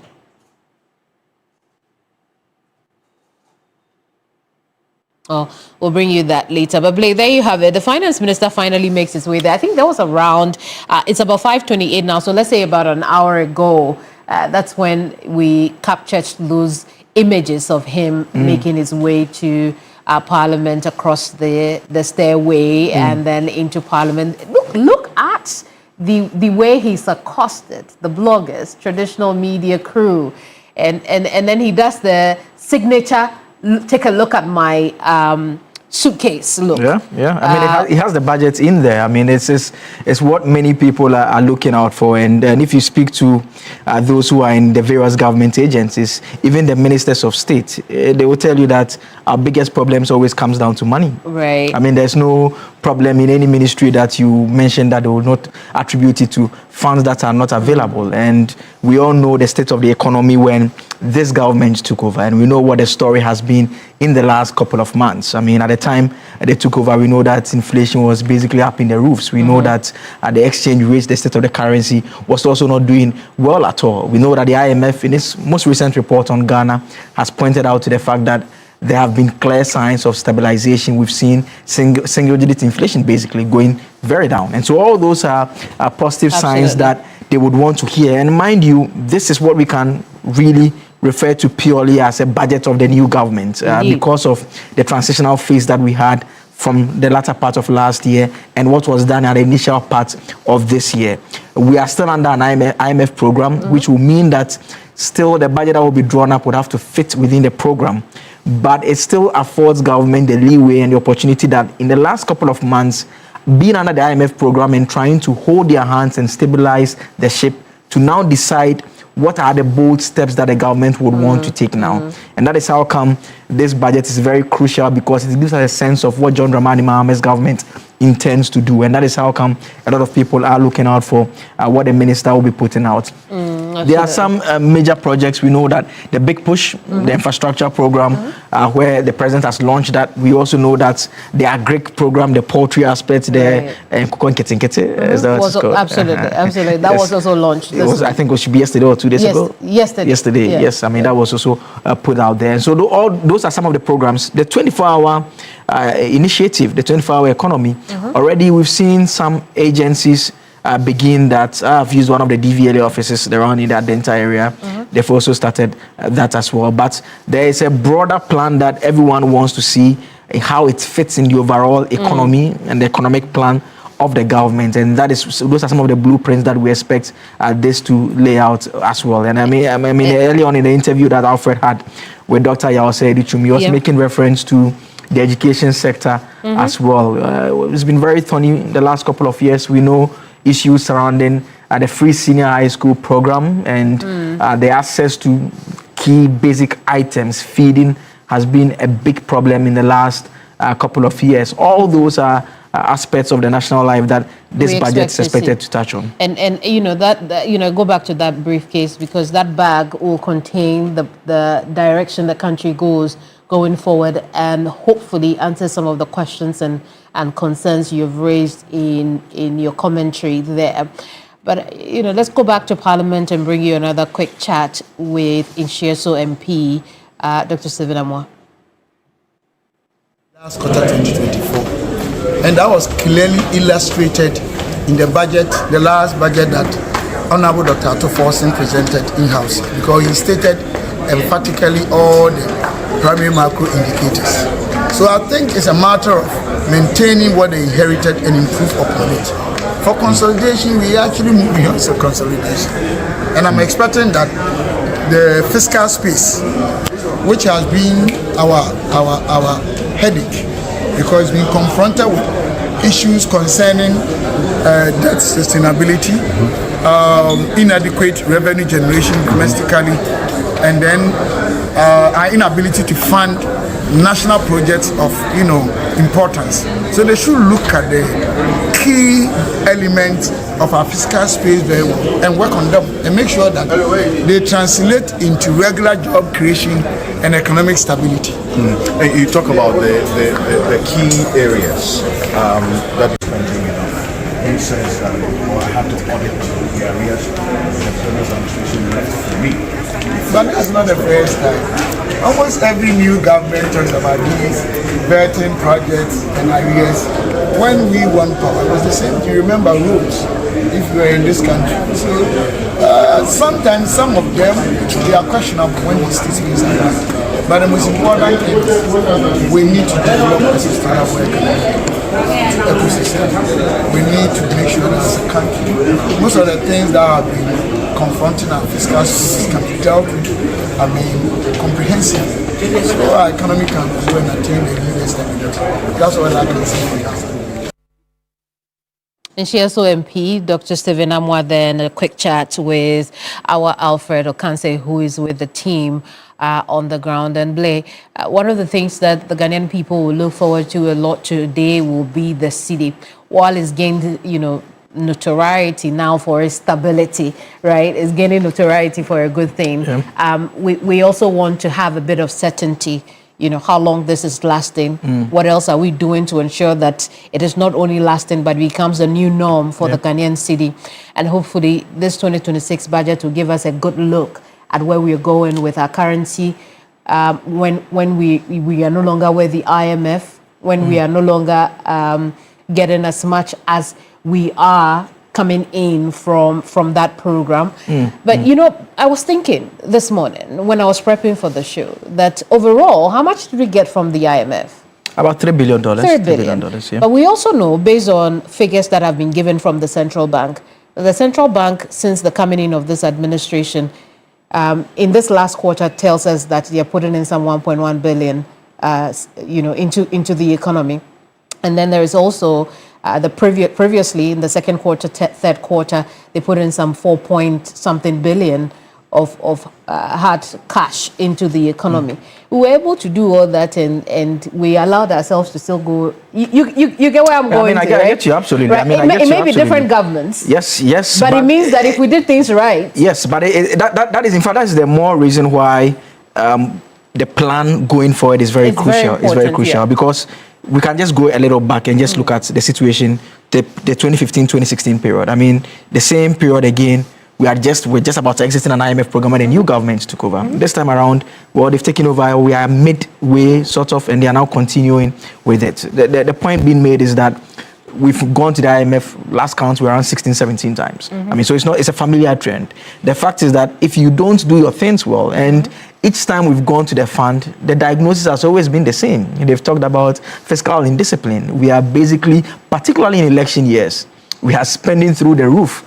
More or less, a man who does not have enough money but just wants to get all the big things he wants just to create a certain impression. And that is the reason why we decided that we wanted to have the laws that will place a cap on the extent to which there will be deficits and all of that. But that notwithstanding, we've still come to the same point over and over again. And so the point that you make about the fact that we could do all these things, yet we didn't, and we've gone back. Absolutely. And the other side for me will be that going to the IMF is also as much as it is about the money as it is about the credibility. And in the beginning of our coverage today, Michael Ogbodu from 3 Business had made the points that now that we are seeing that improvement, it leaves room for us to go back to the bond market, the foreign bond market. And the question will be, what will be our strategy going back? Because that is where the problem is. When we get all that money, we use it, but are not able to stabilize our currency or have it pay itself back. And then we have our foreign debt go all the way up. We are unable to pay and the likes. So, that's a really, really crucial point for me. But let's look at another set of people who use the foreign currency a lot. the traders, particularly those who import. One set of these importers will be the spare parts dealers. Yes. And this afternoon, we've been there with them. George Queenan is on standby for us. George, what's happening where you are?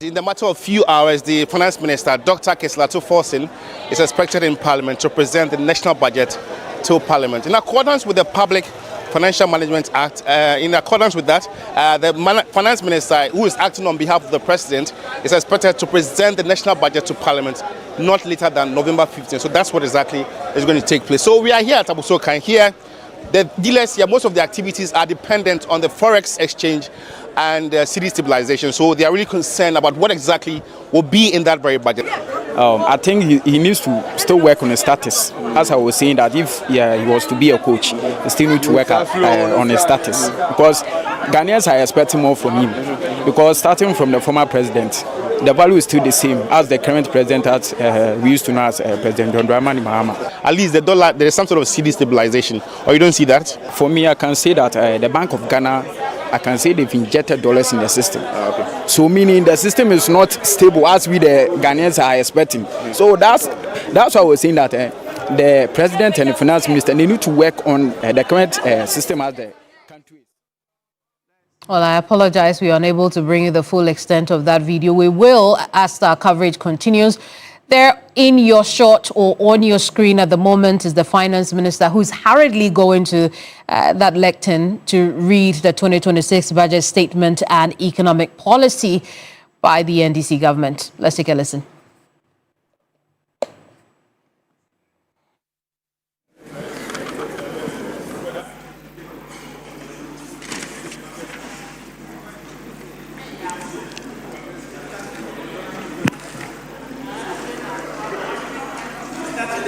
Mr. Speaker, before I present the 2026 budget statement and economic policy of government, permit me to, on behalf of His Excellency the President, to express my deepest condolences to the families of those who lost their loved ones in the Ghana Armed Forces enlistment tragedy yesterday at the military Airwork Sports Stadium. Mr. Speaker, words fail us at this time of deep grief. We can only pray for them to find God's comfort and peace in this difficult time. Right Honorable Speaker, colleagues, on the authority of His Excellency the President, in accordance with Article 179 of the 1992 Constitution and Section 21 of the PFM Act, I have the honor and privilege to present to this House the budget statement and economic policy of government for the 2026 financial year. Mr. Speaker, this address is an abridged version of the full 2026 budget statement and economic policy of government. I respectfully request that the Hansa Department captures the entire budget statement and economic policy of government for the year ending 31st December 2026. Mr. Speaker, I accordingly present the budget statement and economic policy of government for the year ending 31st December 2026. Right Honorable Speaker, again in accordance with law, I will also lay before this House the following statutory reports. The first will be the 2025 annual report on petroleum funds, and the second will be the 2025 annual report on the collection and utilization of the African Union Import Levy, in line with Section 7 of the African Union Levy Act 2017, Act 952. Mr. Speaker, in the course of 2026, and pursuant to Article 36(5), I will cause to be laid before Parliament on behalf of the President a coordinated program of economic and social development policies, including agriculture and industrial programs at all levels and in all the regions of Ghana. Right by this House. Speaker, the bills and regulations will be the following: the value for money bill, the Virtual Asset Service Providers Bill, the Value Added Tax Bill, the COVID-19 Health Recovery Repeal Bill, the Ghana Education Trust Fund Amendment Bill, the National Insurance Amendment Bill, the Public Procurement Regulation, request for approval for a revised investment policy of the Ghana Petroleum Funds in line with Section 31A of the Petroleum Revenue Management Act 2011, Act 815. And finally, a request for approval to implement an AI-powered trade data analytics system to support customs revenue mobilization and enhance trade facilitation. Mr. Speaker, I stand before this House humbled by the confidence reposed in me by His Excellency the President to deliver his second budget under his reset agenda. Mr. Speaker, when this administration took office, we met an economy in distress, weighed down by debt, weakened by mismanagement, and stripped of confidence. Mr. Speaker, in the 2025 budget, the 2025 budget was our first. The 2025 budget was our first act of courage, a declaration that Ghana would rise again through reforms, discipline, and visionary leadership.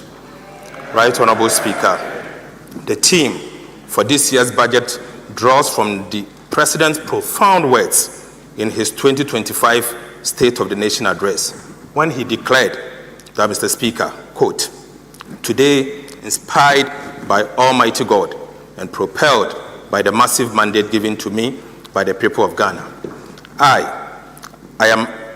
am moved to make a purposeful and bold declaration that I, John Dramani Mahama, will fix the economic crisis confronting our country and reset it on a path of growth and sustainability." Right Honorable Speaker, it is with that same conviction that I present the 2026 budget under the theme, Resetting for Growth, Jobs and Economic Transformation. Mr. Speaker, under President Mahama's leadership, this government has chosen a harder but higher road, the road of reform, renewal, and resilience. We have restored fiscal discipline, brought inflation under control, stabilized the cedi, and rekindled investor confidence. This is not just a recovery, it is a reset. It is a story of a nation that refused to stay down. This is a rebirth from the ashes of daunting inheritance, the heavy burden laid upon us by the previous administration.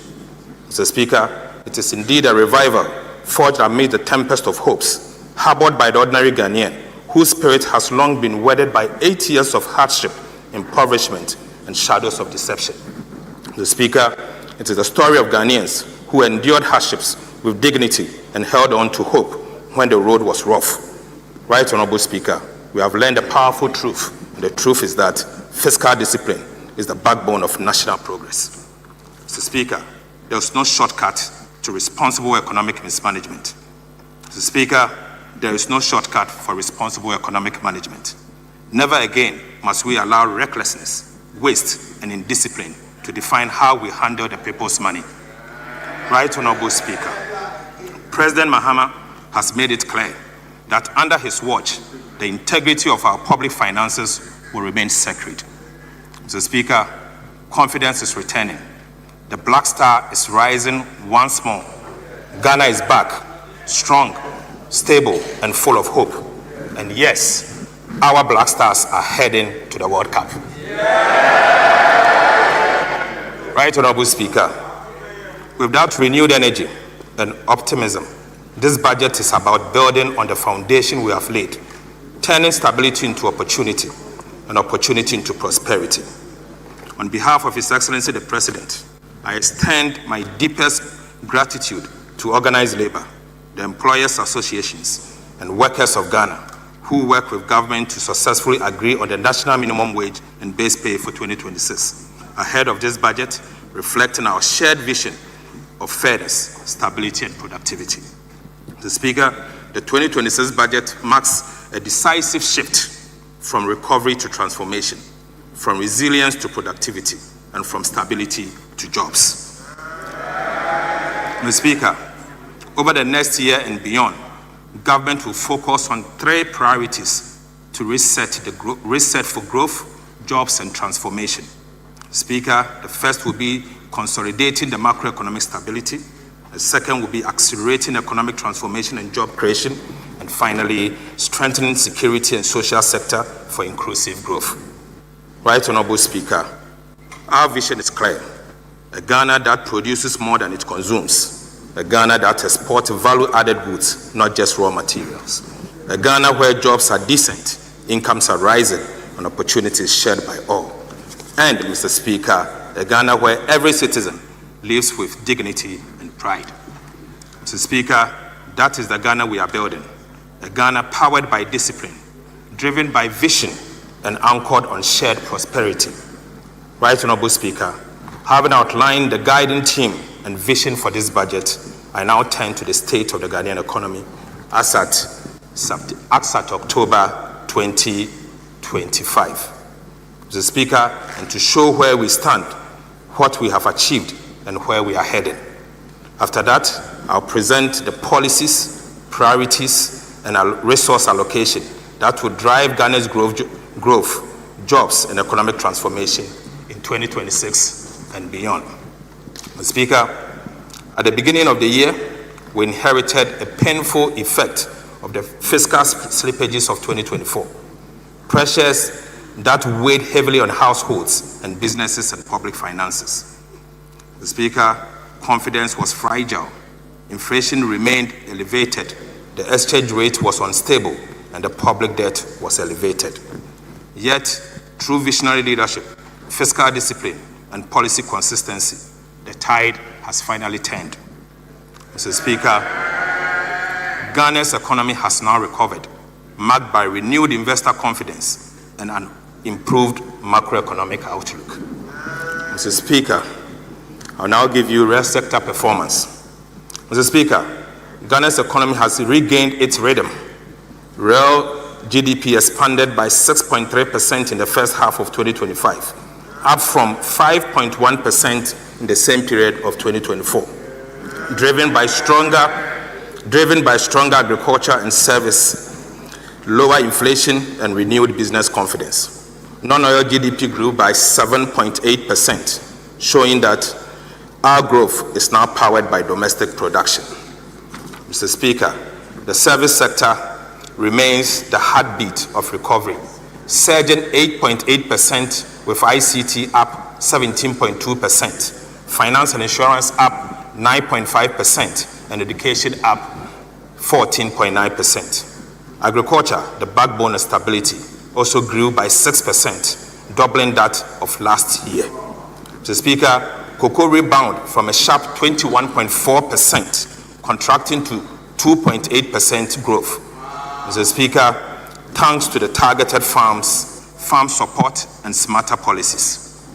Industry held steady despite reduced oil output. Manufacturing rose 6.3% and construction 4.0%, reflecting reliable energy and revived infrastructure projects. On the demand side, Right Honorable Speaker, household consumption grew by 8.2%, reflecting stronger household confidence. Government spending also slowed to 3.7%, proving fiscal discipline.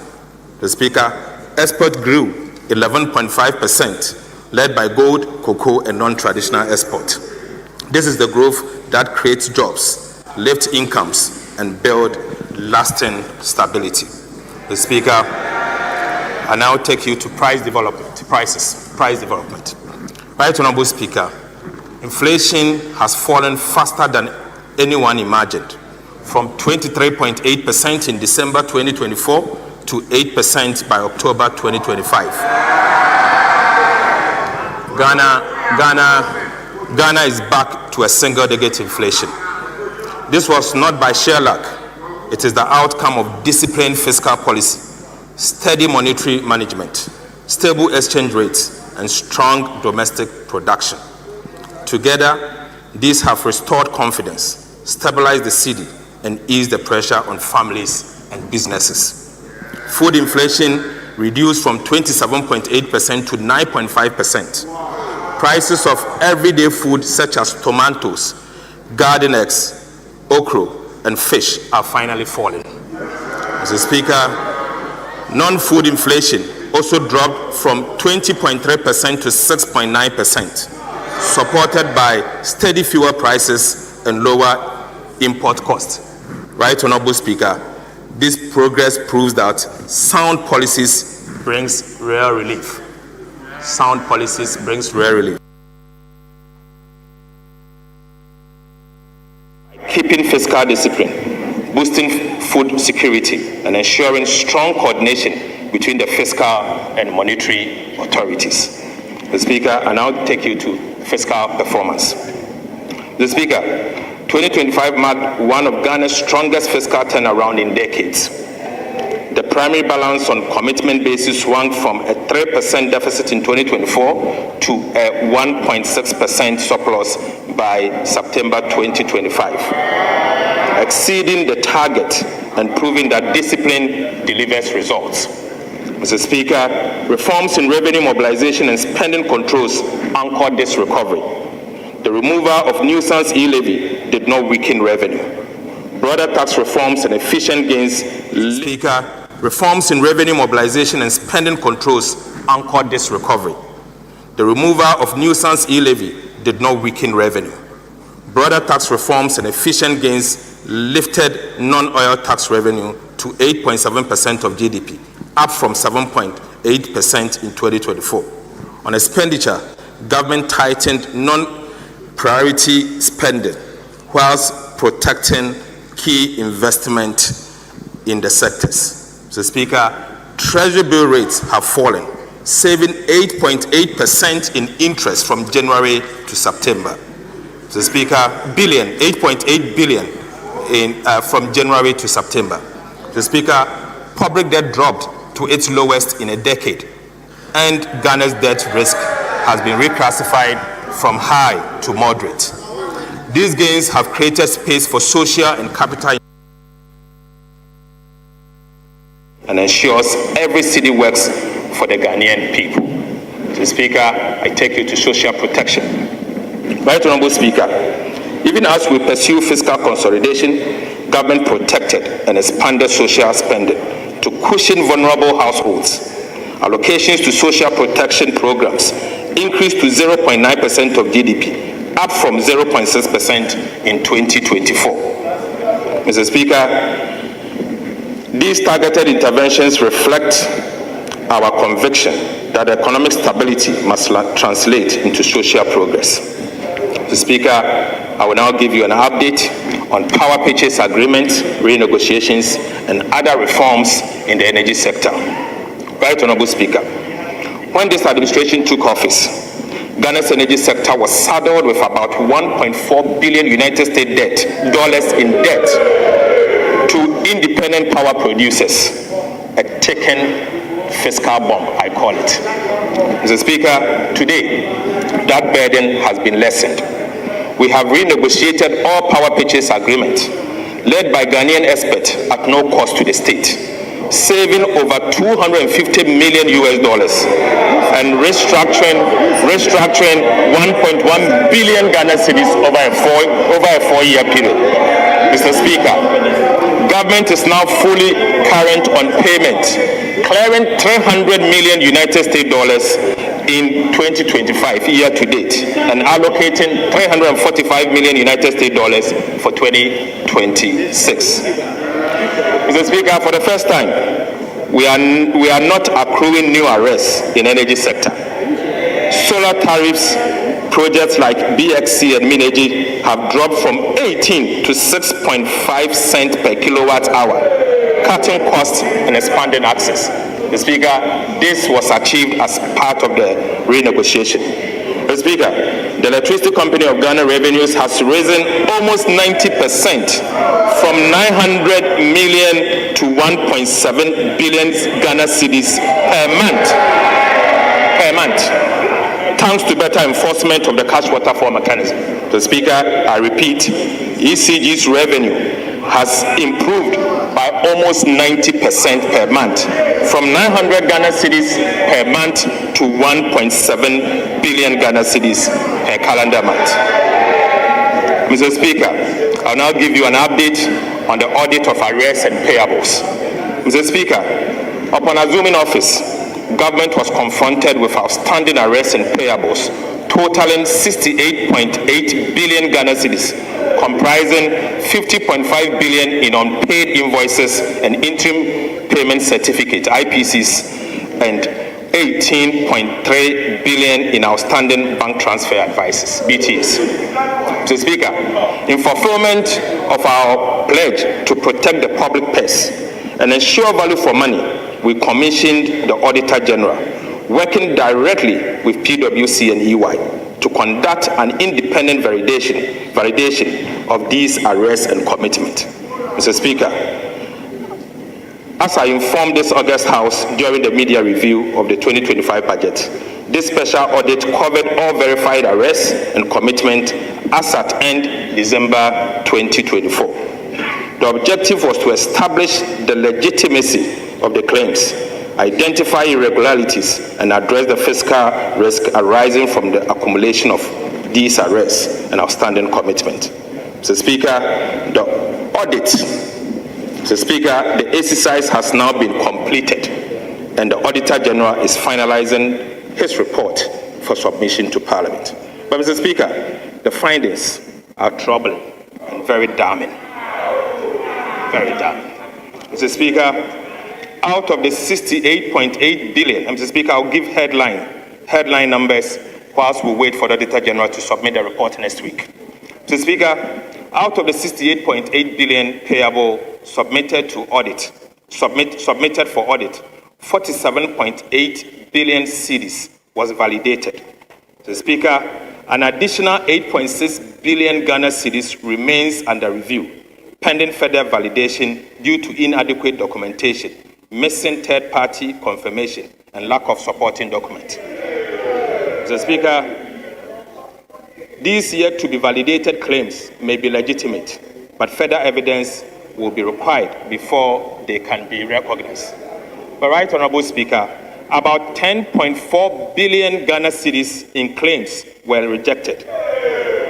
Mr. Speaker, due to duplications, recycled IPCs, inflated invoices, falsified stores receipt, falsified stores receipt advice, and instances of no work but demanding money. Right Honorable Speaker, out of the rejected amount, about 1 billion Ghana cedis, comprising BTAs, bank transfer advices, that had already been processed by the Ministry of Finance and were ready for payment by the Controlling Accountant General and Bank of Ghana, were rejected.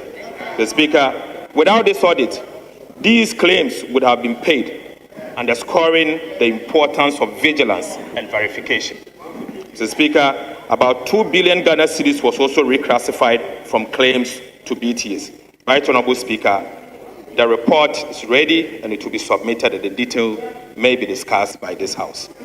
Mr. Speaker, this audit has not only saved the nation billions in potential losses, but also restored accountability, strengthened expenditure controls, and reaffirmed this government's unwavering commitment to fiscal discipline and transparency.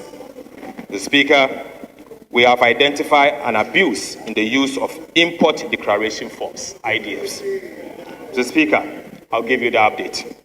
Right Honorable Speaker, our investigation into Ghana's import system exposed a staggering abuse of import declaration forms, a tool meant to support legitimate trade, but now hijacked for illicit transfers and tax evasion.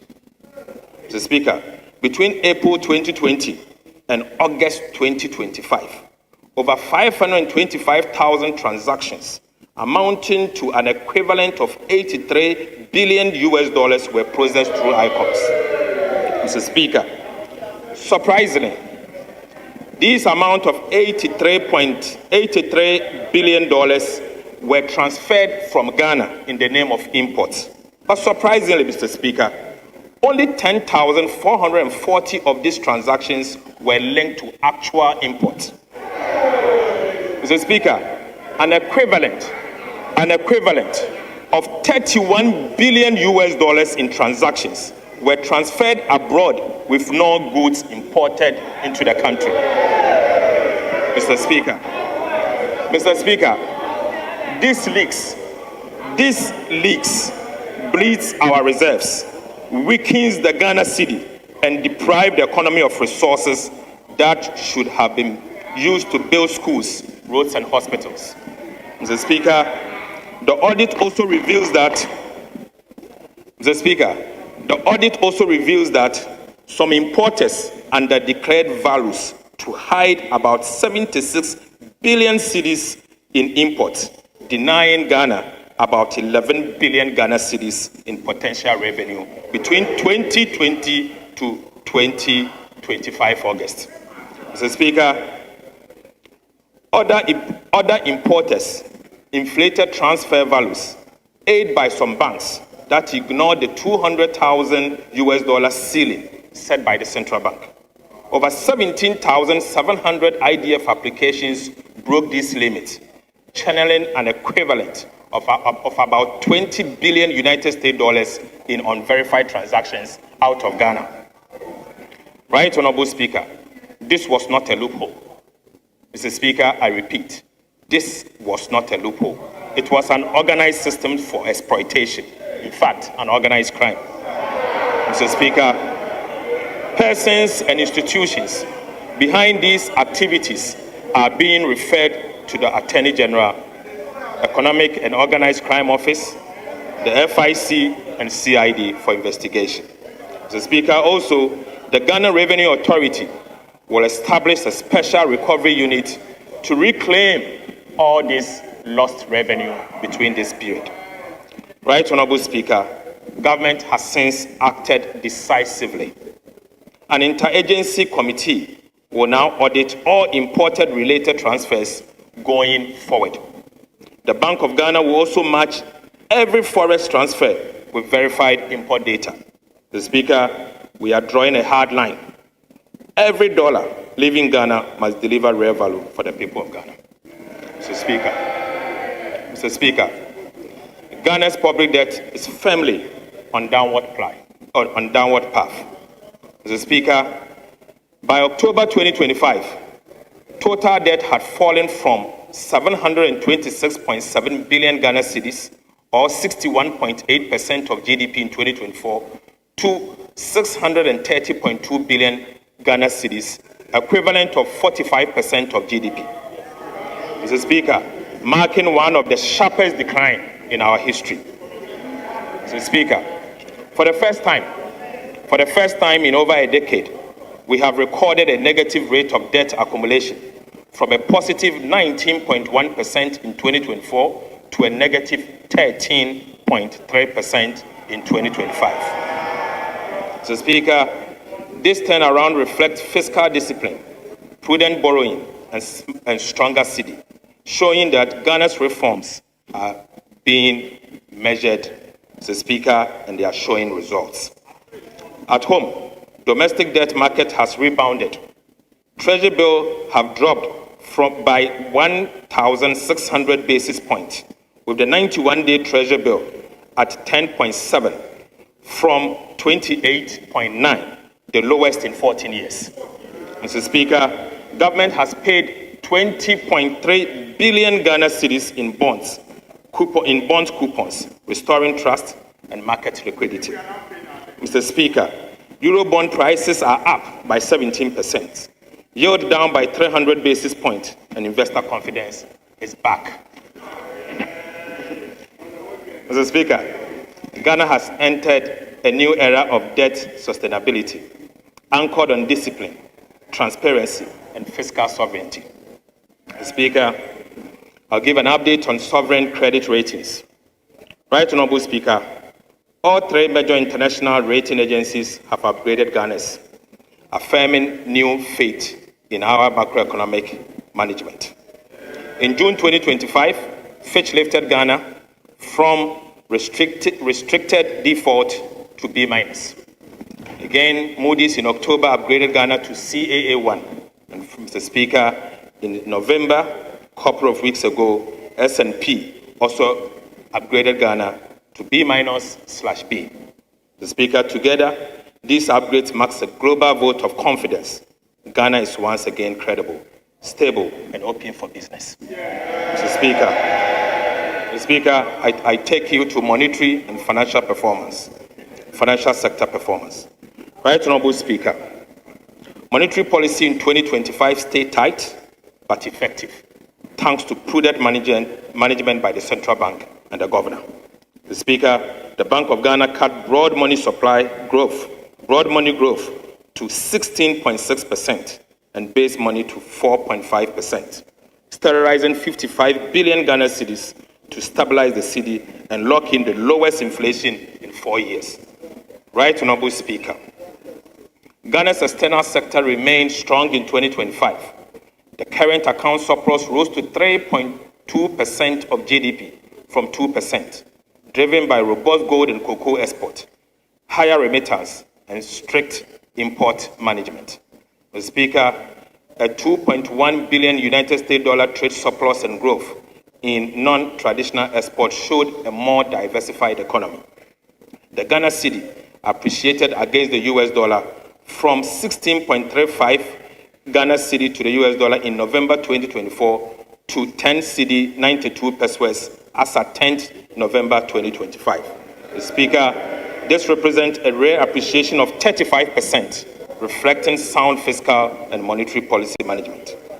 Right Honourable Speaker, this stability lowered debt costs and eased inflation. Gold and cocoa powered the recovery. Gold earnings rose 68% to 11.2 billion United States dollars. Speaker, cocoa rose 170% to 2.47 billion United States dollars. Past oil dipped to 1.83 billion. Right Honourable Speaker, Ghana's rising export firms reserves, and a stable cedi confirms one thing, that Ghana's recovery is real, disciplined, and indeed lasting. Mr. Speaker, take you to sectorial performance. Right Honourable Speaker, the story of Ghana's economic recovery in 2025 is best told through the work of our ministries, departments, and agencies. Across every sector, from agriculture and industry to governance, infrastructure and human development, performance in 2025 reflects disciplined execution and innovation. The Speaker, our task now is to sustain this momentum. We will boost productivity in agriculture and industry, accelerate infrastructure delivery, and strengthen governance and skills development. Sector ministers will present their outlook in detail, but the message is clear. Ghana is rebounding with purpose and rising with promise. Mr. Speaker, the 2026 medium-term policy objectives and targets is what I'm now going to present. Right Honourable Speaker, as we enter 2026, our mission is clear: to turn the hard-won stability of 2025 into shared prosperity. Mr. Speaker, the sacrifices made by Ghanaians over the past year have restored hope and confidence in our economy. Inflation is down, the city is stronger, and growth has regained momentum. Mr. Speaker, our fiscal strategy will match discipline with compassion. Our key fiscal policy priorities for 2026 are as follows. First will be to maintain fiscal discipline by sustaining a primary surplus of 1.5% of GDP on commitment basis. Speaker, the second is to mobilize domestic resources through continuous implementation of our medium-term revenue strategy. Speaker, will promote value for money and rationalize spending, ensuring that every city delivers value for citizens whilst eliminating leakages and inefficiency. And finally, Mr. Speaker, protect priority social spending in education, health and social protection, to shield the poor and sustain human capital development.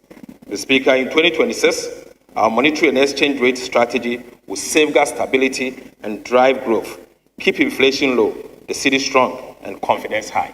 And that will be our monetary and exchange rate strategy. Mr. Speaker, the Bank of Ghana will stay data-driven and cautious, holding inflation within the targeted band of 8 ± 2 and easing only when safe. Speaker, Central Bank is doing a good job. Right, Honorable Speaker, to advance our medium-term macroeconomic goal of stability, resilience, and shared prosperity, government has set bold but achievable macroeconomic target for 2026 fiscal year and the medium term. Mr. Speaker, over the medium term, from 2026 to 2028, real GDP is set to rise steadily, averaging about 4.9% at the minimum. Non-oil GDP is programmed to grow around 5% at the minimum. Mr. Speaker, inflation will stay within 8 plus or minus 2% targeted band, reflecting a firm grip on price stability. Mr. Speaker, the fiscal balance will remain strong, with the primary surplus of 1.5% of GDP from 2026 onwards. And right, Honorable Speaker, gross international reserves are expected to provide at least 3 months of import cover over the medium term. Right, Honorable Speaker, for the year 2026, we will achieve the following at the minimum. Real GDP growth of at least 4.8%, driven by continued expansion in infrastructure and service sectors, agriculture as well. Non-oil GDP, Mr. Speaker, at least 4.9%. End-year inflation for next year will be at least 8% plus or minus 2.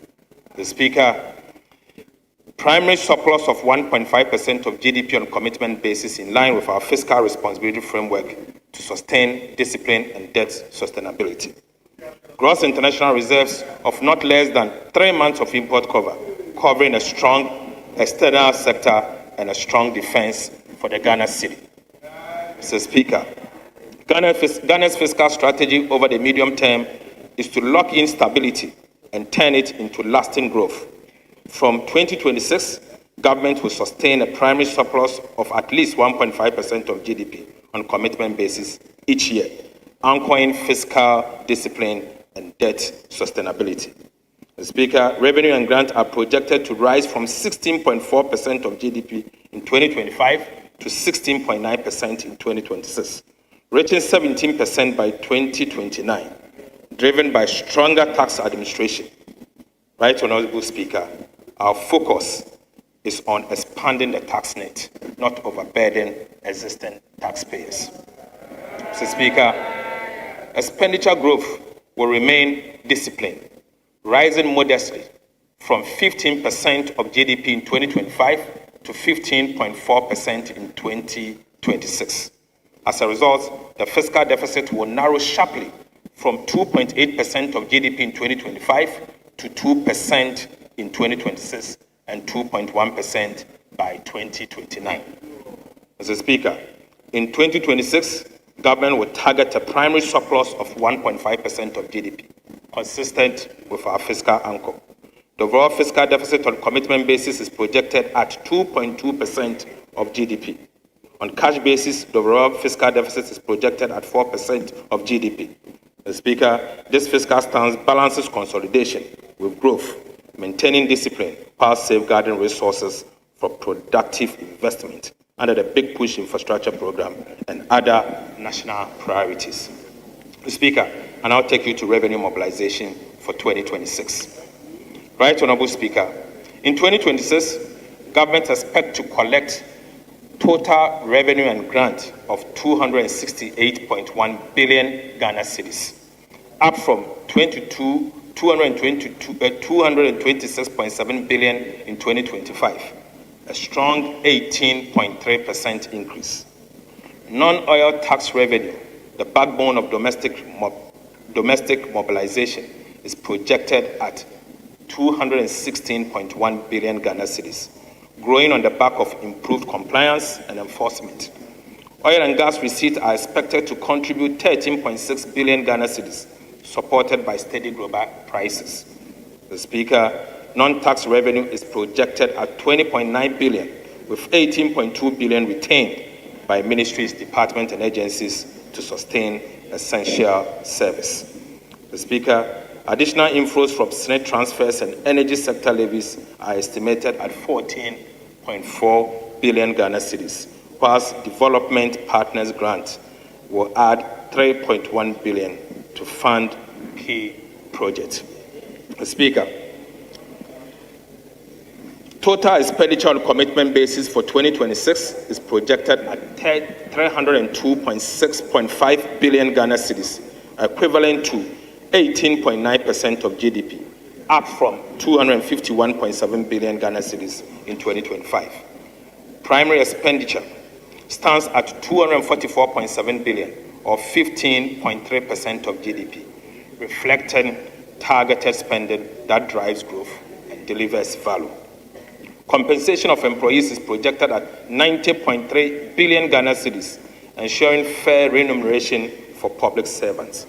The Speaker, 13.2 billion have been allocated for goods and services to improve efficiency across MDAs. Right, Honorable Speaker, capital expenditure will rise sharply to 57.5 billion Ghana cedis, or 3.6% of GDP, led by the Big Push Infrastructure Program, which alone will absorb 30 billion Ghana cedis for road development. The Speaker, interest payments are projected to decline to 57.7 billion thanks to prudent liability management. The Speaker, grant to statutory funds, energy payment, and other essential transfers totals 63.6 billion Ghana cedis, whilst ESLA and IPP commitments are estimated at 19.7 billion Ghana cedis. Overall, the 2026 appropriation stands at about 357.1 billion Ghana cedis. Mr. Speaker, this is a bold yet responsible budget designed to sustain stability, build infrastructure, and improve the lives of every Ghanaian.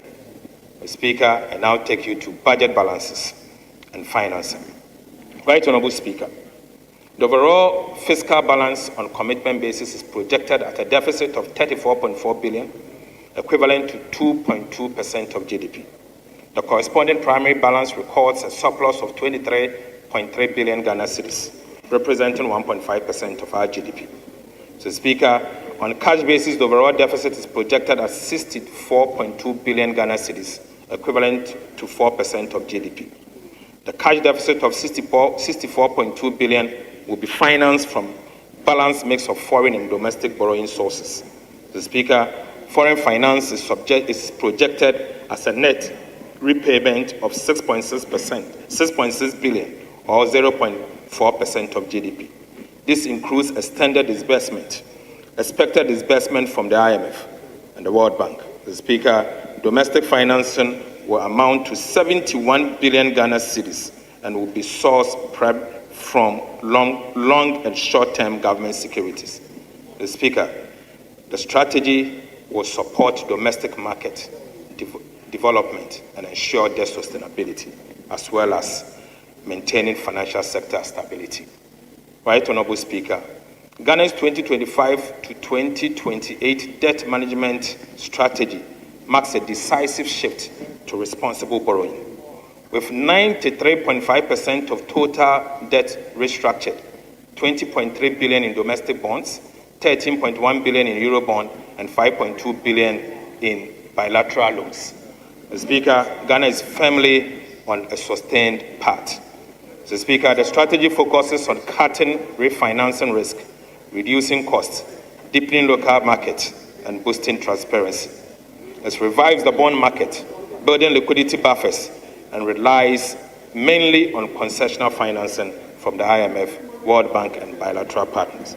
Mr. Speaker, benchmarks including short-term debt below 15%, treasury bills, and 20% of domestic debt and foreign debt capped at 70%. Mr. Speaker, I now take you to the meat. Mr. Speaker, I now take you to the meat. The fiscal policy measures, structural reforms, and key policy initiatives. Right, Honorable Speaker, the choices we made in 2025 have restored macroeconomic stability, built trust in our fiscal institutions, and rekindled the hope of our country. The task before us now is to turn that stability into sustained progress and to make growth felt in every home, every community, and every enterprise. Mr. Speaker, the 2026 budget represents the next phase of our national renewal, a practical forward-looking plan to consolidate the gains, accelerate transformation, and secure prosperity for all Ghanaians. It is the next chapter in building the Ghana we want, a nation that works around the clock, creates opportunities for all, and protect the dignity and dreams of every citizen. Right Honorable Speaker, permit me to reaffirm government's 3 key priorities for 2026. First, consolidation of macroeconomic stability. Second, we will accelerate economic transformation and job creation. And finally, we will strengthen the security and social sectors for inclusive growth. Mr. Speaker, this budget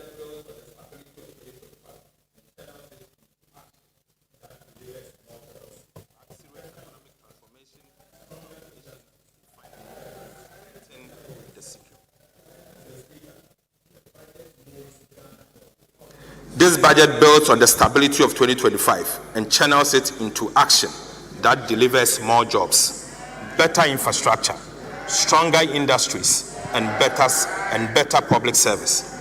Mr. Speaker, the budget moves Ghana from recovery to transformation and from promises to progress. Right Honorable Speaker, let me now outline the core policy measures, structural reforms, and structural reforms. Mr. Speaker, government remains steadfast in the commitment to restore and sustain fiscal stability as the foundation for inclusive growth. Our focus for 2026 and the medium term is to maintain a primary surplus of 1.5% of GDP on commitment basis. We are pursuing a disciplined, data-driven fiscal strategy, one that raises more revenue, spend better, and protect the most vulnerable, while safeguarding long-term stability. Mr. Speaker, to achieve our fiscal target for 2026 and the medium term, government will implement a comprehensive set of revenue, expenditure, and structural measures underpinned by transparency and accountability. Mr. Speaker, on the revenue side, government will deepen domestic resource mobilization through the implementation of the medium-term revenue strategy. In addition, government will undertake comprehensive VAT reforms. We'll also tighten enforcement of tax arrests and exemptions, ensuring that all eligible entities pay their fair share.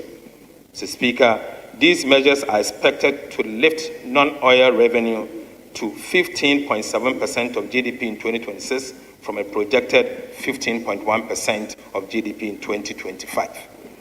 Mr. Speaker, take you to VAT reforms. In 2025 budget and the media fiscal policy review, government made a firm promise to reform Ghana's value-added tax system, to make it fairer, simpler, and more efficient. We pledge to remove distortions, addressing the cascading effect inherent in the VAT system, strengthen compliance, and create a tax regime that supports both businesses and fiscal stability. These distortions have negatively impacted overall welfare, increased the deadweight loss in the economy, and significantly reduced VAT compliance. Today, Mr. Speaker, I'm proud to report to this House that we have finally delivered on that promise. Mr. Speaker, after months of detailed analysis and broad consultations with stakeholders, we have completed the design of a modernized VAT system fit for Ghana's economic transformation agenda. Mr. Speaker, government is therefore submitting to this House today and for approval, Mr. Speaker, a bold package of VAT reforms that will make our tax system more equitable, transparent, and business-friendly. Right Honorable Speaker, the new VAT reforms will do the following. We will abolish the COVID-19 health recovery levy. Mr. Speaker, we will abolish the decoupling of Get Fund and National Health Insurance levies from the VAT tax base. Mr. Speaker, we will abolish VAT on recognizance and prospecting of minerals. Mr. Speaker, we will reduce the effective VAT rate from 21.9% to 20%. Mr. Speaker, we will raise the VAT registration threshold from 200,000 to 750,000 cedis. Mr. Speaker, we will extend VAT zero rating on the supply of local manufacturing textiles to 2028. Mr. Mr. Speaker, for emphasis, we promise to abolish the COVID-19 levy. With the support of this House, Mr. Speaker, I'm proud to say that I'm happy to announce that today, COVID-19 levy is accordingly abolished. Mr. Speaker, by abolishing the COVID-19 levy, government is putting 3.7 billion Ghana cedis in the pockets of individuals and businesses in 2026. Mr. Speaker, these reforms will also reduce the cost of doing business by 5% as a result of subjecting GET-FUN and NHIL levies to input-output deductibility for businesses, Mr. Speaker. Altogether, the VAT reforms is expecting to give back nearly 6 billion Ghana cedis to businesses and households. We'll give it to you. Give it to you. 6 billion cedis, Mr. Speaker.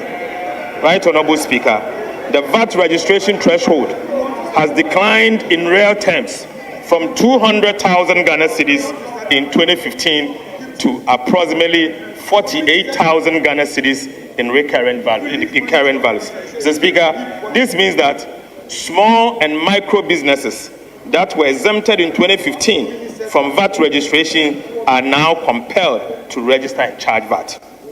This has placed an undue burden on small and micro businesses and also increased the cost of administering VAT. Right, Honorable Speaker, the increase in VAT threshold is expected to address this problem and make VAT administration simpler and easier to implement.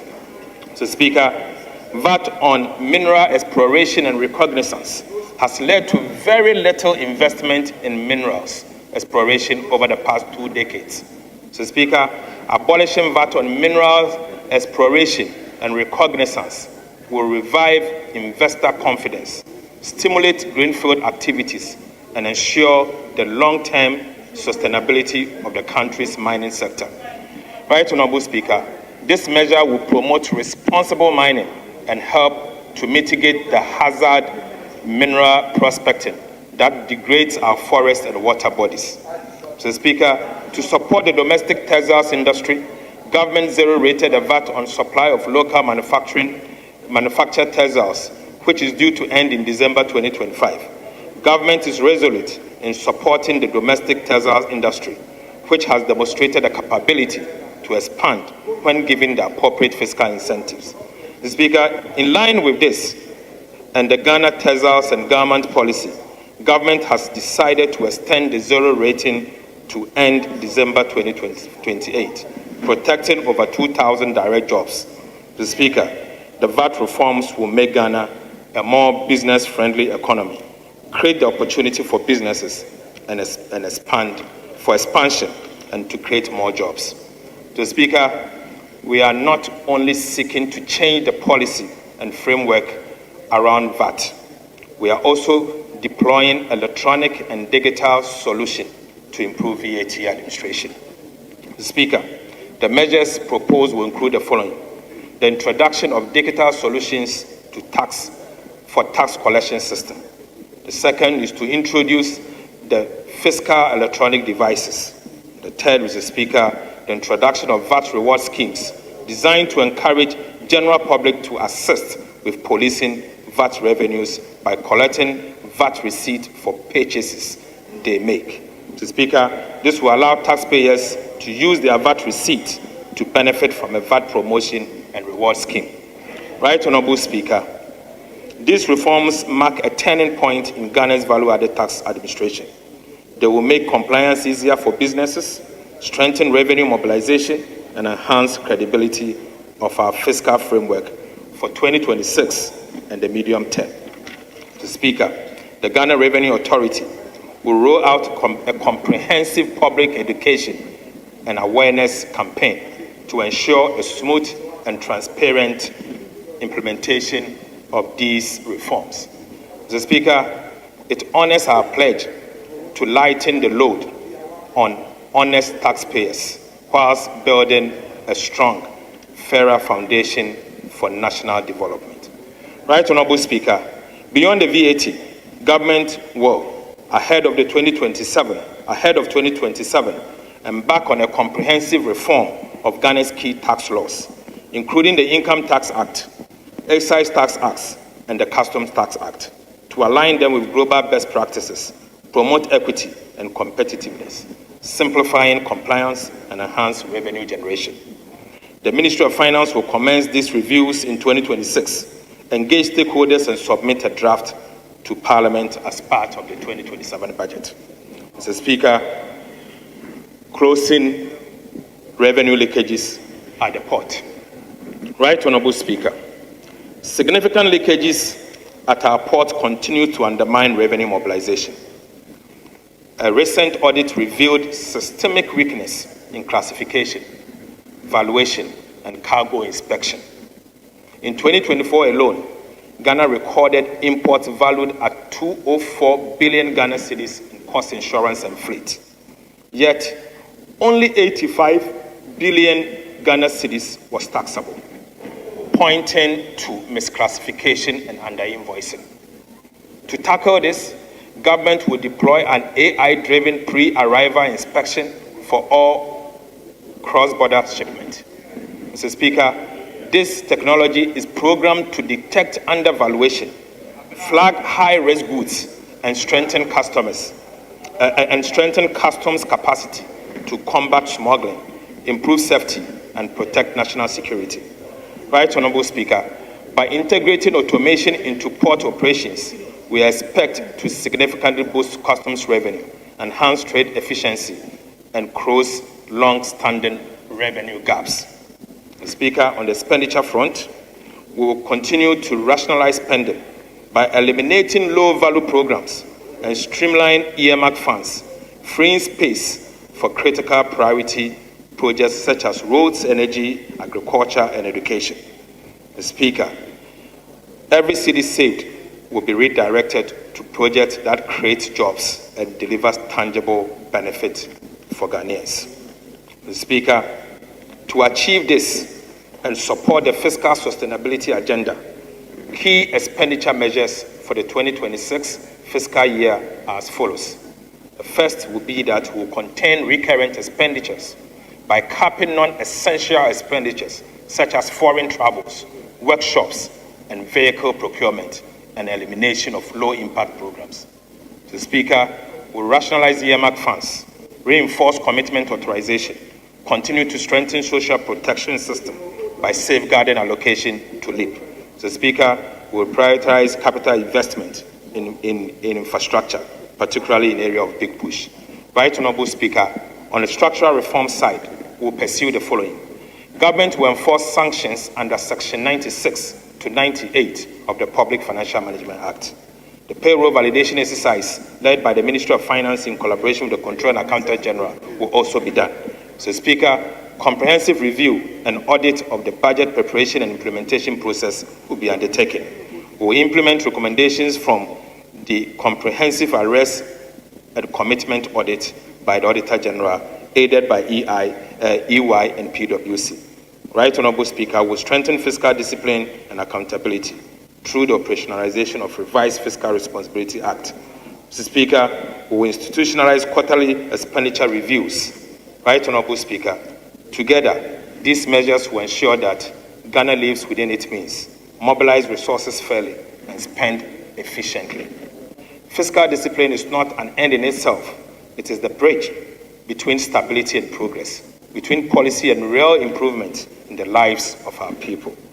Right Honourable Speaker, the real value of Ghana's procurement threshold has eroded over time, trapping even small projects in slow, expensive approval cycles. The Speaker, the last review was in 2016. Since then, inflation and currency depreciation have made it nearly impossible for district assemblies, for example, to deliver basic community projects efficiently.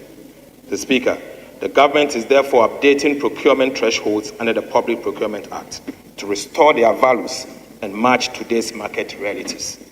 Right Honourable Speaker, years of inflation and weak oversight have drained real value from public spending.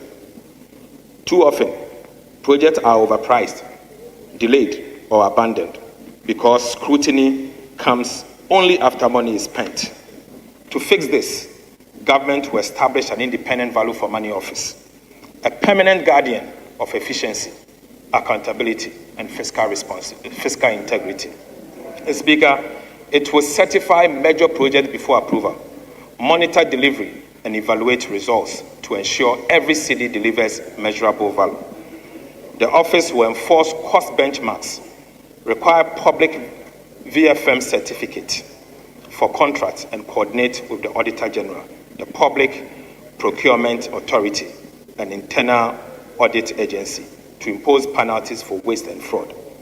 Right Honorable Speaker, the Value for Money Transparency Portal will publish certified projects and citizen feedback in real times. Mr. Speaker, this reform will save up to 3 billion Ghana cedis a year, cut contract inflation, and rebuild public trust. Mr. Speaker, the Value for Money Office is not just another agency. It is Ghana's watchdog for prudent spending and real results. Mr. Speaker, we will be making the following amendment. Right Honorable Speaker, Ghana's petroleum wealth must work harder for its people. Since 2011, our petroleum funds have earned barely 1% annually. Mr. Speaker, unfortunately, it proves that parking them only in low-risk foreign securities limits value creation. To change this, government would designate additional qualifying investment instrument under the Petroleum Revenue Management Act. This will allow a portion of the petroleum fund to be invested in commercial viable domestic energy projects, such as gas and power infrastructure, that would drive industrialization and jobs whilst improving long-term returns. Mr. Speaker, this reform follows global best practices. Sovereign funds in Saudi Arabia, Nigeria, and UAE now channel savings into productivity investment that powers growth. Mr. Speaker, Ghana must do the same. The new framework will maintain strict safeguards, transparency, and performance audit to ensure every dollar earned earns real value. Right Honorable Speaker, this is the mindset shift from passive savings and earnings to productive investment, from idle reserves abroad to energy that powers Ghana's future. Speaker, that is the way we are going to go. Our oil wealth must not sit idle. It must build, and must build our country. Mr. Speaker, I now take you to public debt management initiatives and reforms in 2026. Right Honorable Speaker, 2026 marks a new phase in Ghana's public debt management, one defined by foresight, discipline, and innovation. After stabilizing our debt trajectory through strong fiscal performance and debt restructuring, government focus now shifts to building resilience. We are putting in place modern tools and systems to ensure that every borrowing decision supports growth, safeguards sustainability, and protect the public purse for future generations. Mr. Speaker, one of the key priorities for 2026 is to strengthen liability management in the domestic debt management market. Mr. Speaker, upon expiration of domestic debt exchange program restrictions in 21st February 2026, government will re-enter the domestic debt market strategically. Mr. Speaker, the immediate objective is to reduce our dependence on short-term treasury instruments, lower rollover risk, and create fiscal space for productive investment. Right Honorable Speaker, as part of the strategy to re-enter the domestic bond market, government will begin the issuance of domestic infrastructure bonds to fund critical infrastructure in the 2026 budget and beyond. Mr. Speaker, through buybacks, targeted cash management, we will actively smoothing the maturing reprofile of domestic debt and lower interest costs in line with our medium-term debt management strategy. Mr. Speaker, I now take you to key policy initiatives in the 2026 budget across sectors.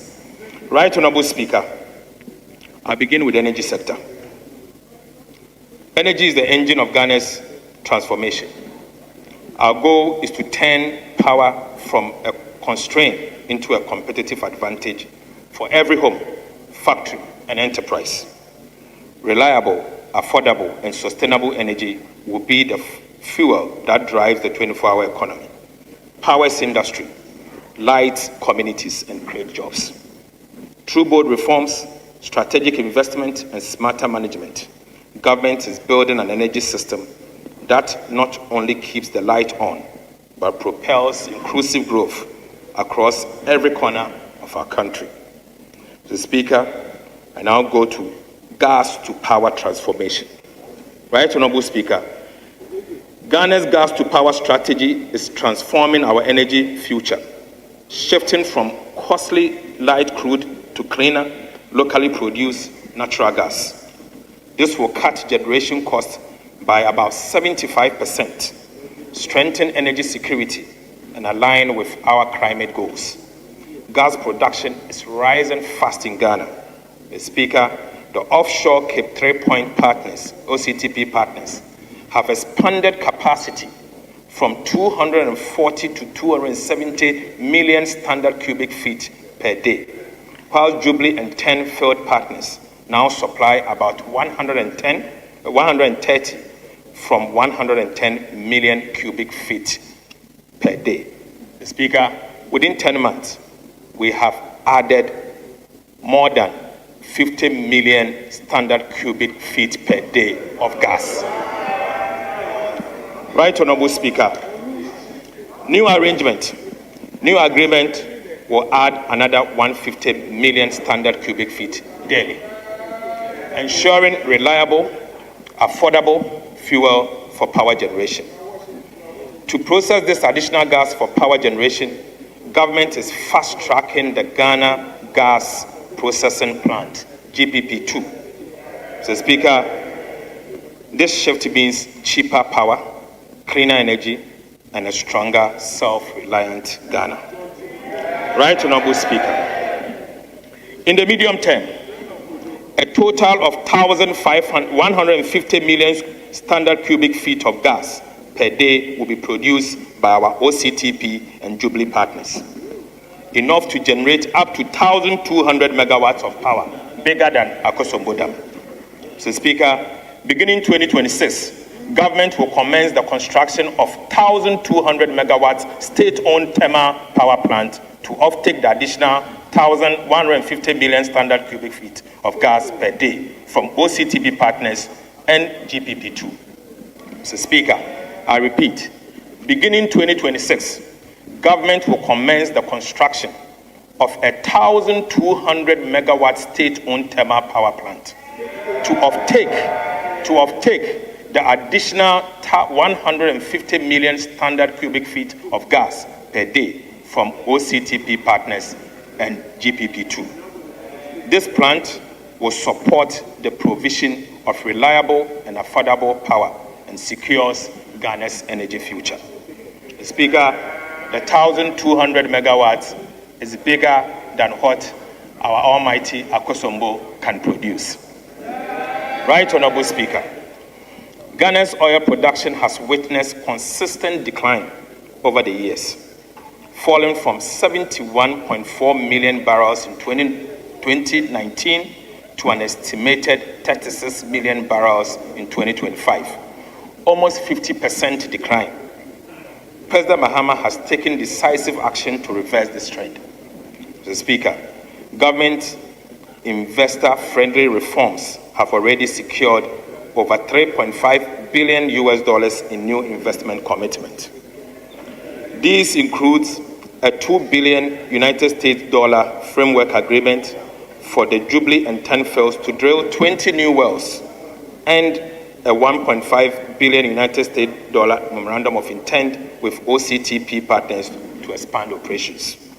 Mr. Speaker, this new investor-friendly environment has also drawn the interest of oil and gas majors such as Shell in our upstream industry. This is expected to bring in new capital, technology, and expertise to increase our oil and gas production. Right, Honorable Speaker, GNPC will commence drilling for oil on the offshore Voltaire Basin in October 2026. The prospects look good to expand Ghana's hydrocarbon production. Right Honorable Speaker, an upstream regulatory and fiscal review is underway to make Ghana's petroleum regime more competitive, transparent, and stable. Mr. Speaker, in 2026, government will roll out Rural Electrification Acceleration and Urban Intensification Initiative to achieve universal access to power. Mr. Speaker, through a faster turnkey model, it will connect every unserved community, boost rural economies, and drive Ghana's 24-hour economy policy. An electricity intensification program will extend connections to all remaining homes and businesses, ensuring that no Ghanaian is left without power. Mr. Speaker, the rollout starts in Volta, Oti, Savannah, and Central regions in 2026, expanding nationwide by 2029 with off-grid solar to remote areas. Mr. Speaker, electricity will be universal, reliable, and life-changing. Right Honorable Speaker, we will undertake feasibility studies on mini hydro electronic potentials of the Volta, Red Volta, and other southern river systems.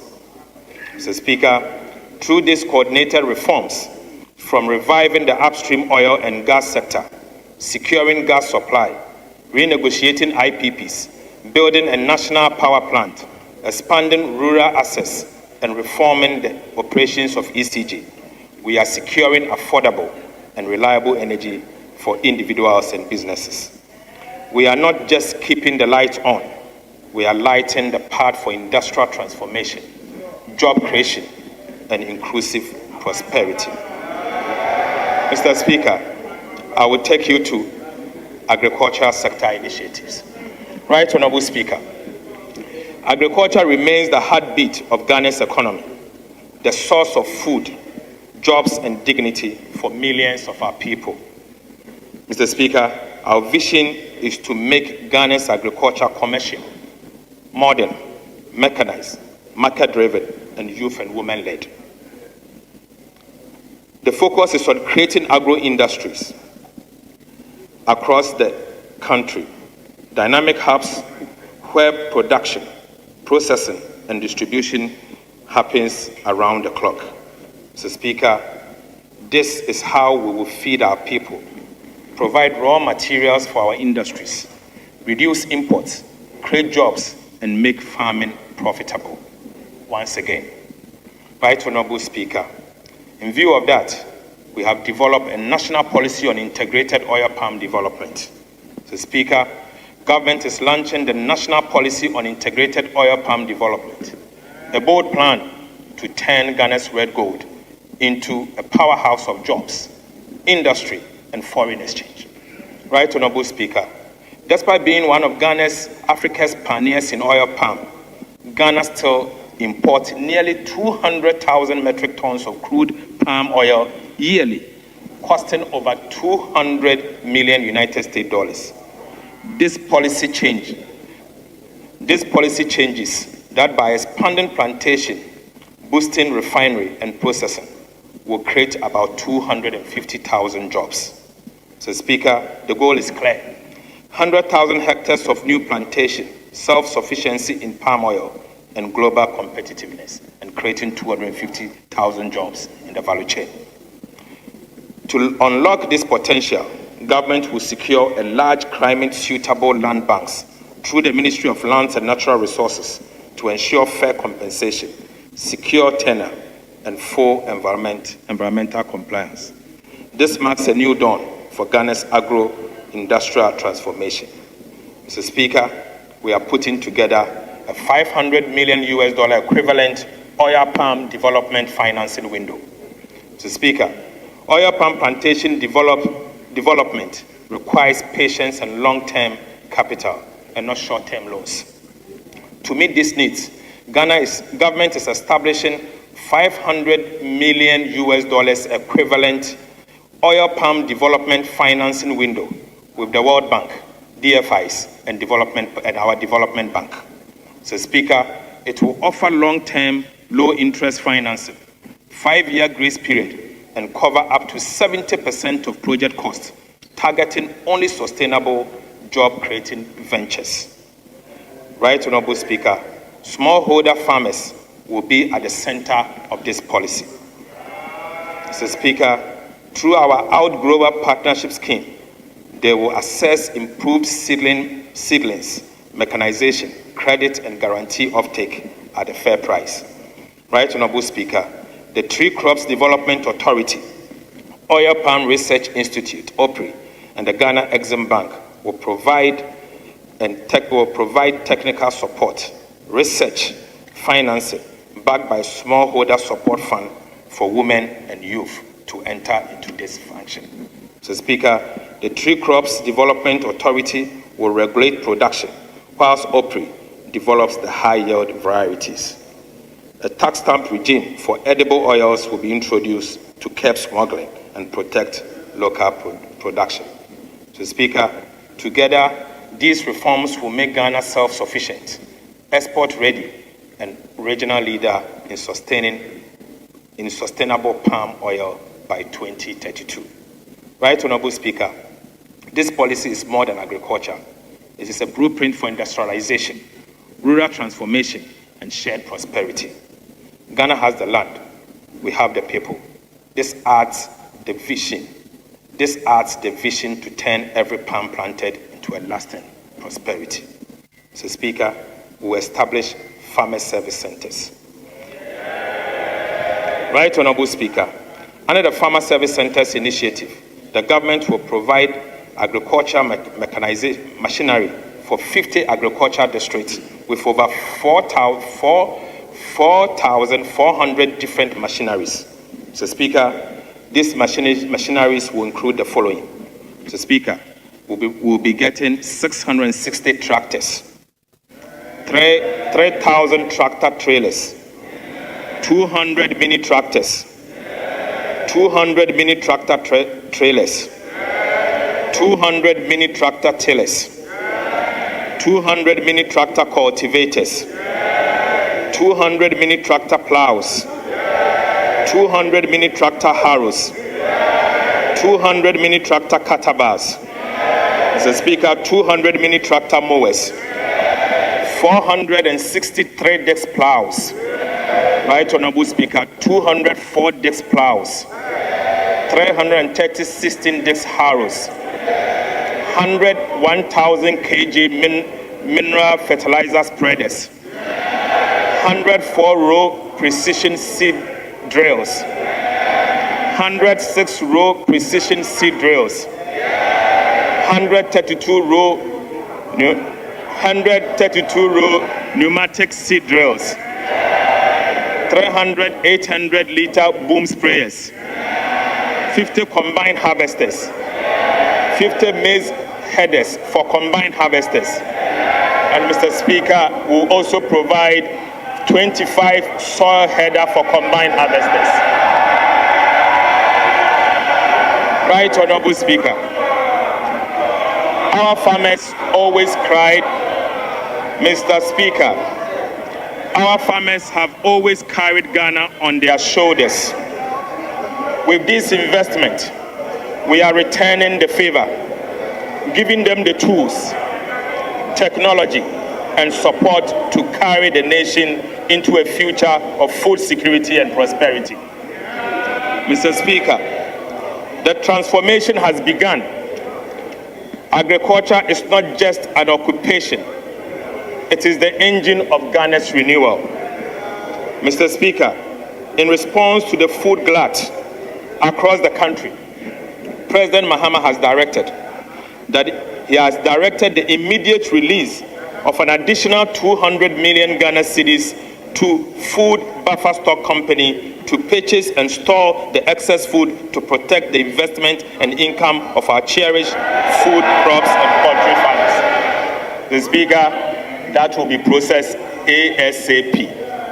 Right, Honorable Speaker, President Mahama has also directed that all schools from basic to secondary to purchase rice, maize, chicken, and eggs produced in Ghana only. Mr. Speaker, I repeat, President Mahama has also directed that all schools from basic to secondary schools to purchase rice, maize, chicken, and eggs produced in Ghana only. Right Honorable Speaker, the Ministry of Education, the Ghana Education Trust Fund, the School Feeding Program, the Free Secondary Education Secretariat, and the National Food Buffer Stores Company are accordingly directed to ensure strict compliance without fail. Mr. Speaker, I will now take you to the Big Push Infrastructure Program. Right Honorable Speaker, the Big Push Infrastructure Program, launched under the leadership of President Mahama, is Ghana's largest investment in modern infrastructure, valued at an equivalent of 10 billion United States dollars. It is turning fiscal stability into visible progress by building roads, bridges, ports, and logistics. Mr. Speaker, in 2025, 13.8 billion Ghana cedis was dedicated to strategic road projects across all regions, guided by economic returns, equity, and alignment with 24-hour economy. Mr. Speaker, contractors are now on site on most of the projects. Mr. Speaker, these projects are expected to complete by mid-2027, with payment assured within 30 days. Right Honorable Speaker, within 30 days of submitting IPCs. Mr. Speaker, the goal is clear: connect Ghana end to end, making infrastructure the backbone of industrialization and opportunity, from farms to factories and from homes to market. Right Honorable Speaker, following feasibility studies, two transformative projects have been added to the Big Push. Mr. Speaker, they are the Accra-Kumasi Expressway and the Achi-Amamfrom-Adoso Bridge. Mr. Speaker, let me now provide some details about these two iconic infrastructure projects. Right Honorable Speaker, a flagship of the Big Push infrastructure program is Ghana's Kumasi, the Accra-Kumasi Expressway project. Ghana's first modern 6-lane bi-directional Class A expressway, stretching 198.7 kilometers. The Accra-Kumasi Expressway will link the capital to the Ashanti region through the Greater Accra and Eastern region, linking the south to the north. The Accra-Kumasi Expressway, which is on a new alignment, will reduce current travel distance by 50 kilometers, from 250 kilometers to 198.7 kilometers. Mr. Speaker, the Accra-Kumasi Expressway is also expected to have travel time between Accra and Kumasi, reducing transport costs by nearly 40%. So, Speaker, the Accra-Kumasi Expressway project alone is expected to create over 30,000 direct and indirect jobs during construction. Right Honorable Speaker, beyond mobility, it will stimulate industrial parks, logistic hubs, and service economies along its route, powering the 24-hour economy and strengthening Ghana's competitiveness. Mr. Speaker, the expressway will feature 8 major interchanges, each designed to ease urban congestion and improve regional connectivity. The interchanges will be located at the Accra Hub, Adesso, Esaman Kese, Achem Oda, Ofuase, Lake Bosumtwe, and Kumasi. Mr. Speaker, for emphasis, the expressway will feature 8 major interchanges, each designed to ease urban congestion and improve regional connectivity. The interchanges will be located at the Accra hub, Adeso, Isaman Kese, Achim Odan, Ofuase, Lake Bosumtwe, and Kumasi. Mr. Speaker, it will also include 3 major bridges over the Birim and Pra rivers. Right Honorable Speaker, the project will include 4 service areas equipped with emergency medical facilities, fire stations, maintenance and rescue centers, catering rest stops, fuel stations, electric vehicle charging stations, and parking lots. Right Honorable Speaker, these facilities will operate 24 hours in line with our 24-hour economy program. Mr. Speaker, 2 modern 20-toll lane plaza, the Accra mainline toll plaza and the Kumasi mainline toll plaza will deploy automated systems to ensure efficient revenue collection and minimal delays. Mr. Speaker, the Accra-Kumasi Expressway will open up our dear country. Right Honorable Speaker, the Adoso Echiamanfom Bridge and related road network will open up the farm prince to large-scale commercial agriculture. This is urgently required to unlock the agriculture and economic potential of the farm prince enclave. Mr. Speaker, government has also identified one of the major causes of food inflation to be bad roads linking food-producing enclaves to market. Mr. Speaker, as a result, government is announcing a 3-year program to construct 1,000 kilometers of agriculture enclave roads. Right Honorable Speaker, the Agriculture Enclave Roads Program will be implemented by the Department of Feeder Roads under the Ministry of Roads and Highways. Mr. Speaker, the roads will be carefully selected and constructed in food processing enclaves only with the support of the Ministry of Agriculture.